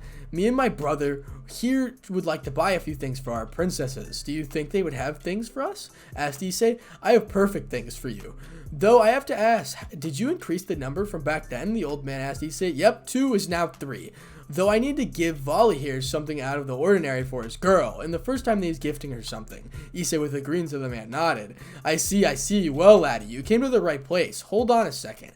I get just the right things for you guys, the old man said before he disappeared into the storeroom. He returned a few minutes later, after which he handed Volley a small box. Volley opened it and immediately grinned after he saw the prettiest ring he had ever seen. It was silvery in color and black engraving of promise written on it. On the top it was yellowish blue gem. How much for this, old man? Volley asked. It's free, laddie. Nothing is worth more than a maiden's happiness. Since it's your first gift for your princess, it's free, the old man said. Oh, I see. Thank you very much, but I still can't take it for free, Volley countered. If that's the case, promise me to become a permanent customer and bring another guy with you in the future, the old man said with a smile. Volley nodded in agreement before pocketing the ring. The old man then turned to Issei and handed him 3 small boxes, one of the beautiful white necklace, the second one had a pretty bracelet, and the third housed an attractive earring. Issei smiled at the sight of the 3 ornaments and imagined how beautiful they would look on the princesses. Issei then paid the documented amount for his 3 articles before both Volley and him left the building. So I guess this is it for now, Volley said as he created a magic circle and stepped into it before he disappearing. That is it, wish me luck, Issei said as he created his own circle before disappearing into it. Issei reappeared in the hospital room and immediately felt a great feeling of foreboding hitting him. He gulped before turning around to meet the 3 blonde girls. Hi girls, I know you were extremely mad and want to pound me to the ground, Issei stated as the girls nodded before they started walking toward him with oars riding. The only thing I will say is, you can do whatever you want to me after I give you your gifts, Issei said as he walked towards the 3 girls who were looking him at curiously. Walking towards Lefei, he took out an earring before he softly turned her blonde hair to the side before latching it into her ear. After the sightly nibble on her ear, causing the girl to shudder a bit and blush made its way onto his face. He then planted a soft kiss on her lips for my own witch an earring. Lefei blushed automatically at his words before she looked away. Issei moved towards Jean as he pulled out a bracelet and took her hand before he softly stroked it a bit. Jean blushed as the tender strokes. He slipped at the bracelet onto her wrist. His hand then moved to her cheek and softly stroked it before pulling to a soft kiss. He then whispered into her ear, "The bracelet for my knight." It was now Jean's turn to shyly look away. Issei then moved towards Gabriel, who was already shyly looking away. He then moved her and started behind her. He softly put her hair to his side before softly placing the necklace on her neck. He then softly kissed her neck, making the poor angel blush and turning her into a shuddering mess. He turned her around before wrapping his arms around her before softly placing his lips on her. He then pulled the shy angel into his chest and whispered, "Will you be my angel, Gabriel?" Gabriel blushed automatically at the question with a nibbly bob at her head and down. Issei smiled softly at her before he bent down and bit on her neck, elating a moan like gasp from Seraph. When he pulled back, a draconic-looking mark was on Gabriel's neck, confining her status as one of the Issei's mates. Issei then took all 3 of his girls before pulling them into his chest and hugging them as he conveyed his feelings to them. And that's the end of chapter 20. Yes. And that is all we will be doing for today. Currently we are on chapter 21, the next step, and I haven't read it yet. I'm just on this chapter. Again, thank you for all the support that's really been going on in my channel. It's been absolutely amazing, and again, it really is a dream come true. Again, if you guys want What If Naruto Was Betrayed, it will be coming soon because I really enjoy the Naruto series. Don't worry, more what ifs on Issei and Great Red will be returning as well, and I will be continuing them. I really do appreciate everybody, as I said once before. Okay, if you guys want to know when I upload, as I said, all you have to do is click the little blue button. So thank you for all your support, and if you enjoyed, leave a like, subscribe, and comment. Without further ado, Spartanic out. What's up guys, it's your host Spartanic Arts DxD back with another high school DxD related video, and this is What If Issei Was Betrayed and Snapped Part 7. And we are on chapter 21, the next step. Once again, thank you for all the support, and if you guys want to know when I exactly upload, join the little blue button right next to the subscribe button, and please subscribe as well. That'd be wonderful, as of like the video too. So again, thank you so much for all the support, and let me know what you guys think about hearing What If Naruto Was Betrayed, because I do have quite the story for that. So again, thank you all for all your support, and without further ado, let's go ahead and get right into it. Chapter 21, the next step. You have to be kidding me, Issei said in utter disbelief as he attended the last alliance meeting. No, we are not. It's a very dire situation, Zerzek said with a grim expression on his face. That old bastard, he managed to steal a whole fucking island? Issei said in disbelief. Indeed, and right now, recovering the floating city of Ergas is our top priority, Azazel said with a nod. Though I am inclined to ask, Issei was the second time you could have killed Rizvi, but didn't? Michael asked, looking directly at Issei. As he did, Gabriel looked on slightly worried, not wanting her brother and lover to fight again. That's right, Issei said with a nod, already knowing where this conversation was going. Why didn't you kill him then? It would have saved us quite a headache, Michael said. I didn't kill that son of a bitch because he wasn't my kill to claim. The only one in the world who deserves to kill that bastard is Volley, Issei said as he glanced to Volley, who was sitting next to Azazel. Volley threw Issei a thankful nod, who just smiled in return. With that out of the way, Is our current game plan on getting Agrez back? Asked Issei. We already have our best trackers looking for it. As soon as we find it, we'll gather a force before attacking and reclaiming it, Sir Six said, making Issei nod in understanding. Well, if that's all, we shall be leaving. I have some important things to catch up on. For example, my beauty sleep, Azazel said, making everyone chuckle at the joke they left in their respective magic circles. Issei then stretched a little before he teleported himself to his HQ. It already was nighttime, and apart from his faction's Big Seven, everyone was asleep. Entering his office, he was greeted by an informed mention. All of them looked up to see Issei worriedly asking for information. We're going to be preparing for battle. I will be going in alone. The 7 you will be leading are 7 of our battle platoons. The people who can't fight will remain in HQ, which will be sealed by Gregor. Gregor, the seal you should use be the one that can be opened immediately if people inside the HQ are in any form of danger. Are we in agreement? Asked Issei. Are you going in alone? Will you be okay? Asked Gregor. Yeah, me and Tanin, Crumcrunch and Volley are going to be the opening wave. I am sure we'll be able to handle anything they throw at us. You guys should be able to put your parts and everything will go out without a hitch. After that, we'll have a celebration party, Issei said, getting nods of acknowledgement around the room. Alright then, get some rest and seize all other missions. We are expected to move in a week. When the next tracking report comes in, relax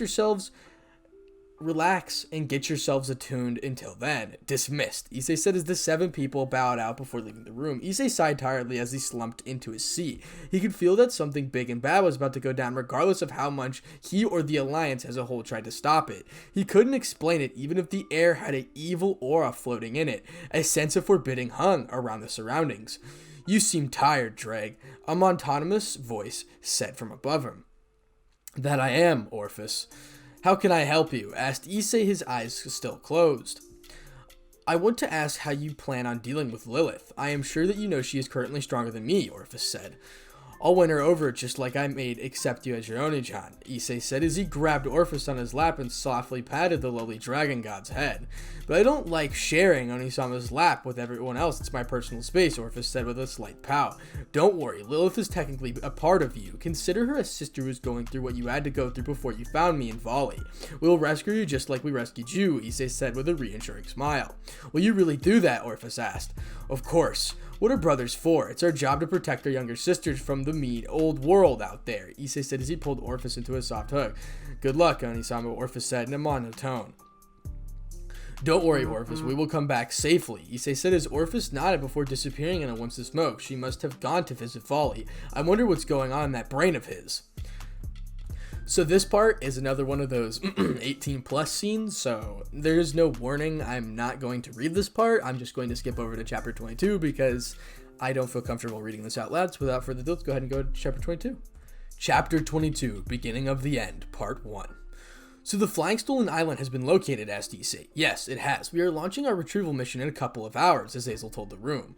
So the initial wave remains the same, huh? Me, Issei, and Crumcrunch run riot while you guys come up and take out the rest, Volley asked. That's exactly it. You are the heavy hitters of the Alliance. We need a good opening statement, Sir Zex said. How nice. What about several ultimate devils that join the Rizavim? No disrespect, but they are freaking powerful, specifically Belial. Issei said as he leaned against the wall and folded his arms. 2 of them have already been dealt with by Cyraorg and Saji, while the third one turned herself in and helped the Cyraorg and Saji beat the others. So the only one we need to be careful of is Biela, Ajuka said. So a Super Devil with safer gear canceling abilities, which has upgraded in a borderline Super Devil with the ability to make powers and abilities worthless? How nice, Issei sarcastically said. Nonetheless, we also need to consider the 3 evil dragons that still side with Rizavim, Grendel, Labion, and Northurg. It is simultaneously a good and bad thing that Asuka and Aphius have abandoned Rizavim.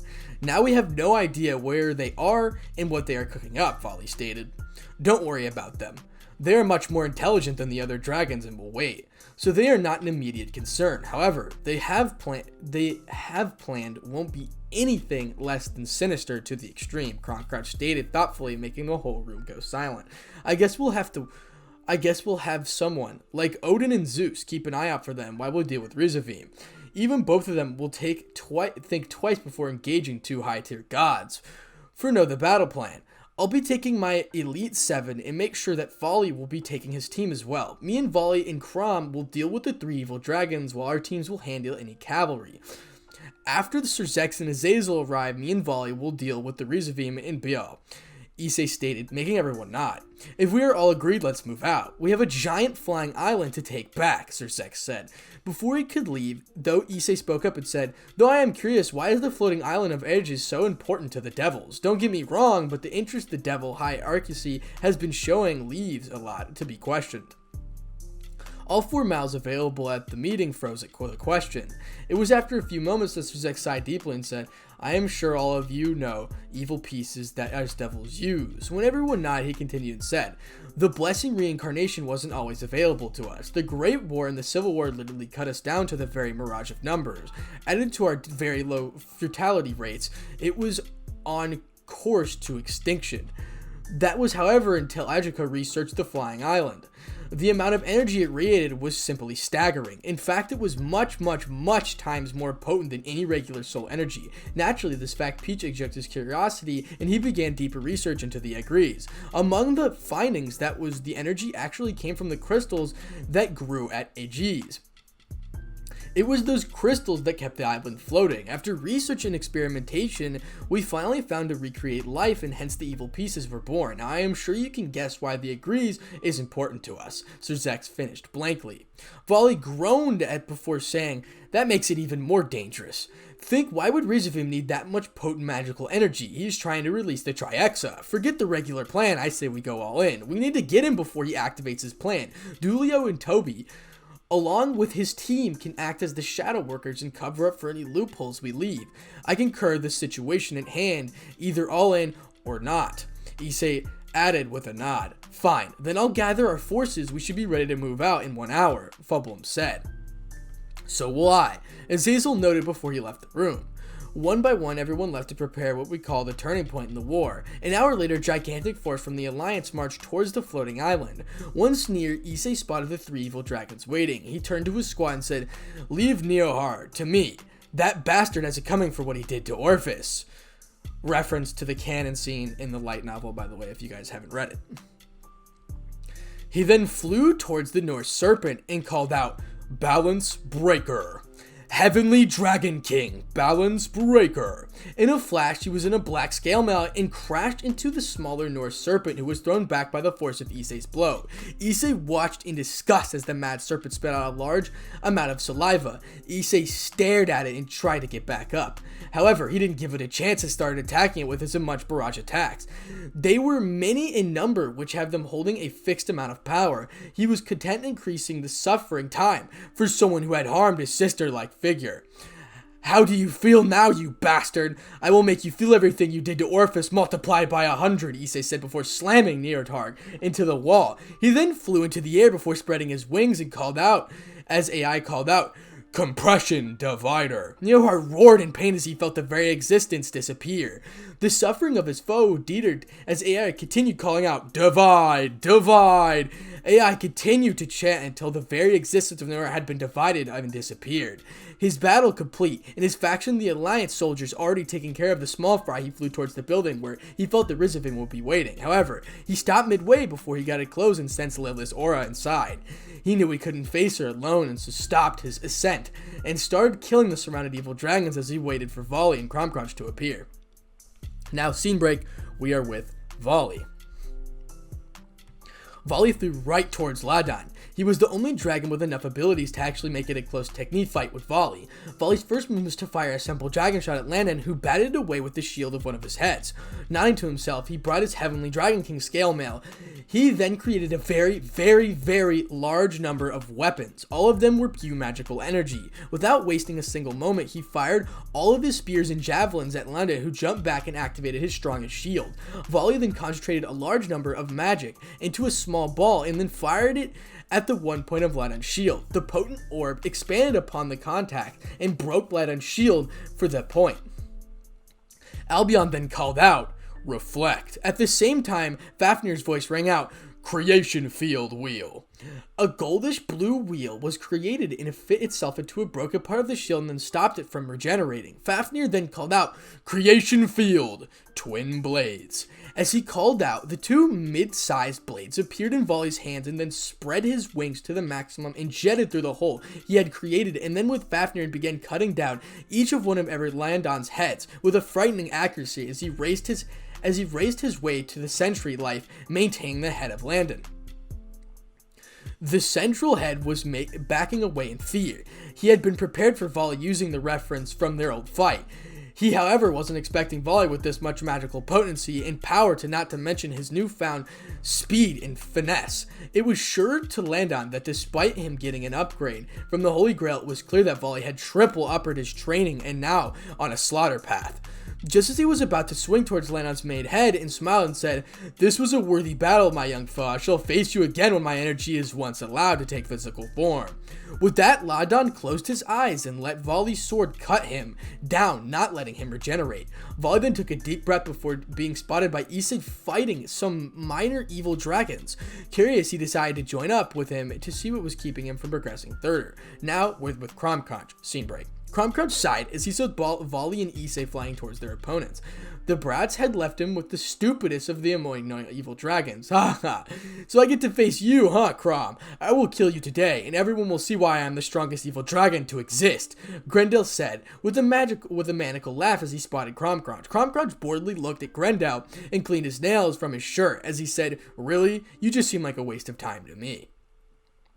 Grendel roared in indignation before launching himself at Cromcrunch. Cromcrunch merely tilted himself downwards before he punched Cromcrunch to the ground. Despite having the strongest scales among the dragons, Grendel couldn't help but feel the weight of the punch as he crashed into the ground. "You claim to be the strongest evil dragon, huh?" Cromcrunch asked as his face morphed into a maniacal grin. He then proceeded to transform or released his midnight black dragon form. He then dashed towards Grendel and lifted him up before piercing him into the ground. He began moving around, taking the still-pieced Grendel with him.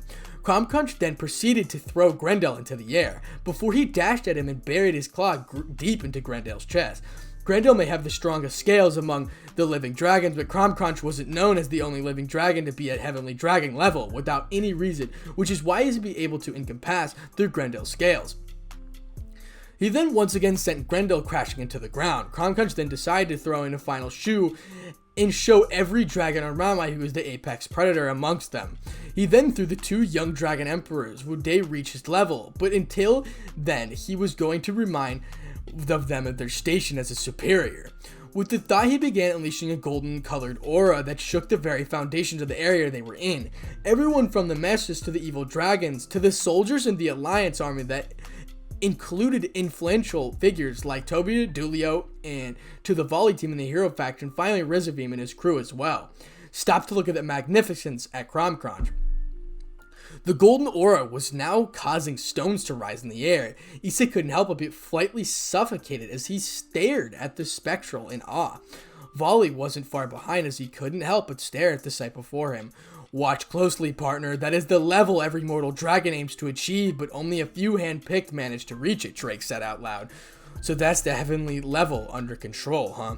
Issei said. "Indeed it is. While me and Drake have no doubts that you and Volley will eventually reach it, you are still several leagues away from it, and you will even help our sacred gears," Albion answered. "Damn," Volley said breathlessly. "Damn indeed. Ugly brother of mine, damn indeed," Issei said. Too interest by Spectral in front of Volley ignored the jab and stored it away in his brain to use the occasion in the future. Cromcrunch then decided to restart his assault on the now sweating Grendel. He disappeared in a golden flash. In mere moments, Grendel found himself flung into the air with both of his wings ripped away from his body. Cromcrunch then charged his golden aura and focused it into a fist. He then thrust his fist towards Grendel, and a very large golden wave of magical energy surged forward and flew towards Grendel, hitting the Crime Force Dragon head on. Grendel roared in pain and agony as the blast overwhelmed him. His scales were futilely trying to protect him, but were failing badly. Soon he was completely overcome by the giant blast and was overtaken. The result in a large explosion ensuing. When the smoke had been cleared, everyone was shocked to see the complete disappearance of Grendel. Seeing that, Cromcrunch nodded his head in satisfaction before reverting back into his human form. He then blew on his fist before putting it back down. He then flew down in Issei and Volley to discuss the next course of action. The ending of his battle and the rest of the Alliance soldiers were there stuptor and began attacking the evil dragons, taking them out one by one. A few moments later, Crumb-Crunch joined Issei and Volley and said, "Why are you two not moving forward? I would have thought that you have rushed in and take Rezavim as soon as you were done. I did not think about that we merely are severely outnumbered. I am sure Rezavim has Bill, KO, and include all waiting. Not to mention there's Lilith to think about as well," Issei said before getting a nod from Volley. "I see. It was the right move to wait then. I think it would be prudent to wait for Syzex to get here before we go in," Crumb-Crunch said with a nod. "By the way, what happened to Grendel?" Volley curiously asked. "I removed him from the plane of ever existing. He will now never be reformed or live again. I ended him in the most literal way possible," Crumb-Crunch said with a shrug.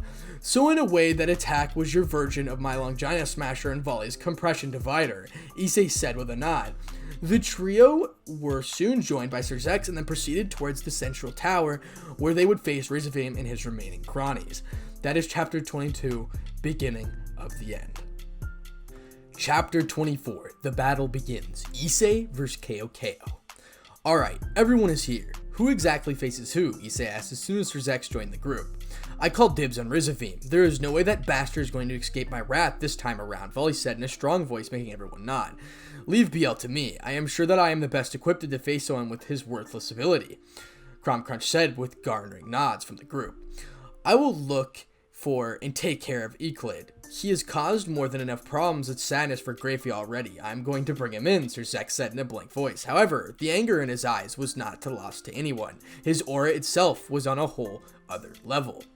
"Then that leaves me with the sniveling bastard KO. I still haven't gotten him back for the damage he inflicted on Gabijan," Issei said as his face turned feral as a sinister grin made its way onto his face. "Alright, let's move out. If anyone gets a visual on the Triax's sealed form, do your best to destroy it and call the rest of us," Syzex said as he delivered the last of the orders before the quadruple moved into the central building. As soon as they entered, they found KO waiting for them. His eyes closed and his face supported a rather sincere expression. As soon as they got close, he opened his eyes and stared at the foursome and said, "Greetings, Trichils, Meo Dono and King of the Evil Dragons.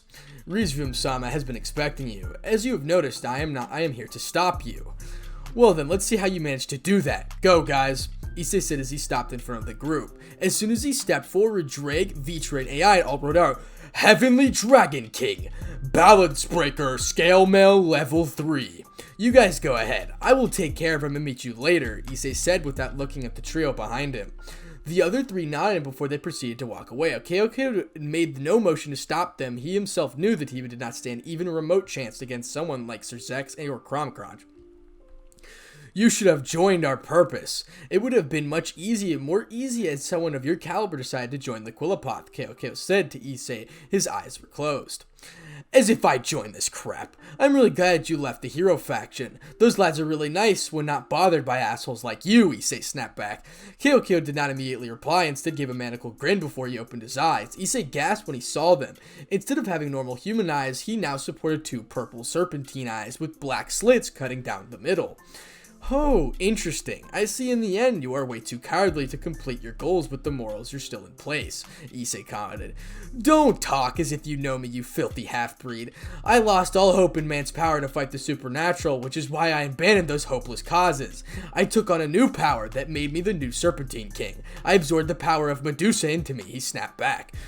Interesting. The power of the Queen of the Serpents with that of the three dragons. It should be interesting," Issei said, before he fired a large dragon shot at KO. KO didn't move from his spot. Instead, his eyes glowed a bit before the attacks just froze in midair before turning to stone. However, he was hastily forced to bring a true Longina spear in front of him, as so to block the X-shaped dual sword slash aimed at him. The force of the slash, however, was more than enough to push him back a few paces.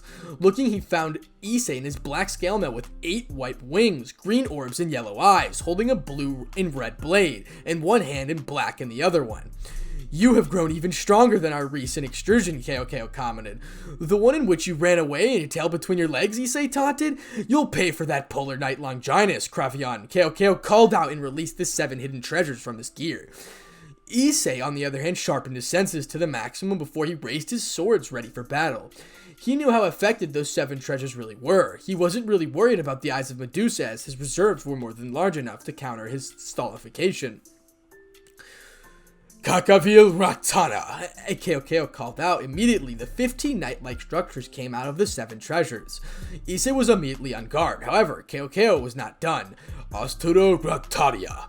As soon as he called out, of the 15 of the knights-like structures began to randomly teleport around Issei, creating opportunities to attack them from several sides.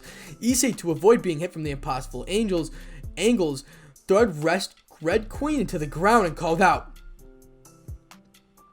Shora no Tate! A red force field was erected around Issei's immediate surroundings, offering him a 360-degree protection from the attacks. However, Keokeo once again proved to be relentless as he released yet another Astuta Rataria before using it to teleport behind Issei. Once he changed to charge his power, he then shouted, Balad Kinyakya Rantaria. A huge force impacted Issei's shield, shattering it before sending Issei flying into the air. At once, all 15 knights attacked him. Nothing but came out of the solid spikes emerged from within the shadows, impaling the knights and causing them to disintegrate into the shadows. Eastwood gracefully landed on the ground and said, Prison of Shadows. Shadows then emerged from the ground and rushed towards Keokeo, who jumped into the forest air before calling out, Hastuda Rotaria. As he called out, began floating in the air, completely safe from the shadows' prison. However, Keokeo, not wanting to relent in his assault, immediately called out, Eyes of Medusa, Magical Paralysis. His eyes shone a deep violet, causing the shadows then himself turn into stone. Keokeo then caused the stone to break with a small blast. He then banished the stone and rubbled towards Issei, temporarily blocking his vision. He then charged and brought down the true Longinus in a sharp slash, hitting Issei dead on, causing him to crash into the wall, resulting in a small explosion. When the smoke from the said explosion had dissipated, Issei was sent embedded into the wall with a little crack on his armor that was easily fixed. Not bad, but you'll need to up your game if you wish to win. That attack barely even scratched me. Now it's my turn, Issei said before his wings flared into action and disappeared in a burst of speed. Appeared behind Keokeo, began jabbing him at a very fast rate of all of his punches making contact. He then brought his hands together and sent a strong magical attack at Keokeo's stomach, making him fly through the wall. When the rubble and dust had cleared away, Issei, an unconscious and heavily bleeding Keokeo on the floor, with the true Longinus feeling down a few steps away from him. However, Keokeo's body had suddenly begun to bubble and has soon exploded. In its place was a now 30-foot in long head 7-headed serpent with a female body connected on the top of the central head. Medusa was out in the open and unchained. Finally, I am free from that blasted rat, and now I can finally enjoy a good meal for myself, Medusa said hungrily at Issei. Guys, have any idea of how to deal with this infraction? Issei mentally asked. Use the true Longinus over there, Albion said before making Issei mentally gape at him. However, before Issei could retort, Vitra said, That's not a bad idea. You should be able to use it since the current user was killed in battle versus you. And the sacred gears are semi-sentient, so they don't immediately vanish, Vitra said, diminishing Issei's doubts but not completely removing them. Do it, partner. Nothing else we will work on Medusa right now. That beast is easily stronger than Rizavim, and you can't use Juggernaut Drive since you may still have to face a few further opponents. Not to mention the true Longinus will be very helpful if push comes to shove versus the Triax said, making Issei nod. Really, is it that powerful? Issei said in shocked manner. He knew the true Longinus was strong gear, but not to be able to seal the beast of the apocalypse was something he did not expect. Before any of his 3 dragons could reply, he was forced to jump out of the way as the head of Medusa lunged at him. However, that was the beginning. At all once 6 heads moved to attack him, coming from all sides. Issei once again erected the barrier since the Red Queen had stopped to take a break from the very strong, fast, and vicious outbreak from Medusa. This isn't working. How in the 7 realms of hell was Keokeo able to conceal something this powerful into his own body? Harry furiously asked in his head.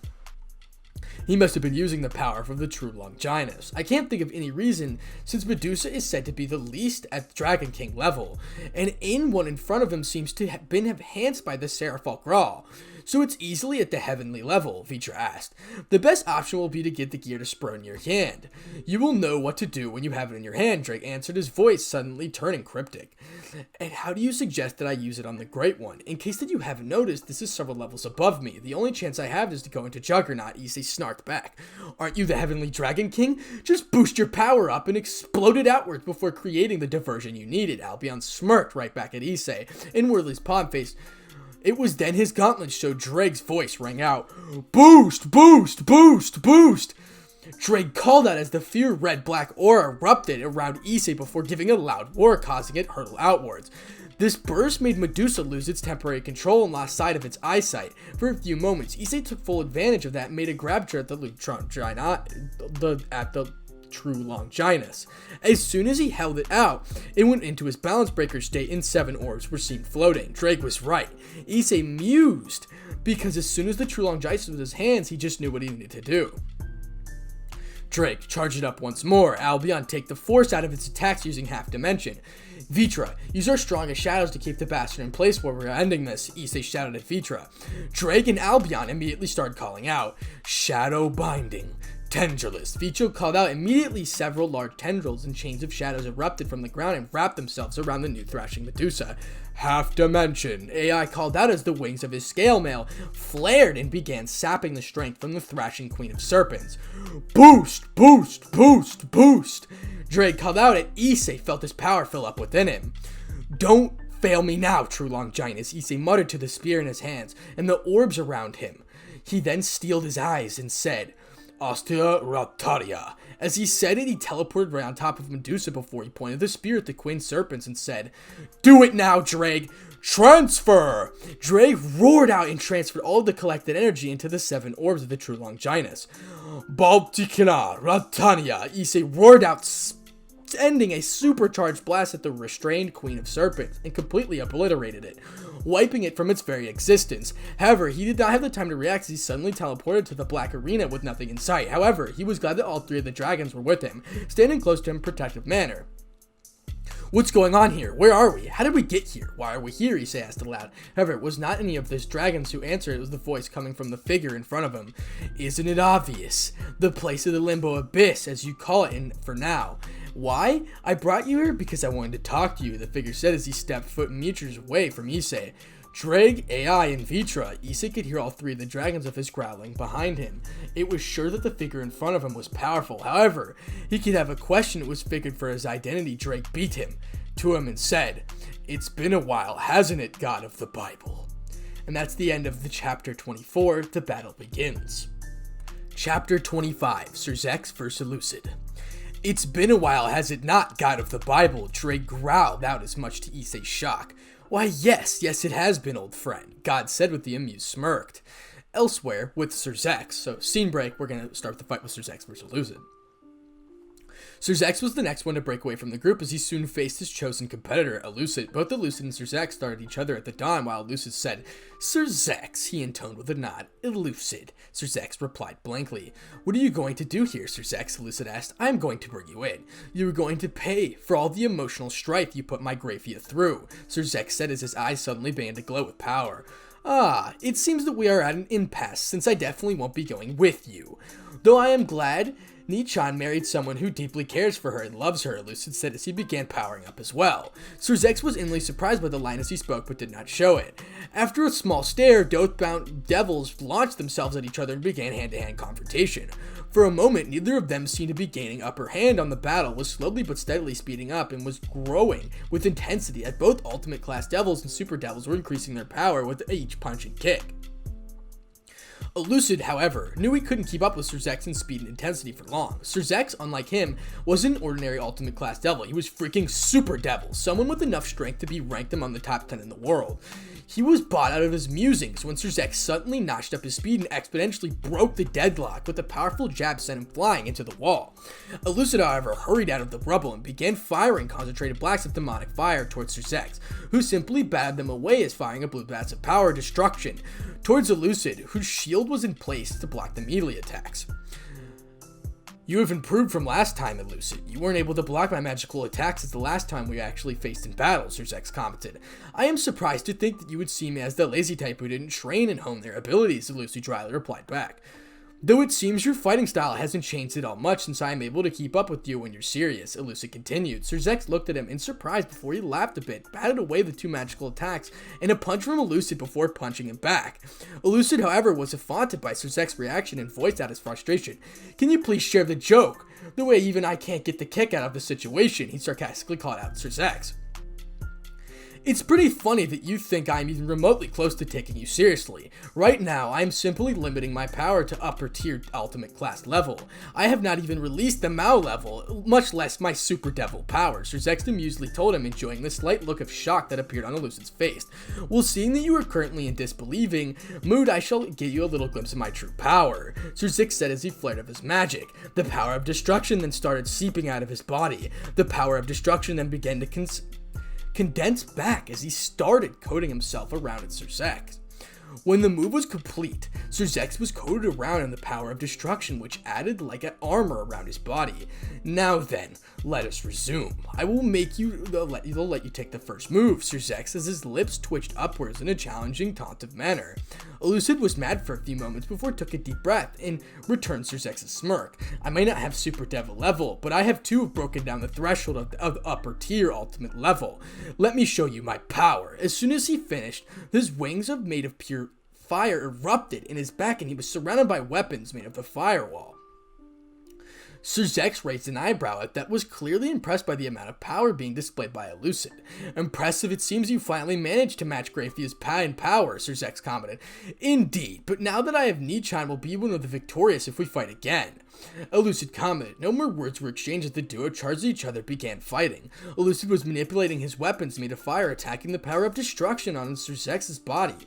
Stopped by any incoming attacks coming toward him, at all other causing Elucid damage whenever he got close to Sir Zex. Elucid was inwardly getting frustrated. He couldn't land a hit on Sir Zex.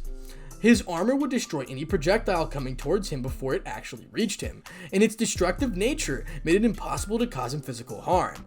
Well, that's all.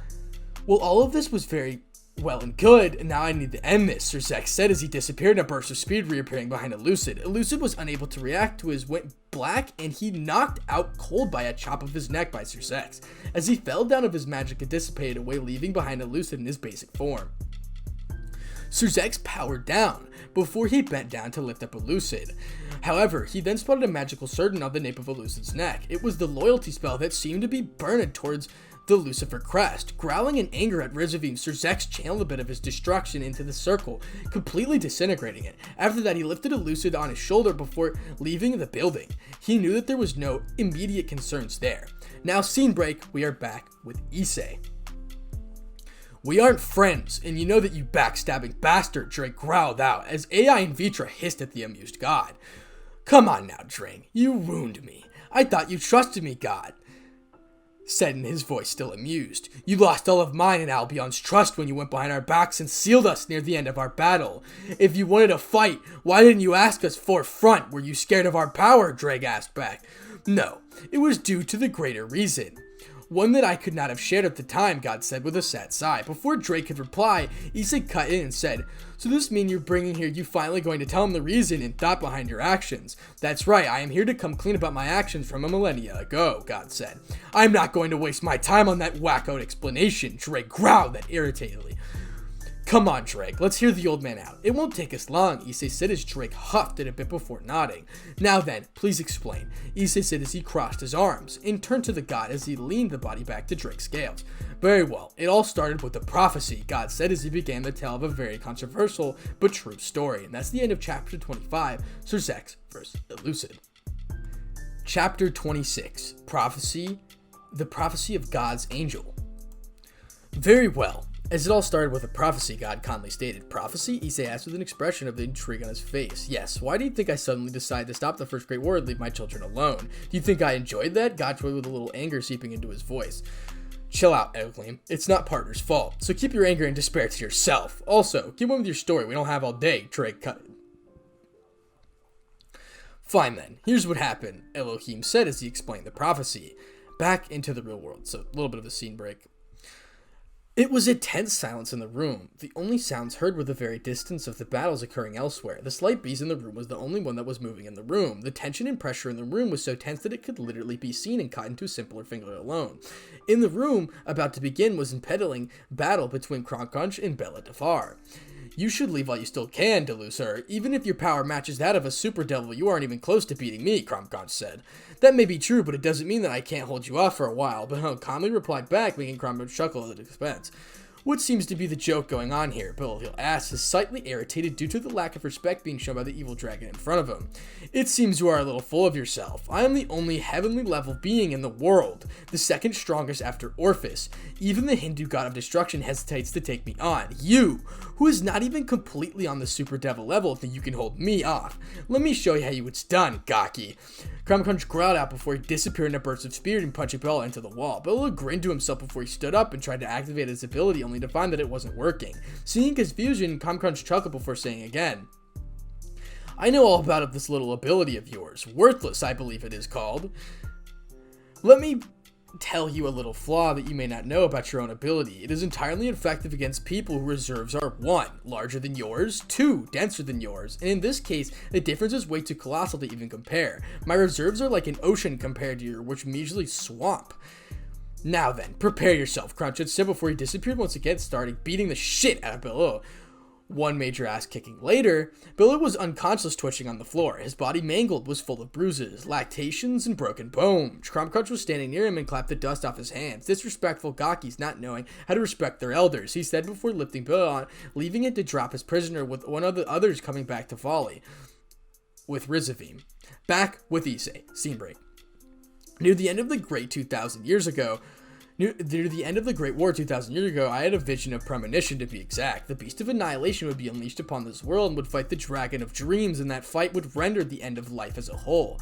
The vision itself had me worried as hell, as I had planned to get the leaders of all fathers of the other factions a temporary alliance to combat the Beast of Annihilation at the end of the earth before destroying it, Elohim said before pausing a little bit. This Beast of Annihilation, as you called it, what is it? Issei asked curiously before he became confused, him hissing his partners as he saw the darkening of Elohim's eyes. That beast is the most horrific thing to ever exist. It is easily stronger than Orpheus and is equivalent to Great Red. Appearance-wise, it is a 6-headed monster, that's all I can say and will say. It is the Triaxa or 666. Anyways, before I could implement the plan, I had another premonition. It showed the coming of life's savior, a man who would, despite the challenges of betrayals in his life, would come out on top to save everyone. He would have the power of the dragons by his side and would beat the Triaxa. Elohim once again stopped, letting the current information sink in. Taking the silence cue for questions of Issei, spoke up and said, so all of your plans changed. What exactly caused the end of the Great War? Right, in one. I abandoned my original plan set upon making my new. When the plan was done, all I had to do was erasure that all the evil pieces were in place. The first step was to befriend both Drake and Albion. When it was done, I decided to create a sacred gear system. Creating the ordinary sacred gears was easy enough, but their power was limited, so I had to look for other sources of powers for the gears, Elohim said before seeing the question in Issei's eyes. That's how most of the Longinus came to play, isn't it, Issei, as he snuck in a breath. Elohim's face broke into a dry grin. Why aren't you the smart one? You deduced correctly. I created the Longinus gears. While people do consider them bugs in the system, they are wrong. The 13 Longinus are unique in one of their own kind. Other gears may be close to their basic, but will never match their complete power of the Longinus gears. I knew that if the ordinary way of creation would work, so I started searching for alternate sources of power to use for each of the gears. He finished taking in a little breath and waited to see if Issei earlier would connect to the dots himself. So you search the alternate sources of magic, or in other words, sentient souls, powerful spells, and objects and curses, Issei deduced, making a firm nod. Damn kid, you have got a great head on your shoulders. I can see why my daughter fell for you, Elohim said with a grin. Who's your daughter? Issei asked confusedly, making all three of his dragons sweat drop at the denseness of matters. The Seraph Gabriel is my daughter. I hope that you would treat her well, Elohim said with a little killing intent directed at Issei. Oh, okay then. You don't have to worry about me mistreating her wrong. She's my angel. It'd be cold as hell before I let anyone hurt her, Issei replied back, unfazed by the killing intent. Oh, well that's good. Now then, back at the matter at hand. As you theorized, as I began searching for the aforementioned sources of the magic, and I did find them, my first find was the Eye of the Hours that could control the weather. It was used to create Seneth Tempest. Following that, I had found a powerful spell dimension, Lost Curve's Tellus Karma. As they most have guessed, their namesakes became the gears. The next thing I had to do was use my battle inspiration and sight to create an event clear. The next thing that I did was find an inborn ability from one of my followers, the ability to create monsters. I took away his ability before strengthening it a numerous amount of times before using it to create Annihilation Maker, Elohim said before drawing in a breath. That explains 5 years of gears not remaining ones, Issei pointed out. I am getting to that, you imprudent brat. Damn, brats of today have no respect for their elders. Anyway, the next thing is to seal with my little sentient in holy flames for the Incinerant Anthem. Before I sealed away the strongest ice demon of the time was for the absolute demise gear. Now then, 2 gears were the easiest to create, both of them named at Lion and the other high-level yokai for the Regulus Anemika and Sinus Lion. Now here comes the hard part. While the tech creations of the gears took several years and everything was going fine, if not a little slow, that was when things took a turn for the worse. Triax had started to move, and if I had little time to do things needed to be done. So I called him for him from my former son, my oldest son, Lucifer, Elpham said. Wait. A minute, stop right there. Didn't Lucifer hate you? Issei asked with the slightest shock. Oh, he hated me, alright. I did a lot of things that I am not proud of. Among them, and they were my actions that led my son leaving me and starting his own faction. Anyway, I called Lucifer and the rest of the 4 Mao and explained everything to them. They agreed to help since it was the question about the future. Before I left, Drake and Albion to start their final battle, as they battled me and the 4 Maos weren't towards the Triaxa and used our bodies as magic to seal it. The seals were strong. They would have held for at least several millenniums. However, Triax's power was unprecedented, and the seals began weakening at a faster rate than expected, but the rate still gave it life at least several thousand years. With the sealing done, I called for the Saint Longinus, and the 2 of us left towards the 2 heavenly dragons who had left their long battle were exhausted. Then, as you know, I sealed the 2 of them in their claw and wings respectively, thereby creating the boosted gear and divine dividing. However, the last sealing and lack of my magic left me in just will and consciousness. As my consciousness came here, Saint Longinus still his power along with the create my spear in your hand, Itham explained. That was an enlightening history lesson, Itham, but it doesn't explain why you brought partner here, Drake cut in with a rumble. I'm getting you there, old friend. Don't get your panties into twists. As I was losing my consciousness, I saw a figure of a man having my spear with the power of the dragons by his side taking to the fight the Triaxa. And I believe that you are the one that I saw in my last vision. Elohim's stunned silence entered the plane. Oh, don't joke with that, oh son. I am just me, a dragon with draconic gear. I am not some child of prophecy who carries the fate of the world for someone else's job. Hell then, even Volley is legible for this position, Issei said as he started to hyperventilate. Ilium tried calling out to him with a few times, but received no response. It was then he sighed expressively before looking at Drake with a questioning expression. Drake nodded his head before he whiffed at the tail of Issei sending his sprawling to the floor. Oi, what was wrong? What was that for, you overgrown lizard? Issei shouted as a vein popped out of his forehead. Shut up and stop acting like a brat when anything has ever fazed you. So what if you're involved in a prophecy? Stop your tantrum and do what you usually do, Drake roared at him. Oh, then whatever do I have a problem? Issei then suffed and he folded his arms over his chest. You go around and mate with the beautiful blondes, I said with perverted leer. That is not all true. Yes, I do mate with them, but only if I solve the problem and is stress-free. Anyways, thanks guys, I am fine now, Issei said as he got rid of the blush on his face and taken a deep breath. Now then, it seems you are finally calm. Does this mean you are ready to have agreed accept upon your role in this prophecy? Ilium asked Issei. Meh, I don't believe in prophecies. They're a load of bullshit. I came on my own path, beat all those who threatened me and my loved ones, Issei said with a shrug. Well, that is the best I can get out of you. Now then, is to find whether or not you'll be able to use the true Longinus, Elohim said. Oh, and how will we do that? Issei asked curiously. Simple. We fight, Elohim said, is the most simple thing ever. Nani? Issei shouted in shock. This is the end of chapter 26. The Prophecy of Gods and Angels. Now I'm going to end off this story right here. We have like 4 more chapters to go, so this is 26 and it ends in 31 because 32 is the epilogue. And if you guys are wondering why I skipped chapter 23, is because it's called The Notice and it was just something the author was saying about Harry Potter. So yes, thank you guys for all the support. And again, if you guys want to know when I exactly upload, I go on my community tab, press my channel members, and then I let them know. So there's a little blue button right next to the subscribe button, and you just press join, and I'll tell you guys when I upload. So thank you guys so much for all the support. 19,000, 20,000 on the way, boys. 20K grind. So without further ado, Spartanic out.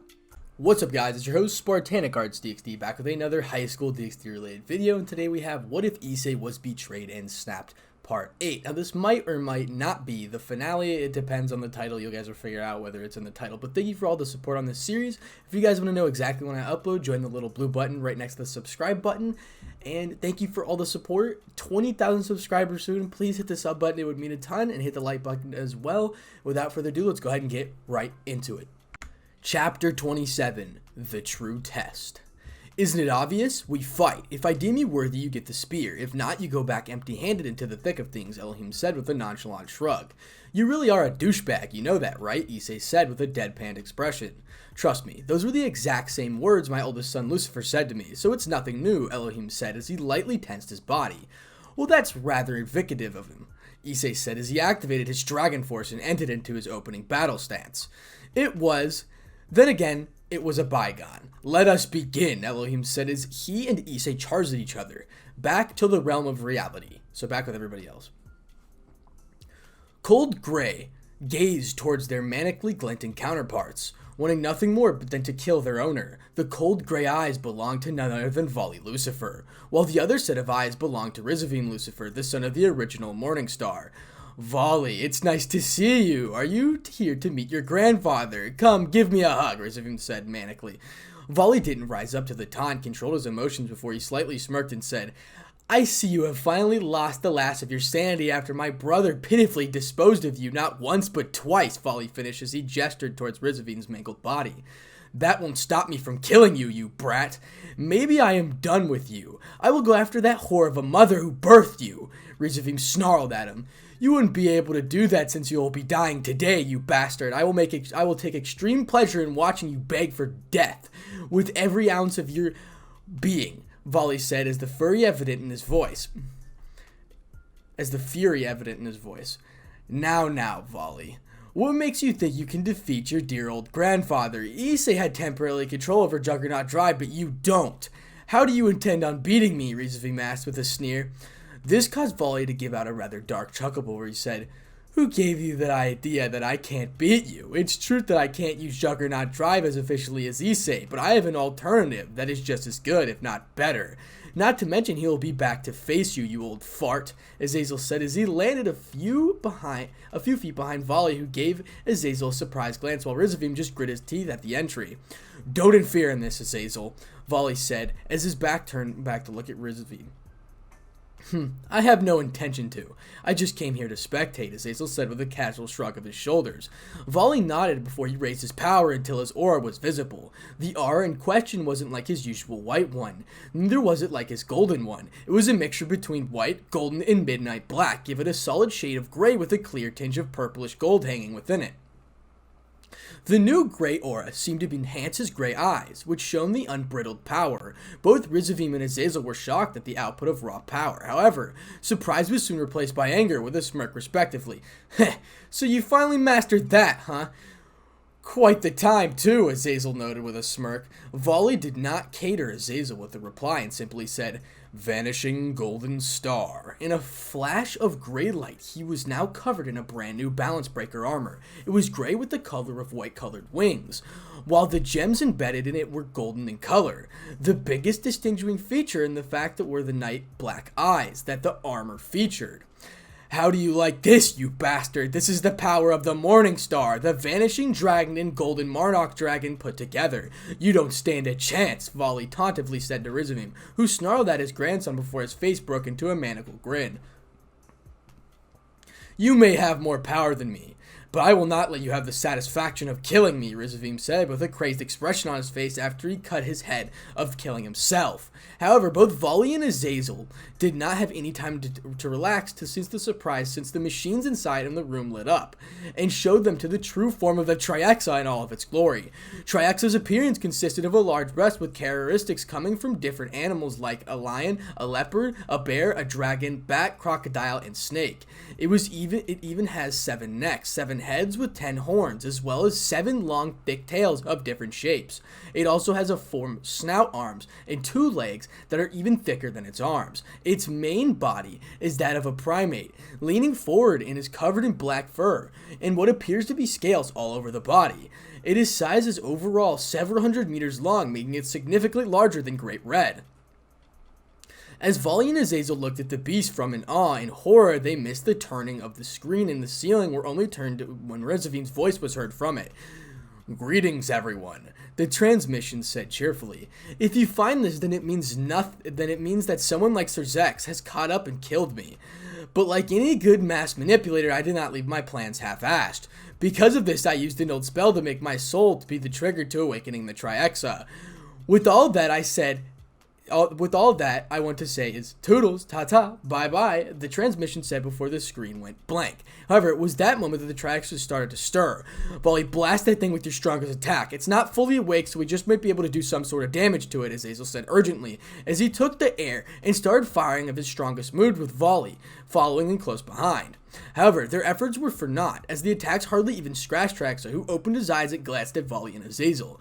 Its gaze stopped them in their tracks, after which it began to move. As soon as the Trihexa moved, Volley and Azazel flew away in high speeds. Azazel then sent a signal of retreat, causing the Alliance army to leave via their respective magic circles. They soon disappeared. Just in time, the Trihexa had destroyed the last layer of the barrier holding it down and started rampaging around the area. The leaders of the Alliance had already started creating of their strongest barriers around the Allied territories as they prepared for the inevitable confrontation with the beasts of the apocalypse. Amongst the chaos, nearly every leader, 3 certain blondes, had one question in their minds. Where is Issei? Back with Issei.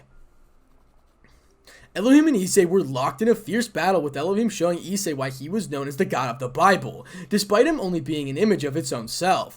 He was able to beat back Issei and his dragon force without much difficulty. Damn, Osai, you hit very hard, Issei said as he lightly rubbed his forearm. It was slightly numb due to the force of the punch that Issei had blocked. Well, I do have added incentive to hurt you, since you are dating my daughter, Elohim said with a nonchalant shrug of his shoulders. I suppose I should have seen that coming. So tell me, how exactly I do need to prove myself to you? Because asking me outright to defeat you is impossible without any use of my balance breaker, Issei asked, with a tilt of his head. Well, now that you are sufficiently warmed up, here is your task. You will have to find a way to disarm me, Elohim said as he waved the True-Long Giantess in front of Issei. Nodding, Issei unsealed Ascalon, Skydrum, and the Red Queen. He had Ascalon and the Red Queen in his hands while he had the tail wrapped tightly around Skydrum's hilt. Elohim raised an eyebrow at the weird stance that Issei took but said nothing. Issei, however, was mentally creating the best combo possible for him to disarm his opponent. Finally narrowing his moves down to 3 different combos, he made his move. Issei then sped for it before swiping down both Red Queen and Ascalon repeatedly with the occasional 3-stroke attack whenever he involved Skydrum. The random attacks kept Elohim on the back of his foot as he wasn't able to guess or even read where the next attack was coming from. Issei, after a few moments, added a new dimension to his assault as he started making a diagonal and horizontal slashes in addition to his previous downward slashes. He was now beginning to push Elohim back, who now could not hope to just keep blocking and was occasionally dodging an inherent swipe that he could not block. Sensing his opponent's discomfort, Issei decided to speed up the things once he added upward swipes using Skydrum, all while adding simultaneous errant strikes with Red Queen and Ascalon. When Elohim was finally pushed into a corner, Issei used all 3 of his swords and attacked with 3 different angles. 1 downward strike, 1 upward strike, and 1 diagonal one. The combination forced Elohim to keep his True-Long Giantess in a horizontal manner before the force of the 3rd swipe forced it flying out of his hands into the air. Issei then jumped up into his bed tail to put the neck spear out of the air before Elohim could reclaim it and landed on the ground. He looked up to see a clapping, smiling Elohim who said, "Well, it looks like you pass." So now what? Issei asked as he eyed the True-Long Giantess in his hand. He could feel the precious hesitation he felt when using the spear had replaced with a keen sense of acceptance. Well, now the only thing that left is giving you my knowledge on how to best use that spear, Elohim said. Oh, and how are you going to do that? Issei asked curiously. Like this, Elohim said before he placed his finger on Issei's head and transferred knowledge to him. In mere moments, Issei was the ground moaning and a headache interrupted in his head, thanks to the influx of information. Don't do that again, old man, Issei moaned out as he unhesitantly got back on his feet. Well, now that everything is set, I have 2 favors to ask of you, Elohim said. What kind of favors? Issei asked with a raised eyebrow. The first one is to keep the world safe and in some way defeat the Trihexa, Elohim said. I will do it. That was the exact reason for this whole excursion, was it not? Issei asked with sarcasm dripping into his tone. Good man. The second thing I want you to do is ensure that my daughter is taken care of and happy. And lastly, I want you to tell her that I love her and that I am sorry I wasn't able to give her as much time as I would have liked. He finished softly with a sad and induced smile present on his face. You can count on me to do all of those things, Osan. Don't worry. It's a dragon's honor, Issei said, making Elohim smile at him. He, however, did not say anything and simply checked his fingers, causing Issei to go right back into the Alliance's main camp. As soon as he appeared, he was tackled and gunned to the ground by 3 blonde blurs. While the majority of the surrounding people were looking at him to say, "Where the hell have you been?" Issei, in response to the looks, could only shrug before giving a rather sheepish grin as he scratched on the back of his head. And that is Chapter 27, The True Test. Chapter 28, Revelations and Plans. Hi? Issei said from his position under his girls as he looked at the leaders of the Alliance. "Where the hell were you? Your signature disappeared during the mission," Volley asked curiously. "We all like to know what happened, and don't think you can talk out of your way out of this one without an explanation, mister," LaFace said in a serious tone. "Well, let's get comfortable then. It was a very long explanation," Issei said with a sigh as everyone nodded and moved to sit down on the couches waiting for Issei's story. "So, this is what happened," Issei said as he revisited everything from his fight with Kao, the run with the Medusa, the appearance of the true Longinus, being transported to Limbo, meeting God, learning of the real history behind the end of the First Great War, the Longinus theory, the prophecy, the fight, and his role in all of the things. When he finished, everyone was looking at him with varying looks of astonishment. However, one person had her mind in a whole other direction. After a few minutes of silence, Gabriel stood up and said, "Excuse me, I will be going to rest." As she left, Issei stood up and made a move after her. He was, however, stopped by Michael, who was wearing a blank expression on his face. After a few moments of staring into Issei's emerald eyes, he looked down and said, "Please take care of her. She is the youngest of us all." "You didn't even have to ask," Issei muttered as he walked past Michael and soon was in front of Gabriel's door. He wasn't surprised to find it was locked, and when she didn't respond after a few knocks, Issei sighed before he melted into the shadows before reappearing in the room. He felt a heart-wrenching pain in his gut. He saw Gabriel sobbing into the pillow. Moving silently, he sat down beside her and placed a hesitant hand on her shoulder. Her blue eyes met his emerald ones for only a moment after she launched herself in and began sobbing into his shoulder. Promptly, Issei wrapped his arms around her and pulled her across until she was on top of him. He then sighed before rocking Gabriel a bit while muttering soothing words into her ears. He felt his shirt get wet but didn't pay, in fact, any mind. He had other things to pay attention to. Like one of his lovers who was still sobbing her eyes out. Her cries continued for a good while before she had gotten still. Looking down at Issei, found that she had fallen asleep. He then kissed her on the head with a sigh before placing a blanket on the two of them and going to sleep. Scene break into the other room. In another room, all of the leaders of the Alliance were sitting down silently contemplating what they had been told. A few minutes later, Azazel spoke up and said, "So what are we going to do?" he said lightly as he sipped his wine. "About what? The long term of the immediate problem?" Surzes asked in a matter-of-fact voice. "Let's focus on the immediate concern. Trihexa has already caused massive destruction in several areas already. We need to first find a way to keep it off unaffected areas and keep the refugee camps," Azazel said. "We have been bolstered in barriers around all of our territories, but they only will hold out for so long. To survive something of the Triex's level, we will need a major power boost," Odin said as he gestured towards Zeus and some of the other faction leaders. Before anyone could answer or give out any suggestion, Orpheus and Lilith appeared inside of the room and accompanied by Volley, who heard them tell of the end of the discussion. Looking around, he said, "Orpheus and Lilith decided to help us in powering the barriers surrounding our faction areas, so that does fix our immediate concern." The leaders nodded in relief when they heard the news. However, the discussion was far from over. Now that this is a matter out of the way, we can now help Issei fulfill his destiny, Volley asked, looking around the room. "I will arrange for Tiny to speak with him and maybe get Tiamat on board after talking to Ajuka," Surzek said tiredly. It was moments of the crisis like that made him wonder whether becoming a leader was worth it or not. "Well then, I guess I will have to speak with the Jungramir and get him on board as well. The lazy snake always says he will be available when the world is at its end." "I think the situation can rightly be described as the world's end," Odin piped up.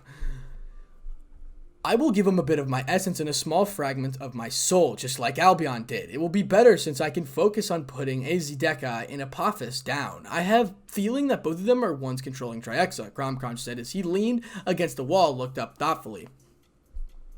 "I thought they were both sealed," Zeus said, intrigued. "They were, but just like the other evil dragons reason we brought them back. The fact that they had to use their original Holy Grail stolen from the church to enhance themselves up to the Heavenly Dragon's level makes them more dangerous. I will be able to defeat one of them at a time.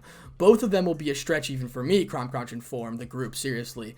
"I'll help you with that. Me and Orpheus have been working on a move for me. It will work. Besides, Fafnir has already agreed to work with Issei for the final confrontation," Volley said with a nod towards Cromcrunch. That still leaves you, Long, to contend, and I will be considering the fact that he likes to be free, Azazel said thoughtfully. I will speak to Su Wong to get him to talk to Yu Long. If there's anyone Yu Long will listen to, it'll have to be Su Wukong. Yakuza piped up for the first time since the meeting had begun, her words gaining nods from all around the room. I shall lend a little bit of my power to Issei-sama as well. Orpheus piped up from Volley's lap, making everyone having a double take on her horrific for Issei. But no one said anything. After several moments of awkward silence, Zek stood up and then said, I think it's time for all of us to return to our respective factions. The people would need us now more than ever due to the circumstances flying around. Volley and Orpheus will come in day by day or strengthen the barriers. Until then, everyone, good luck. Saying that he and the rest of the leaders all teleported away to their respective mansions, leaving the hero faction headquarters alone. The next morning, scene break. Issei woke up with the start before he yawned a bit. His mind then went back to the events of last night as he found himself looking to his side where he found Gabriel fast asleep. She had a peaceful look on her eyes, but it was a few tear marks from all the crying she did last night. He frowned as he remembered her tears. It left a hollow feeling in his heart. Slowly he turned around to see that directly facing Gabriel. Once he was done, wrapped his arm back around her and softly pulled towards him until her head was under the crook of her neck. He would wait for her and would be there for her when she woke up. He knew that she was bursting to talk to him about her father. After all, among her siblings, she had the least amount of time with Elohim. It was half an hour later that Gabriel finally came out. She tried to move but found herself pinned against a smooth surface. Opening her eyes, she found herself staring into the concerned looking of the emerald eyes of her lover. Are you feeling okay? Gabby-chan, Issei asked, concerned. Yeah, I am much better. Last night information was overwhelming to say the least. I didn't think I would ever have heard father again, she quietly said. Do you want to talk about it? I am here for you, you know, he soothingly said, trying to get her to open up. Gabriel remained silent for a couple of minutes before she spoke up and said, did he say anything about me? He did. He first praised your intelligence, saying that he could see what you saw in me. Then he kicked my ass because it was duty to at least look his cute little daughter's boyfriend ass at least once. And finally, he made me a promise to look after you. I know I can't understand a lot of what you went through all that time, but Elohim loved and loves you more than any other thing that he ever created. You were the best thing he ever created, and I could see the pain in his eyes when he told me what happened all those years ago, Issei said as his tone went from soft and amused to firm and solemn. Thank you, Gabriel said, feeling a weight of come from her shoulders as she let out a sigh. You have nothing to thank me for, Gabriel. After all, I told you the truth. Now then, I believe we should go get ready for the day. It is going to be a busy one, Issei said as he leaned down and captured her lips with a chastened kiss. He then moved and kissed her neck with a couple of minutes, getting in the bed, left the room. Gabriel only stared at him with a small smile on her face. She took her head before moving and getting ready herself. Scene break, an hour later. Issei moved towards the mess of the hall, greeting all of his subordinates, and he moved along. To get a little breakfast before his day began. He wondered what was on his agenda. His musings, however, were cut short when Yurok ran up to him in an urgent voice. Triaxa has been sighted. It's heading towards Japan right now. That's the end of Chapter 28, Revelations and Plans. Chapter 29, Preparations. Not wasting a single moment, Issei ran up to Gorg and Sieg. The former then created a magic circle and transported the trio right into the edge of the Japanese coast. The other leaders were all waiting, wearing a grim expressions. All of them were staring into the distance from the Triax was expected to attack them from. Following in line of sight, Issei felt fear because in the distance was the most fearsome sight he had ever seen. Standing at several 100 foot long with all 7 of its heads was the Triaxa. The next few hours was spent in relentless struggle of trying to keep the Triaxa away from the shores of Japan. However, the effort was majority futile. Any damage inflicted towards the behemoth was instantly repaired, leaving behind no scar of any mark of damage. Any attack the beast fired needed the combined effort of everyone in the alliance to stop. It was only when both Lilith and Orpheus appeared that the Triaxa left the area and back into its hiding spot. As soon as the Triaxa left, the injured and exhausted members of the Alliance all left to return to its central headquarters. That was a freaking nightmare, Volley said with a groan as he plopped down on one of the seats. And Great Red is that strong? It seems I have still more than a few years to go, Cromcrunch muttered to himself. What are we going to do? Even if we have the Gremory transportation arrays up and ready in all the faction territories, it will still be near impossible to ensure that no casualties come with the Triax's attacks. Issei said as he nursed a few wounds of his while looking around the room. I say you should be off the response team for a while, as Azazel tiredly said from the seat. Normally, Issei would have argued, but then that the time of essence is needed, he needed to get a little soul fragments of the remaining dragons and train with said powers so as to fight that beast. He also needed to figure out how to use the true Longinus when it mattered. You are right. I will be taking the girls with me when I go to talk to the dragons, Issei said with a sigh as he ran the hand through his hair. Give me a couple of days to get Midgarson up. You'll have to talk with him on your own, but I will still need to wake him up, Odin said.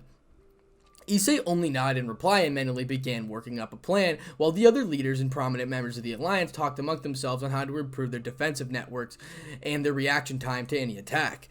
Issei was brought out of his musings when Cromcrunch said, "Catch!" Looking up, I saw a blackish orb with tinges of yellow and flying towards it.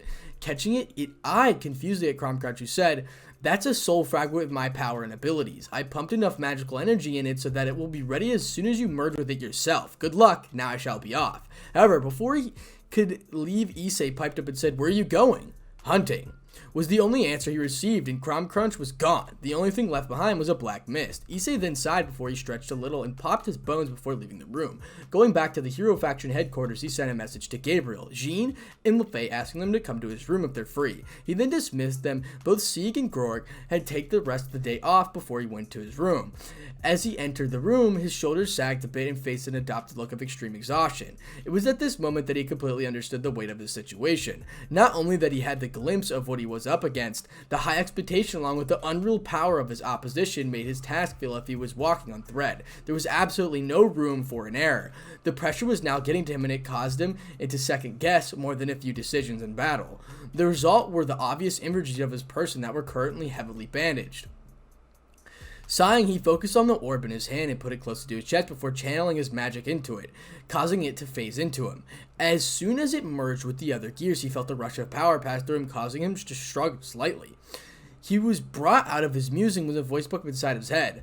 "So this is the one I have been partnered with. Not bad. Not bad at all. The soul fragment of Cromcrunch, I presume? Do I need to explain or convince you to lend me your power?" Issei asked blankly. "No. I have my original's memories. I shall assist you in battle. This may be the only time I get to face someone of that level without dying," Cromcrunch soul fragment said. CCSF. Issei mentally nodded back and cut down the mental link. He then leaned into a chair and sighed as he waited for the three mates to return. He did not have to wait for long. Within moments, the two magic circles at the cross of the light appeared, signifying the entry of the three blonde girls. Looking up, he smiled at the three blondes before pulling them into one big hug as he kept all of them close while enjoying the soothing presence that they gave him. "Issei, what's wrong?" Lefay asked softly as a few minutes of silence. "I'm just tired of it all. Triaxa is a beast without match. Seriously, no attacks work on it. And it took the combined barrier of everyone around just to stop one of its attacks. When I see the power, it frightens me, and I feel as if I won't be able to do anything," he muttered into a combined sea of blonde hair. "Oh, Issei," Gabriel said as the three blondes tightened her hold over him and offered him comfort. After a few minutes of silence, the face spoke up and said, "You shouldn't doubt yourself, Issei. If there's anyone who can do it, it's you." Jean nodded in her agreement as she said, "It's true. You have a knack of always pulling off the impossible. I agree with Fei-chan."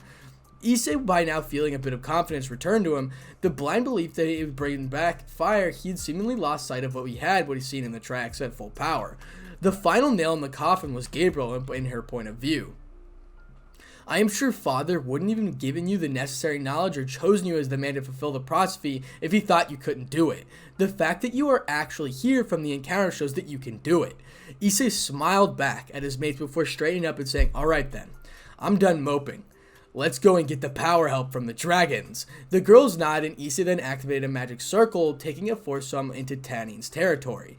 There was he graded Tannin's guard. After they were lead to Tannin, the 25-meter purple Dragon King stood up from his throne when he saw Issei arrive and said, "I have been expecting you, Issei Hyodo. I take it back. I take it you know what I'm here for," Issei asked his old mentor. "I do. And here, I would not have given this to anyone else, but you've proven yourself worthy of my help and more than on occasion," Tannin said as he handed Issei a purple orb. Nodding his head in thanks, Issei grabbed the orb, placing it in his chest. It took a moment which Issei engulfed the purplish aura, which died down in a few moments. He felt another presence in the mindscape that told him the move was successful. "Thank you for the help, Tiny Nano-san. Any idea where I could find Time at?" Issei asked hopefully. "You'll find her in the familiar forest. Though I have to be warned beforehand, she could be rather hard to handle," Tiny said, was sweetly sweated. "What do you mean, Osan?" Issei curiously asked with a tilt of his head.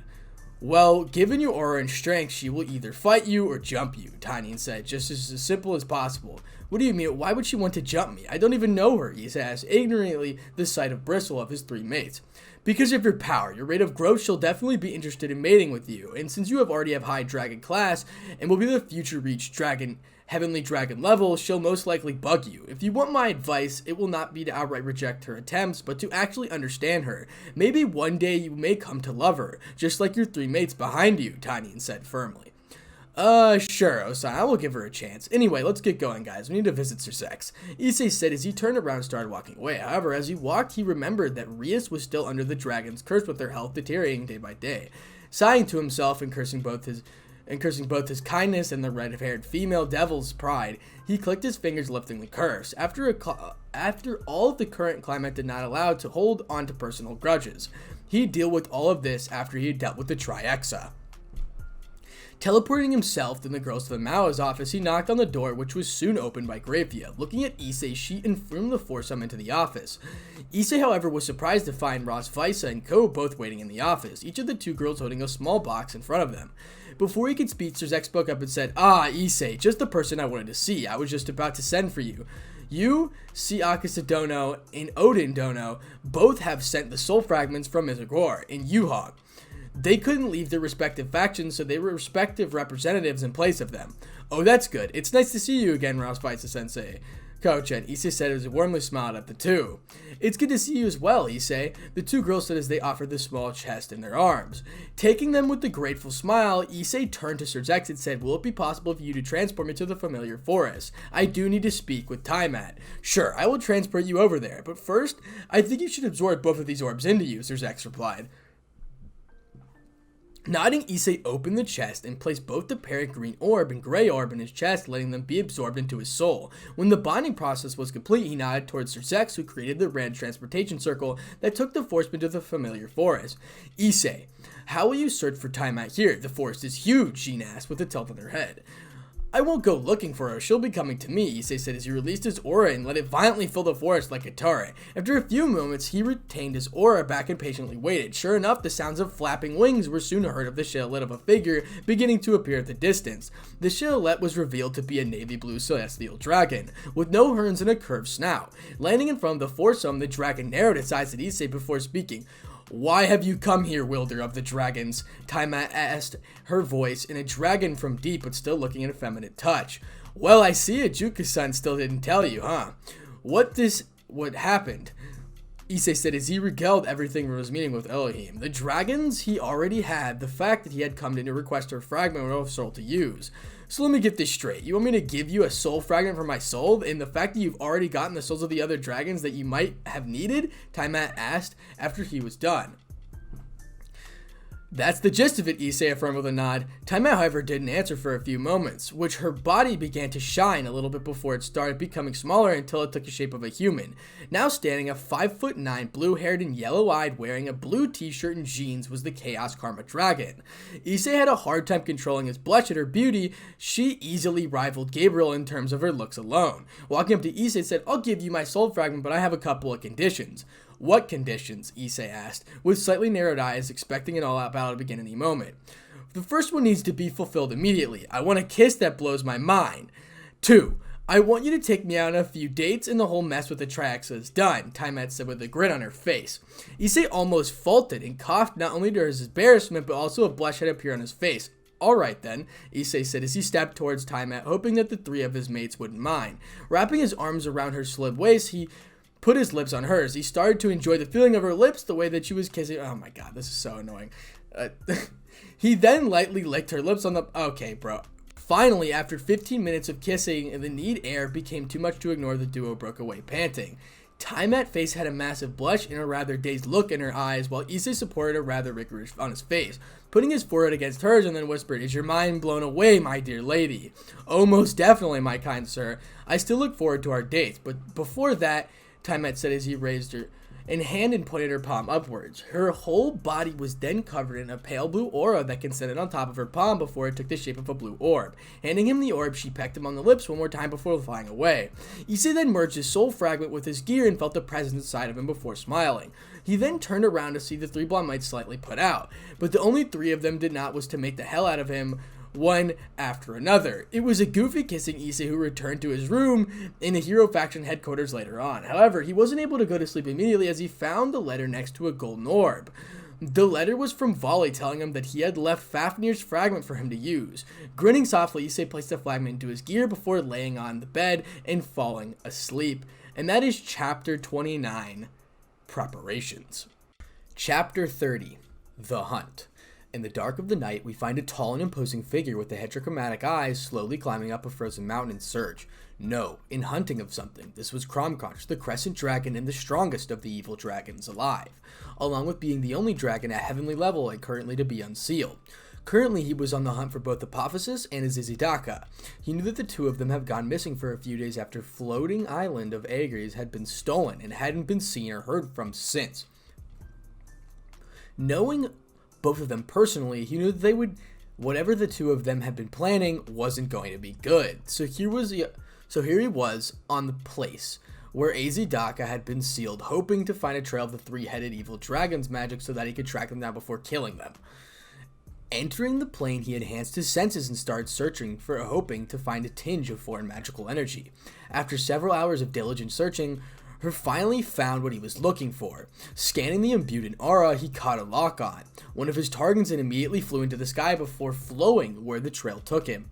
Several hours and thousands of kilometers later, and away, Cromconch landed in front of a large cave. He knew he was in the right place given the amount of malicious magic he was feeling in the entrance. Simon Cromconch called out, "I know you are there, Izidaka, come out." "So you found me, huh, Cromconch? What is it that you need me for?" The colossal three-headed dragon said. Cromconch didn't answer. Instead, he began glowing in a goldish color before he transformed into his full dragon form. "I didn't need anything from you, Izidaka. I am here to hunt you." And then, without warning, he charged Izidaka before tackling him into the mountain. Cromconch then used his massive forearms to lift Izidaka and throw him into the air. Following that, he released a strong breath attack. The attack made contact, and a small explosion ensued. Cromconch did a seize attack for a moment as he waited for the smoke to clear. He waited unsurprised when he said, "I was completely unharmed and surrounded by a magical barrier." "I don't know what you're playing at, Cromconch, but this assault won't go unanswered," as Izidaka snarled before he created several magical circles and fired a large strand of blast towards Cromconch, who simply glowed in a goldish-blackish aura. His aura protected him from the attack even though it was a direct hit. "Come now, Izidaka, I thought you'd know better. My heavenly ability, after all, is anti-magic. You'll have to take another style if you wish to survive against me," Cromconch said, smiling with his jaws. All three of Izidaka's heads growled in annoyance and anger before which two heads charged in the jaws, opening looking to bite Cromconch. Cromconch, in response, flew straight towards Izidaka, dodging and charging heads. He bit Izidaka on the chest while using his hand to keep his central head back. Flapping his wings sharply, he cut down the two sides of the heads before sending Izidaka into the ground via a breath attack. When the smoke cleared itself, Cromconch found himself staring at the snarling viz of Izidaka. His side heads were slowly regenerating as he shouted, "I was enhanced by the Holy Grail. Why am I still inferior to you? Isn't it obvious? Your so-called enchantment was a weaker version of Simple Graal and maintained by the barrier keeping Triax at bay. When the barrier broke, you lost all the enhancement that you made you a heavenly dragon. Now you are back to your original level. We're currently even weaker than the Dragon King Tiamat." Cromconch explained slowly as if it was talking to a slow child. Izidaka snarled before releasing a breath attack, promptly dodged by Cromconch, who after sidestepping the attack fired his own Izidaka, causing the three-headed dragon to fall into the ground with his breath attack hitting the mountain, causing it to explode. Cromconch then collected his aura into a tail before tackling Izidaka, and then pinning him into place with his forearms and behind his arms. He stabbed Izidaka's chest with his now aura-charged tail, causing the three-headed to roar in pain. Not wanting to leave the task half-assed, Crunch opened his mouth and fired of his strongest breath attack. When he was done, he noted that Azidaka was well and truly dead. He knew that the three-headed monstrosity would reform in a few thousand years, but that was fine. For now, he had more important things to take care of. "You can come out now, Hypothesis," Crunch called out. As he finished, the shadows on the ground shifted, and from it emerged a 100-meter long black eastern dragon. That was Hypothesis, the Eclipse Dragon. "How did you find me, Crunch? I thought I hid myself pretty well," Hypothesis commented. "So you were. It was clever of you to mask your own power under the malicious aura of Azidaka, and then the whole thing was supplemented when the ambient dragon from our battle was added to the mix. But then again, you forget that I am not an ordinary dragon, and your being here just makes things a lot easier for me," Crunch said as he spread his wingspan to full length and started hovering into the air until he was on the level with Hypothesis. "And what is it that you need from me, Crunch? If you must know, I already knew this enhancement we gain is already gone. I have no interest to go through with any of my old plans," Hypothesis stated with a small equivalent shrug on one of his shoulders. "That may be true, but I will have to kill you. You shouldn't worry since you managed to reform in some time in the future," Crunch nonchalantly said as he powered up. "I was afraid of that, but you know, this, I won't be going down without a fight," Crunch, Hypothesis said as he began to release a rather dark aura. Without a warning, both of them charged at each other and collided head-on. The force of the collision caused several of the surrounding mountains to explode. It was then that Hypothesis used his super serpentine body and tightly coiled himself around Crunch, causing the crested dragon to roar in pain. Hypothesis then, using his shadow powers, created thorns on the inside and stabbed Crunch, with then causing his pains to intensify. The attack was further enhanced when Hypothesis used his breath attack on Crunch, increasing the damage several fold. Crunch cursed his stupidity inwardly as the assault continued. He should have known better than to get caught by Hypothesis. Shaking his head, he collected his power, a little before releasing it all at once, causing Hypothesis to grip to loosen a little. Using the slight advantage, Crunch pulled away out of the hold before turning his head around Hypothesis and releasing a strong breath attack that sent Hypothesis into the ground. As he crashed, Crunch breathed in a small sigh of relief, inspected his injuries. He found several holes in his body that were bleeding and knew they would have finish healing up soon, or else it would be himself who needed to reform in the future. He once again cursed himself in his momentary black lack of concentration that resulted in his current position. However, he turned his attention back towards his opponent and decided that he will now attack them to aim to finally end this fight and kill Hypothesis. Releasing all of his aura, he condensed it into a single orb in front of his mouth before charging at Hypothesis and stopping just in front of him. Hypothesis' eyes widened to the astronomical levels when he saw the attack, but was too late as Crunch had the time already released his attack. It was a massive torrent of golden colored energy that altered in the entity of the surrounding landscape, creating some new place. When he was done, he landed on the ground and checked for signals of Hypothesis. When he found that he was transformed back into his human form and slightly winced at all the wounds that didn't match whenever was left in a magical circle back into his cave. He would rest for a few days after getting back to full health to return to the Alliance and informed of the two major threats that had been dealt with, and everything was a go. Now, scene break, we're back with Issei in the Hero Faction HQ. Issei was sitting in his office at headquarters with a pensive look on his face. What he had been told by all the dragons and left him with no things to procrastinate. Flashback. "There is something that I need you to know, partner," Drake firmly said as Issei was about to finish his training in his mindscape. He was getting training by each of his dragons at the respective powers. So far it was going great. "Yeah, Drake?" Issei asked curiously. "You currently have too much draconic aura flowing through your body. Using our powers individually will not have any effect on you, but if you combine all of our powers in one attack that you plan on using to beat the Trihexa, that will have more than a few adverse effects," Drake gravely said. Issei then let out a wary sigh and he muttered, "Of course nothing can ever be as simple as smooth sailing when I'm involved." Shaking his head, then he looked up towards Drake and asked, "Lay it on me, old timer. What's going to happen to me?"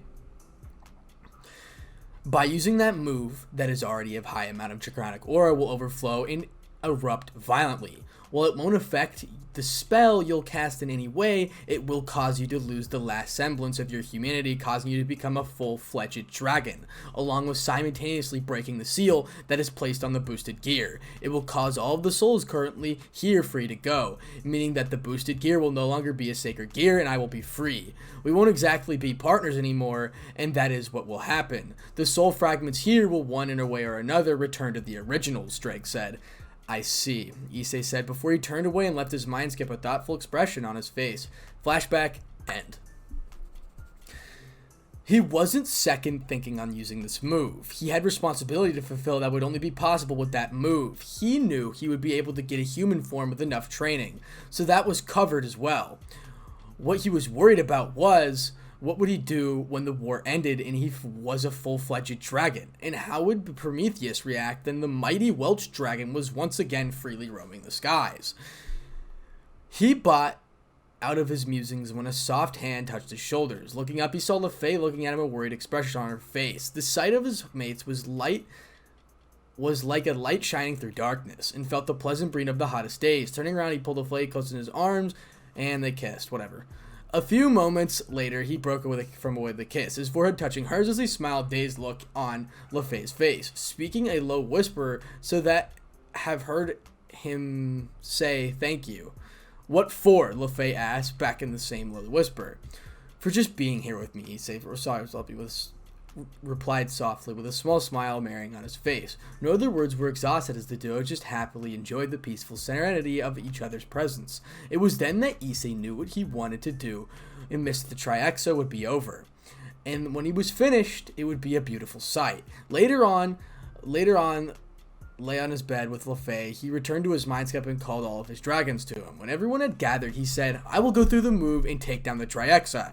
After that, me and Drake will travel for a bit and he will teach me how to access my human form. Once we are done, I will start process of forming the dragon faction.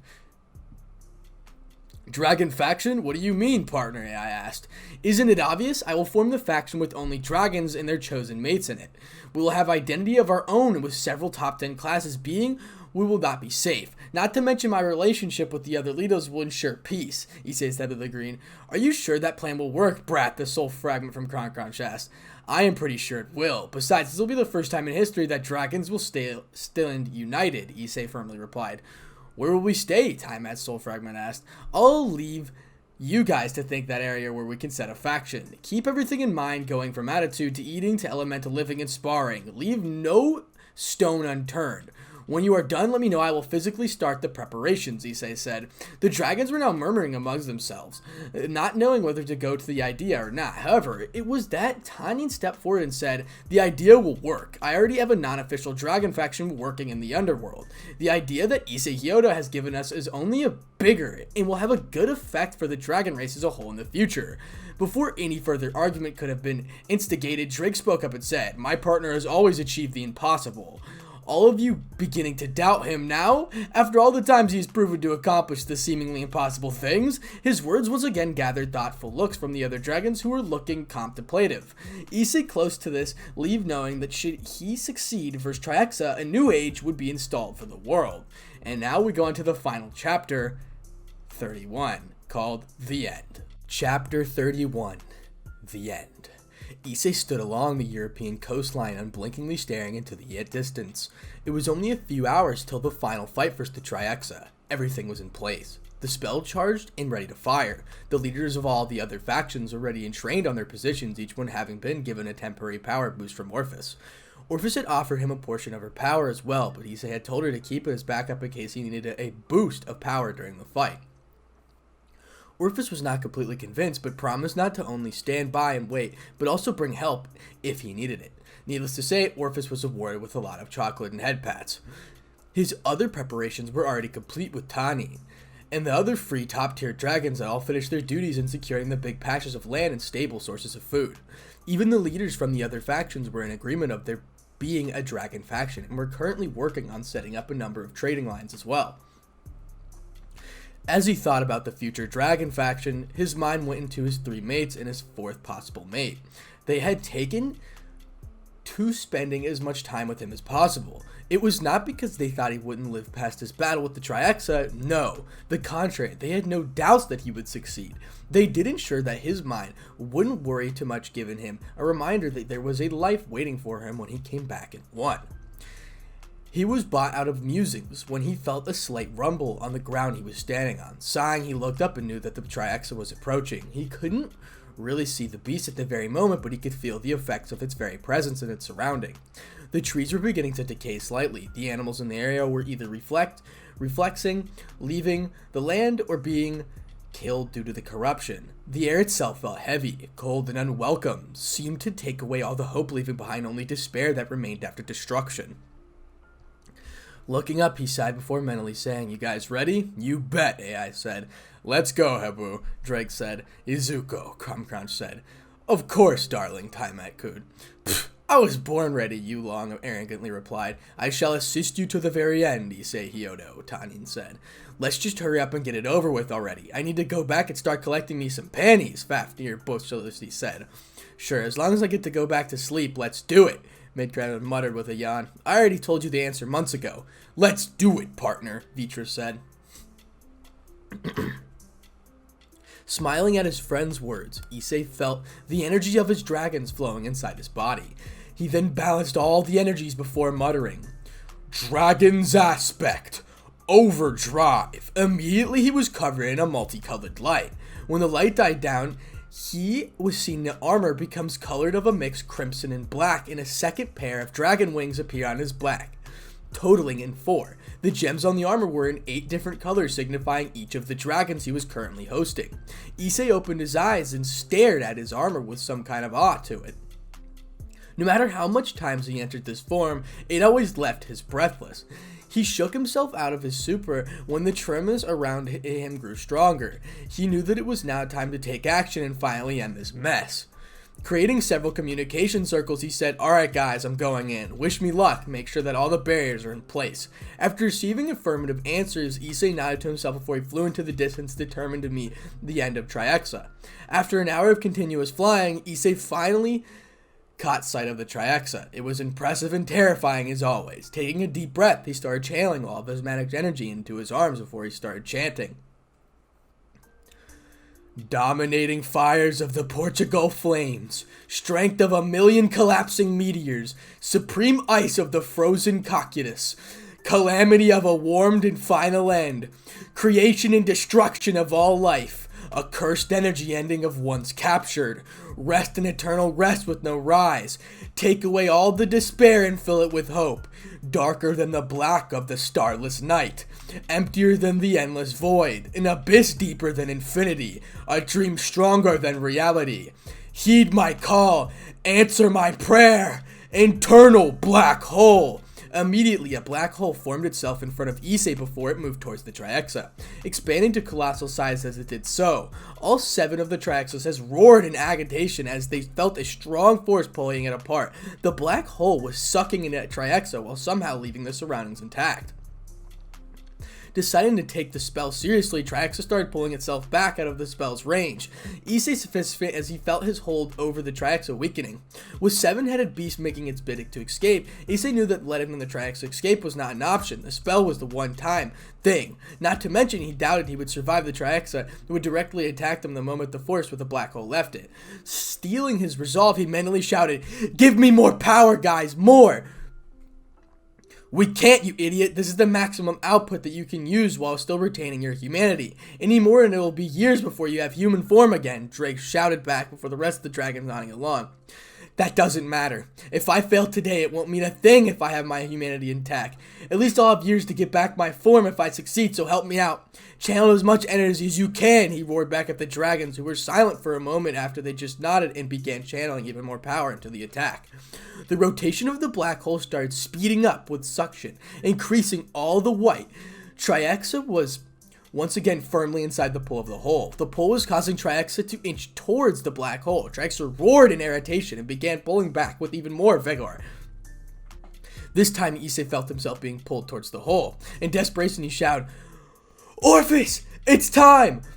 As if she had been there Since the beginning, both Orpheus and Lilith appeared before flying towards the Triaxa and began firing concentrated bursts of pure magical energy towards the Triaxa, hoping to not only damage the Emperor Beast of Apocalypse, but to also cause it to miss its footing. However, Triaxa wasn't known to be the strongest being in history without a reason. The damage, while extensive, was rather quickly healed thanks to Triaxa's beyond godly regeneration abilities. Even 2 of its 7 heads started retaliating against both Orpheus and Lilith, firing strong attacks back. Since Orpheus and Lilith were separate, their attacks lacked the raw power that Orpheus as a whole had.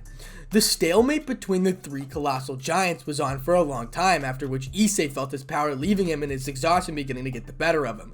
In a moment of weakness, he silently lost control over his spell before he immediately regained it. The small lapse was all the Triaxa needed to assert itself as the dominant one, and it had partially taken over the black hole and was using it to keep Orpheus and Lilith in check, all while pulling Issei in inch by inch. Just when all the hope seemed lost in the sky and rumbled began to crack up a little.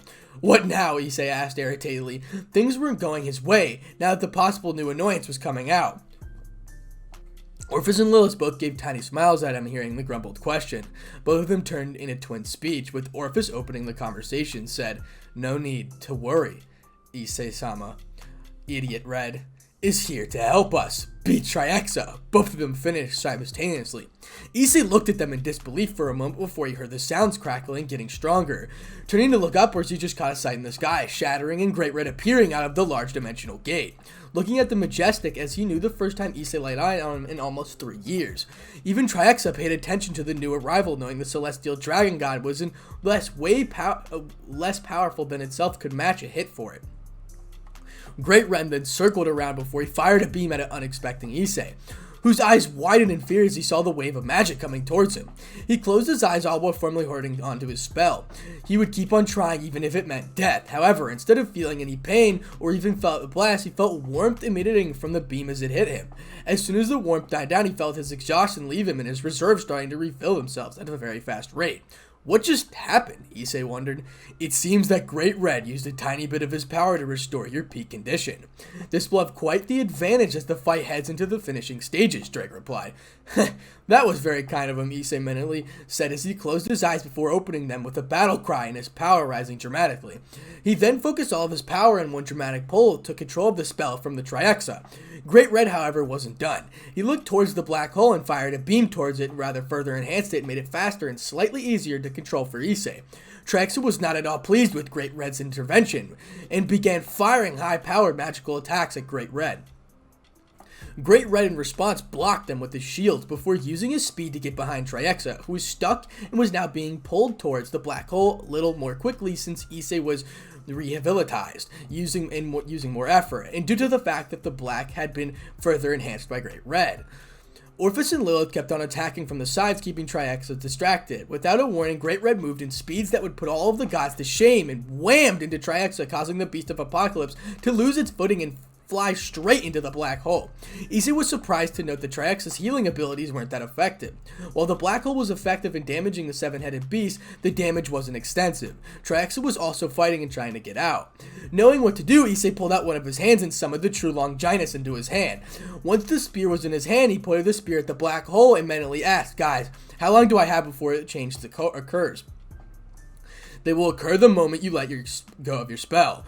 Current the Axis energy is leaving due to the spell. The moment it's released, the seal will be broken and the change will occur," Vitra answered, making a nod. Issei began the chanting. "O spear, the true holy spear which pierces through God. Suck the ambition of the king of domination sleeping within me and pierce through the gap of blessing and destruction. You announce the will and turn it to a glow. Seal up the black hole, Triaxa within it." The spear glowed in a beautiful blinding golden light that covered the whole area. The light seemed to be dull. Issei senses as he stopped hearing Triaxa's roars of struggle. A few moments later, the light died down and Issei opened his eyes and found the black hole and the Triaxa along were gone. He couldn't even feel the pull of the black hole on his magic, showing him that was indeed over. Orpheus and Lilith gave a small cheer before leaving to inform the others about what had taken place, while Great Red gave a loud roar that shook the entire area before he flew into the sky, disappearing into the dimensional gate. Issei sighed as he relaxed and let his energy exploded around him. He felt a release in the boosted, and soon different colored orbs left his body with blue, purple, black, gray, and green and white, all returning to their original counterparts, while red and dark and purple stayed behind before they took form of a giant red celestial dragon and a long serpent-like blackish purple dragon. Issei sighed and weakly smiled at the two partners before he fell unconscious, a deep pain in his body being the last thing that he remembered. And that is the end of chapter 31. Now, I am going to read the epilogue just because I know some people will want to know what happens after this. So without further ado, let's go ahead and read chapter 32, the epilogue. Chapter 32, the epilogue / aftermath. Time skip 3 weeks after the fight. In a cave far away from civilization, a figure growled as it lay on the dark floor. The figure had a bluish-white body, 2 large black wings, a purple tail, and a horn on a large snout. This was a dragon, or rather the draconic form of one of Issei Hyodo after he lost his last percentages of his humanity. Currently, he was being watched by both Vitra and Drake. One of us should go and I'll form the alliance about his condition. The search parties are getting more and more desperate. I will tell them as soon as the partner wakes up. You and I both know they will assist upon moving him in somewhere else the moment they know that he is technically in a coma, Drake answered, effectively closing all of the debate. Though it will be hilarious when he finally goes back. I can imagine him getting a beating out of the hands of his mates, Drake continued with a snicker. Oh, there is no doubt about that. I can already imagine it. Though I will go inform all of his mates. You know it's cruel keeping them worried, Vitra said, finishing seriously. Drake sighed as he nodded before he took off into the air, flying towards the Alliance headquarters, the area he knew were currently Time-At set in order to represent the newly formed Dragon faction.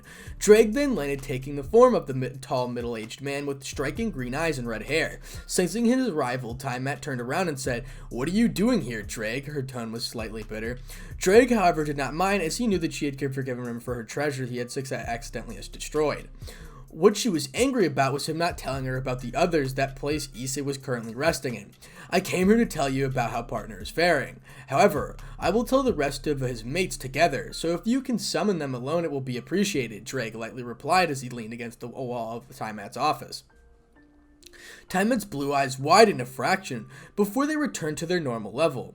She gave him a curt nod before she created a messenger circle and sent the message to Gabriel, LeFay, and Jean requesting their immediate presence in her office. The three blondes soon appeared in the office, with Gabriel appearing via a golden cross while LeFay and Jean arrived via transportation circle. Time-At then turned to Drake and corked her eyebrow upwards before saying, "All of us are here, Drake. What did you want to tell us about Issei?" At Issei's mention, all 4 girls looked at Drake with a ferocious intensity that even made the great Welsh dragon sweat a bit. He then cleared his throat and said, "Partner is unconscious and will remain so for not a fixed time. The output of the draconic energy during the battle with Traexo, that was way too much for his body to handle, and it gave away the last of his humanity vestige to become a pure dragon. Because of it, he had developed his own aura, which is rebuilding his body and soul. We don't know how much time it will take, but Vitra says that he should begin to at least stir around in the coming weeks." "I see. Will it be possible for us to see him?" Gabriel asked softly. "I'm afraid not. His aura is currently violate, and even after he wakes up, it will take a couple of years to get it under control. Until then, you will have to contend with letters and messages," Drake said with a shake of his head. "Oh, then will you inform us if anything happens, Drake?" LeFay politely asked. Her tone was sullen. "I will, and believe me, I know how it feels to lose a mate, and I promise you that I will tell you everything. However, I request that you do not inform anyone about what I have told you," Drake said, finishing in a serious tone. "We agree. We won't tell anyone what you share with us. After all, none of us would want to breach an Issei security," Time-At quickly replied, cutting the possible arguments that were about to be by Gabriel. With a nod, Drake stood up before he jumped into the air and transformed into a celestial red dragon form and flying away. Several months later, so there's a scene break, we're going all the way later, several months later. It had been a number of months since Drake's meeting with Time-At and the others. Over a course of time, Time-At, Volley, and Tanin had worked to stabilize the Dragon faction and move on their own territory, all of which had been moving along slowly. The alliance as a whole was much more rigid and had no cracks, and was quickly bringing in more pantheons. True to Feature's predictions, Issei had been stirring for a few months, and according to him, he would wake up any day now. Currently, we find Drake and Vitra looking at the silently moving form of Issei. His aura was established, and he would be waking up any moment now. A few seconds later, Issei opened his mismatched yellow and green eyes before letting out a defeating roar. After a bit of stretch, he looked around only to find Drake and Vitra looking at him. Feeling their power along with his own instincts, roared at Tifo to fight with him. However, his mind was still the same and quickly quashed that thought before he asked, "How long have I been here?"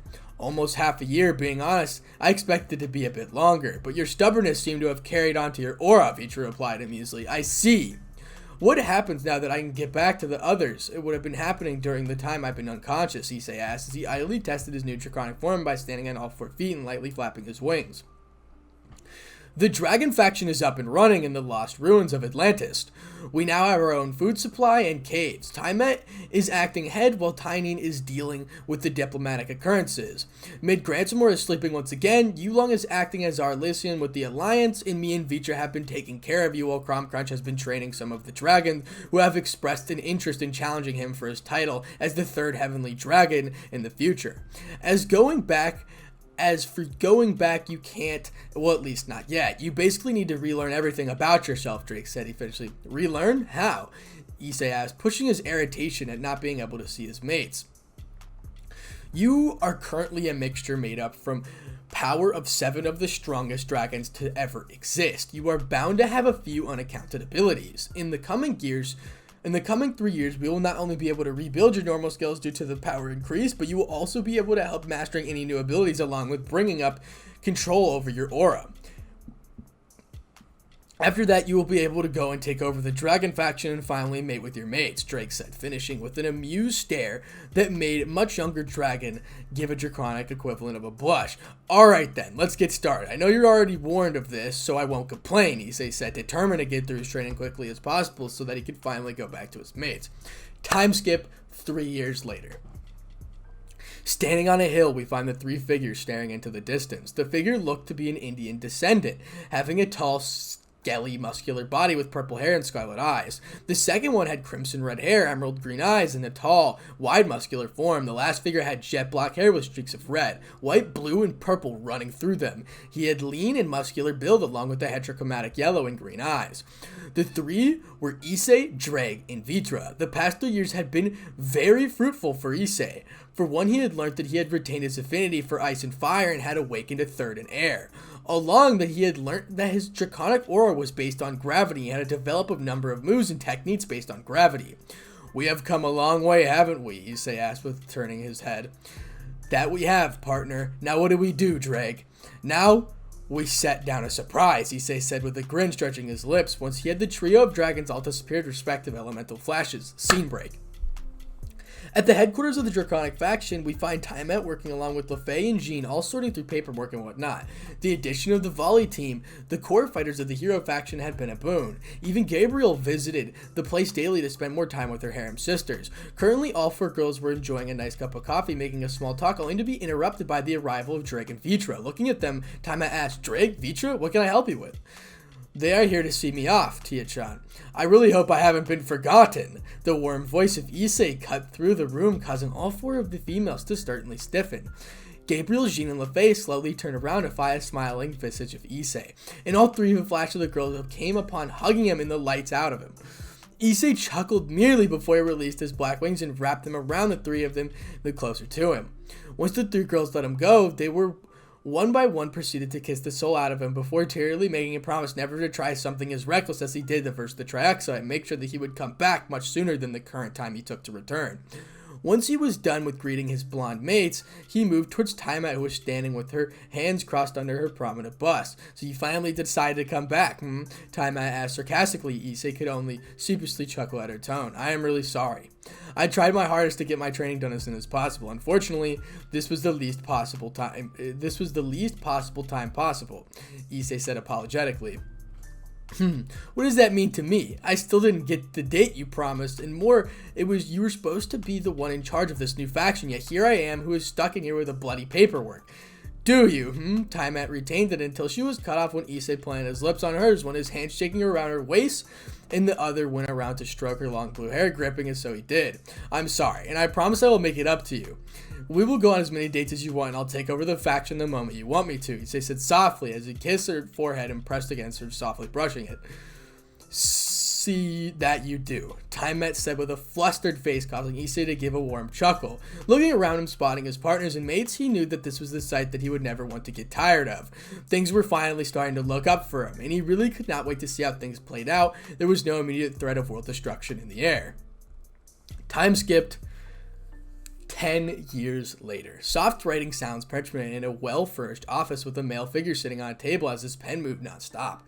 This was Issei, and he currently doing paperwork. The past decade had improved the situation of the supernatural pantheons. The Dragon Pantheon was now regarded as the strongest, having several numbers who could easily make the top 10 of the world. Not only that, but due to Issei's old actions, he had quite a few alliances from around the world. He also married all of his mates and so far had 6 kids. Volley himself had moved in with Kuroka and was a proud father of 3. Drake and the other dragons were once again happy to terrorize the skies, were quite formidable guards. Issei brought out of the ravine when the door to his office was burst open and 6 blurs rushed in. 2 of them were blondes, while 3 of them were brunette, with the final one being a brunette. These were his kids. Issei smiled as his children chitted away about their days went, about the progress in their chaining and the soul into consequential things. He had a set of blonde twins with Gabriel, a boy and a girl being aptly named Mike and Yuri. He had 2 single brunettes boys children with Lefei and Jean, each. They had been named Itsuki and Mei, and finally a pair of twins with Taimat, one of them being a brunette while the girl being brunette. They were named with draconic names Bahamut and Draconica. He was bought out of his monologue when Yuri said, "Dad, you promised that you would play with us today." "I did promise that, didn't I? Well, it seemed that your mothers will have to take time to complete this paperwork for me. Let me send a message to them and we will be off," Issei said as he created a communication circle and sent a voice message to his mates. After he was done, he once again turned to look at the eager faces of his children and asked, "Alrighty then, what do you guys want to do?" "Can you take us flying?" Itsuki asked hopefully, with all the 5 nodding along with puppy dog eyes out with full force. Chuckling to himself, he nodded before he followed his children outside.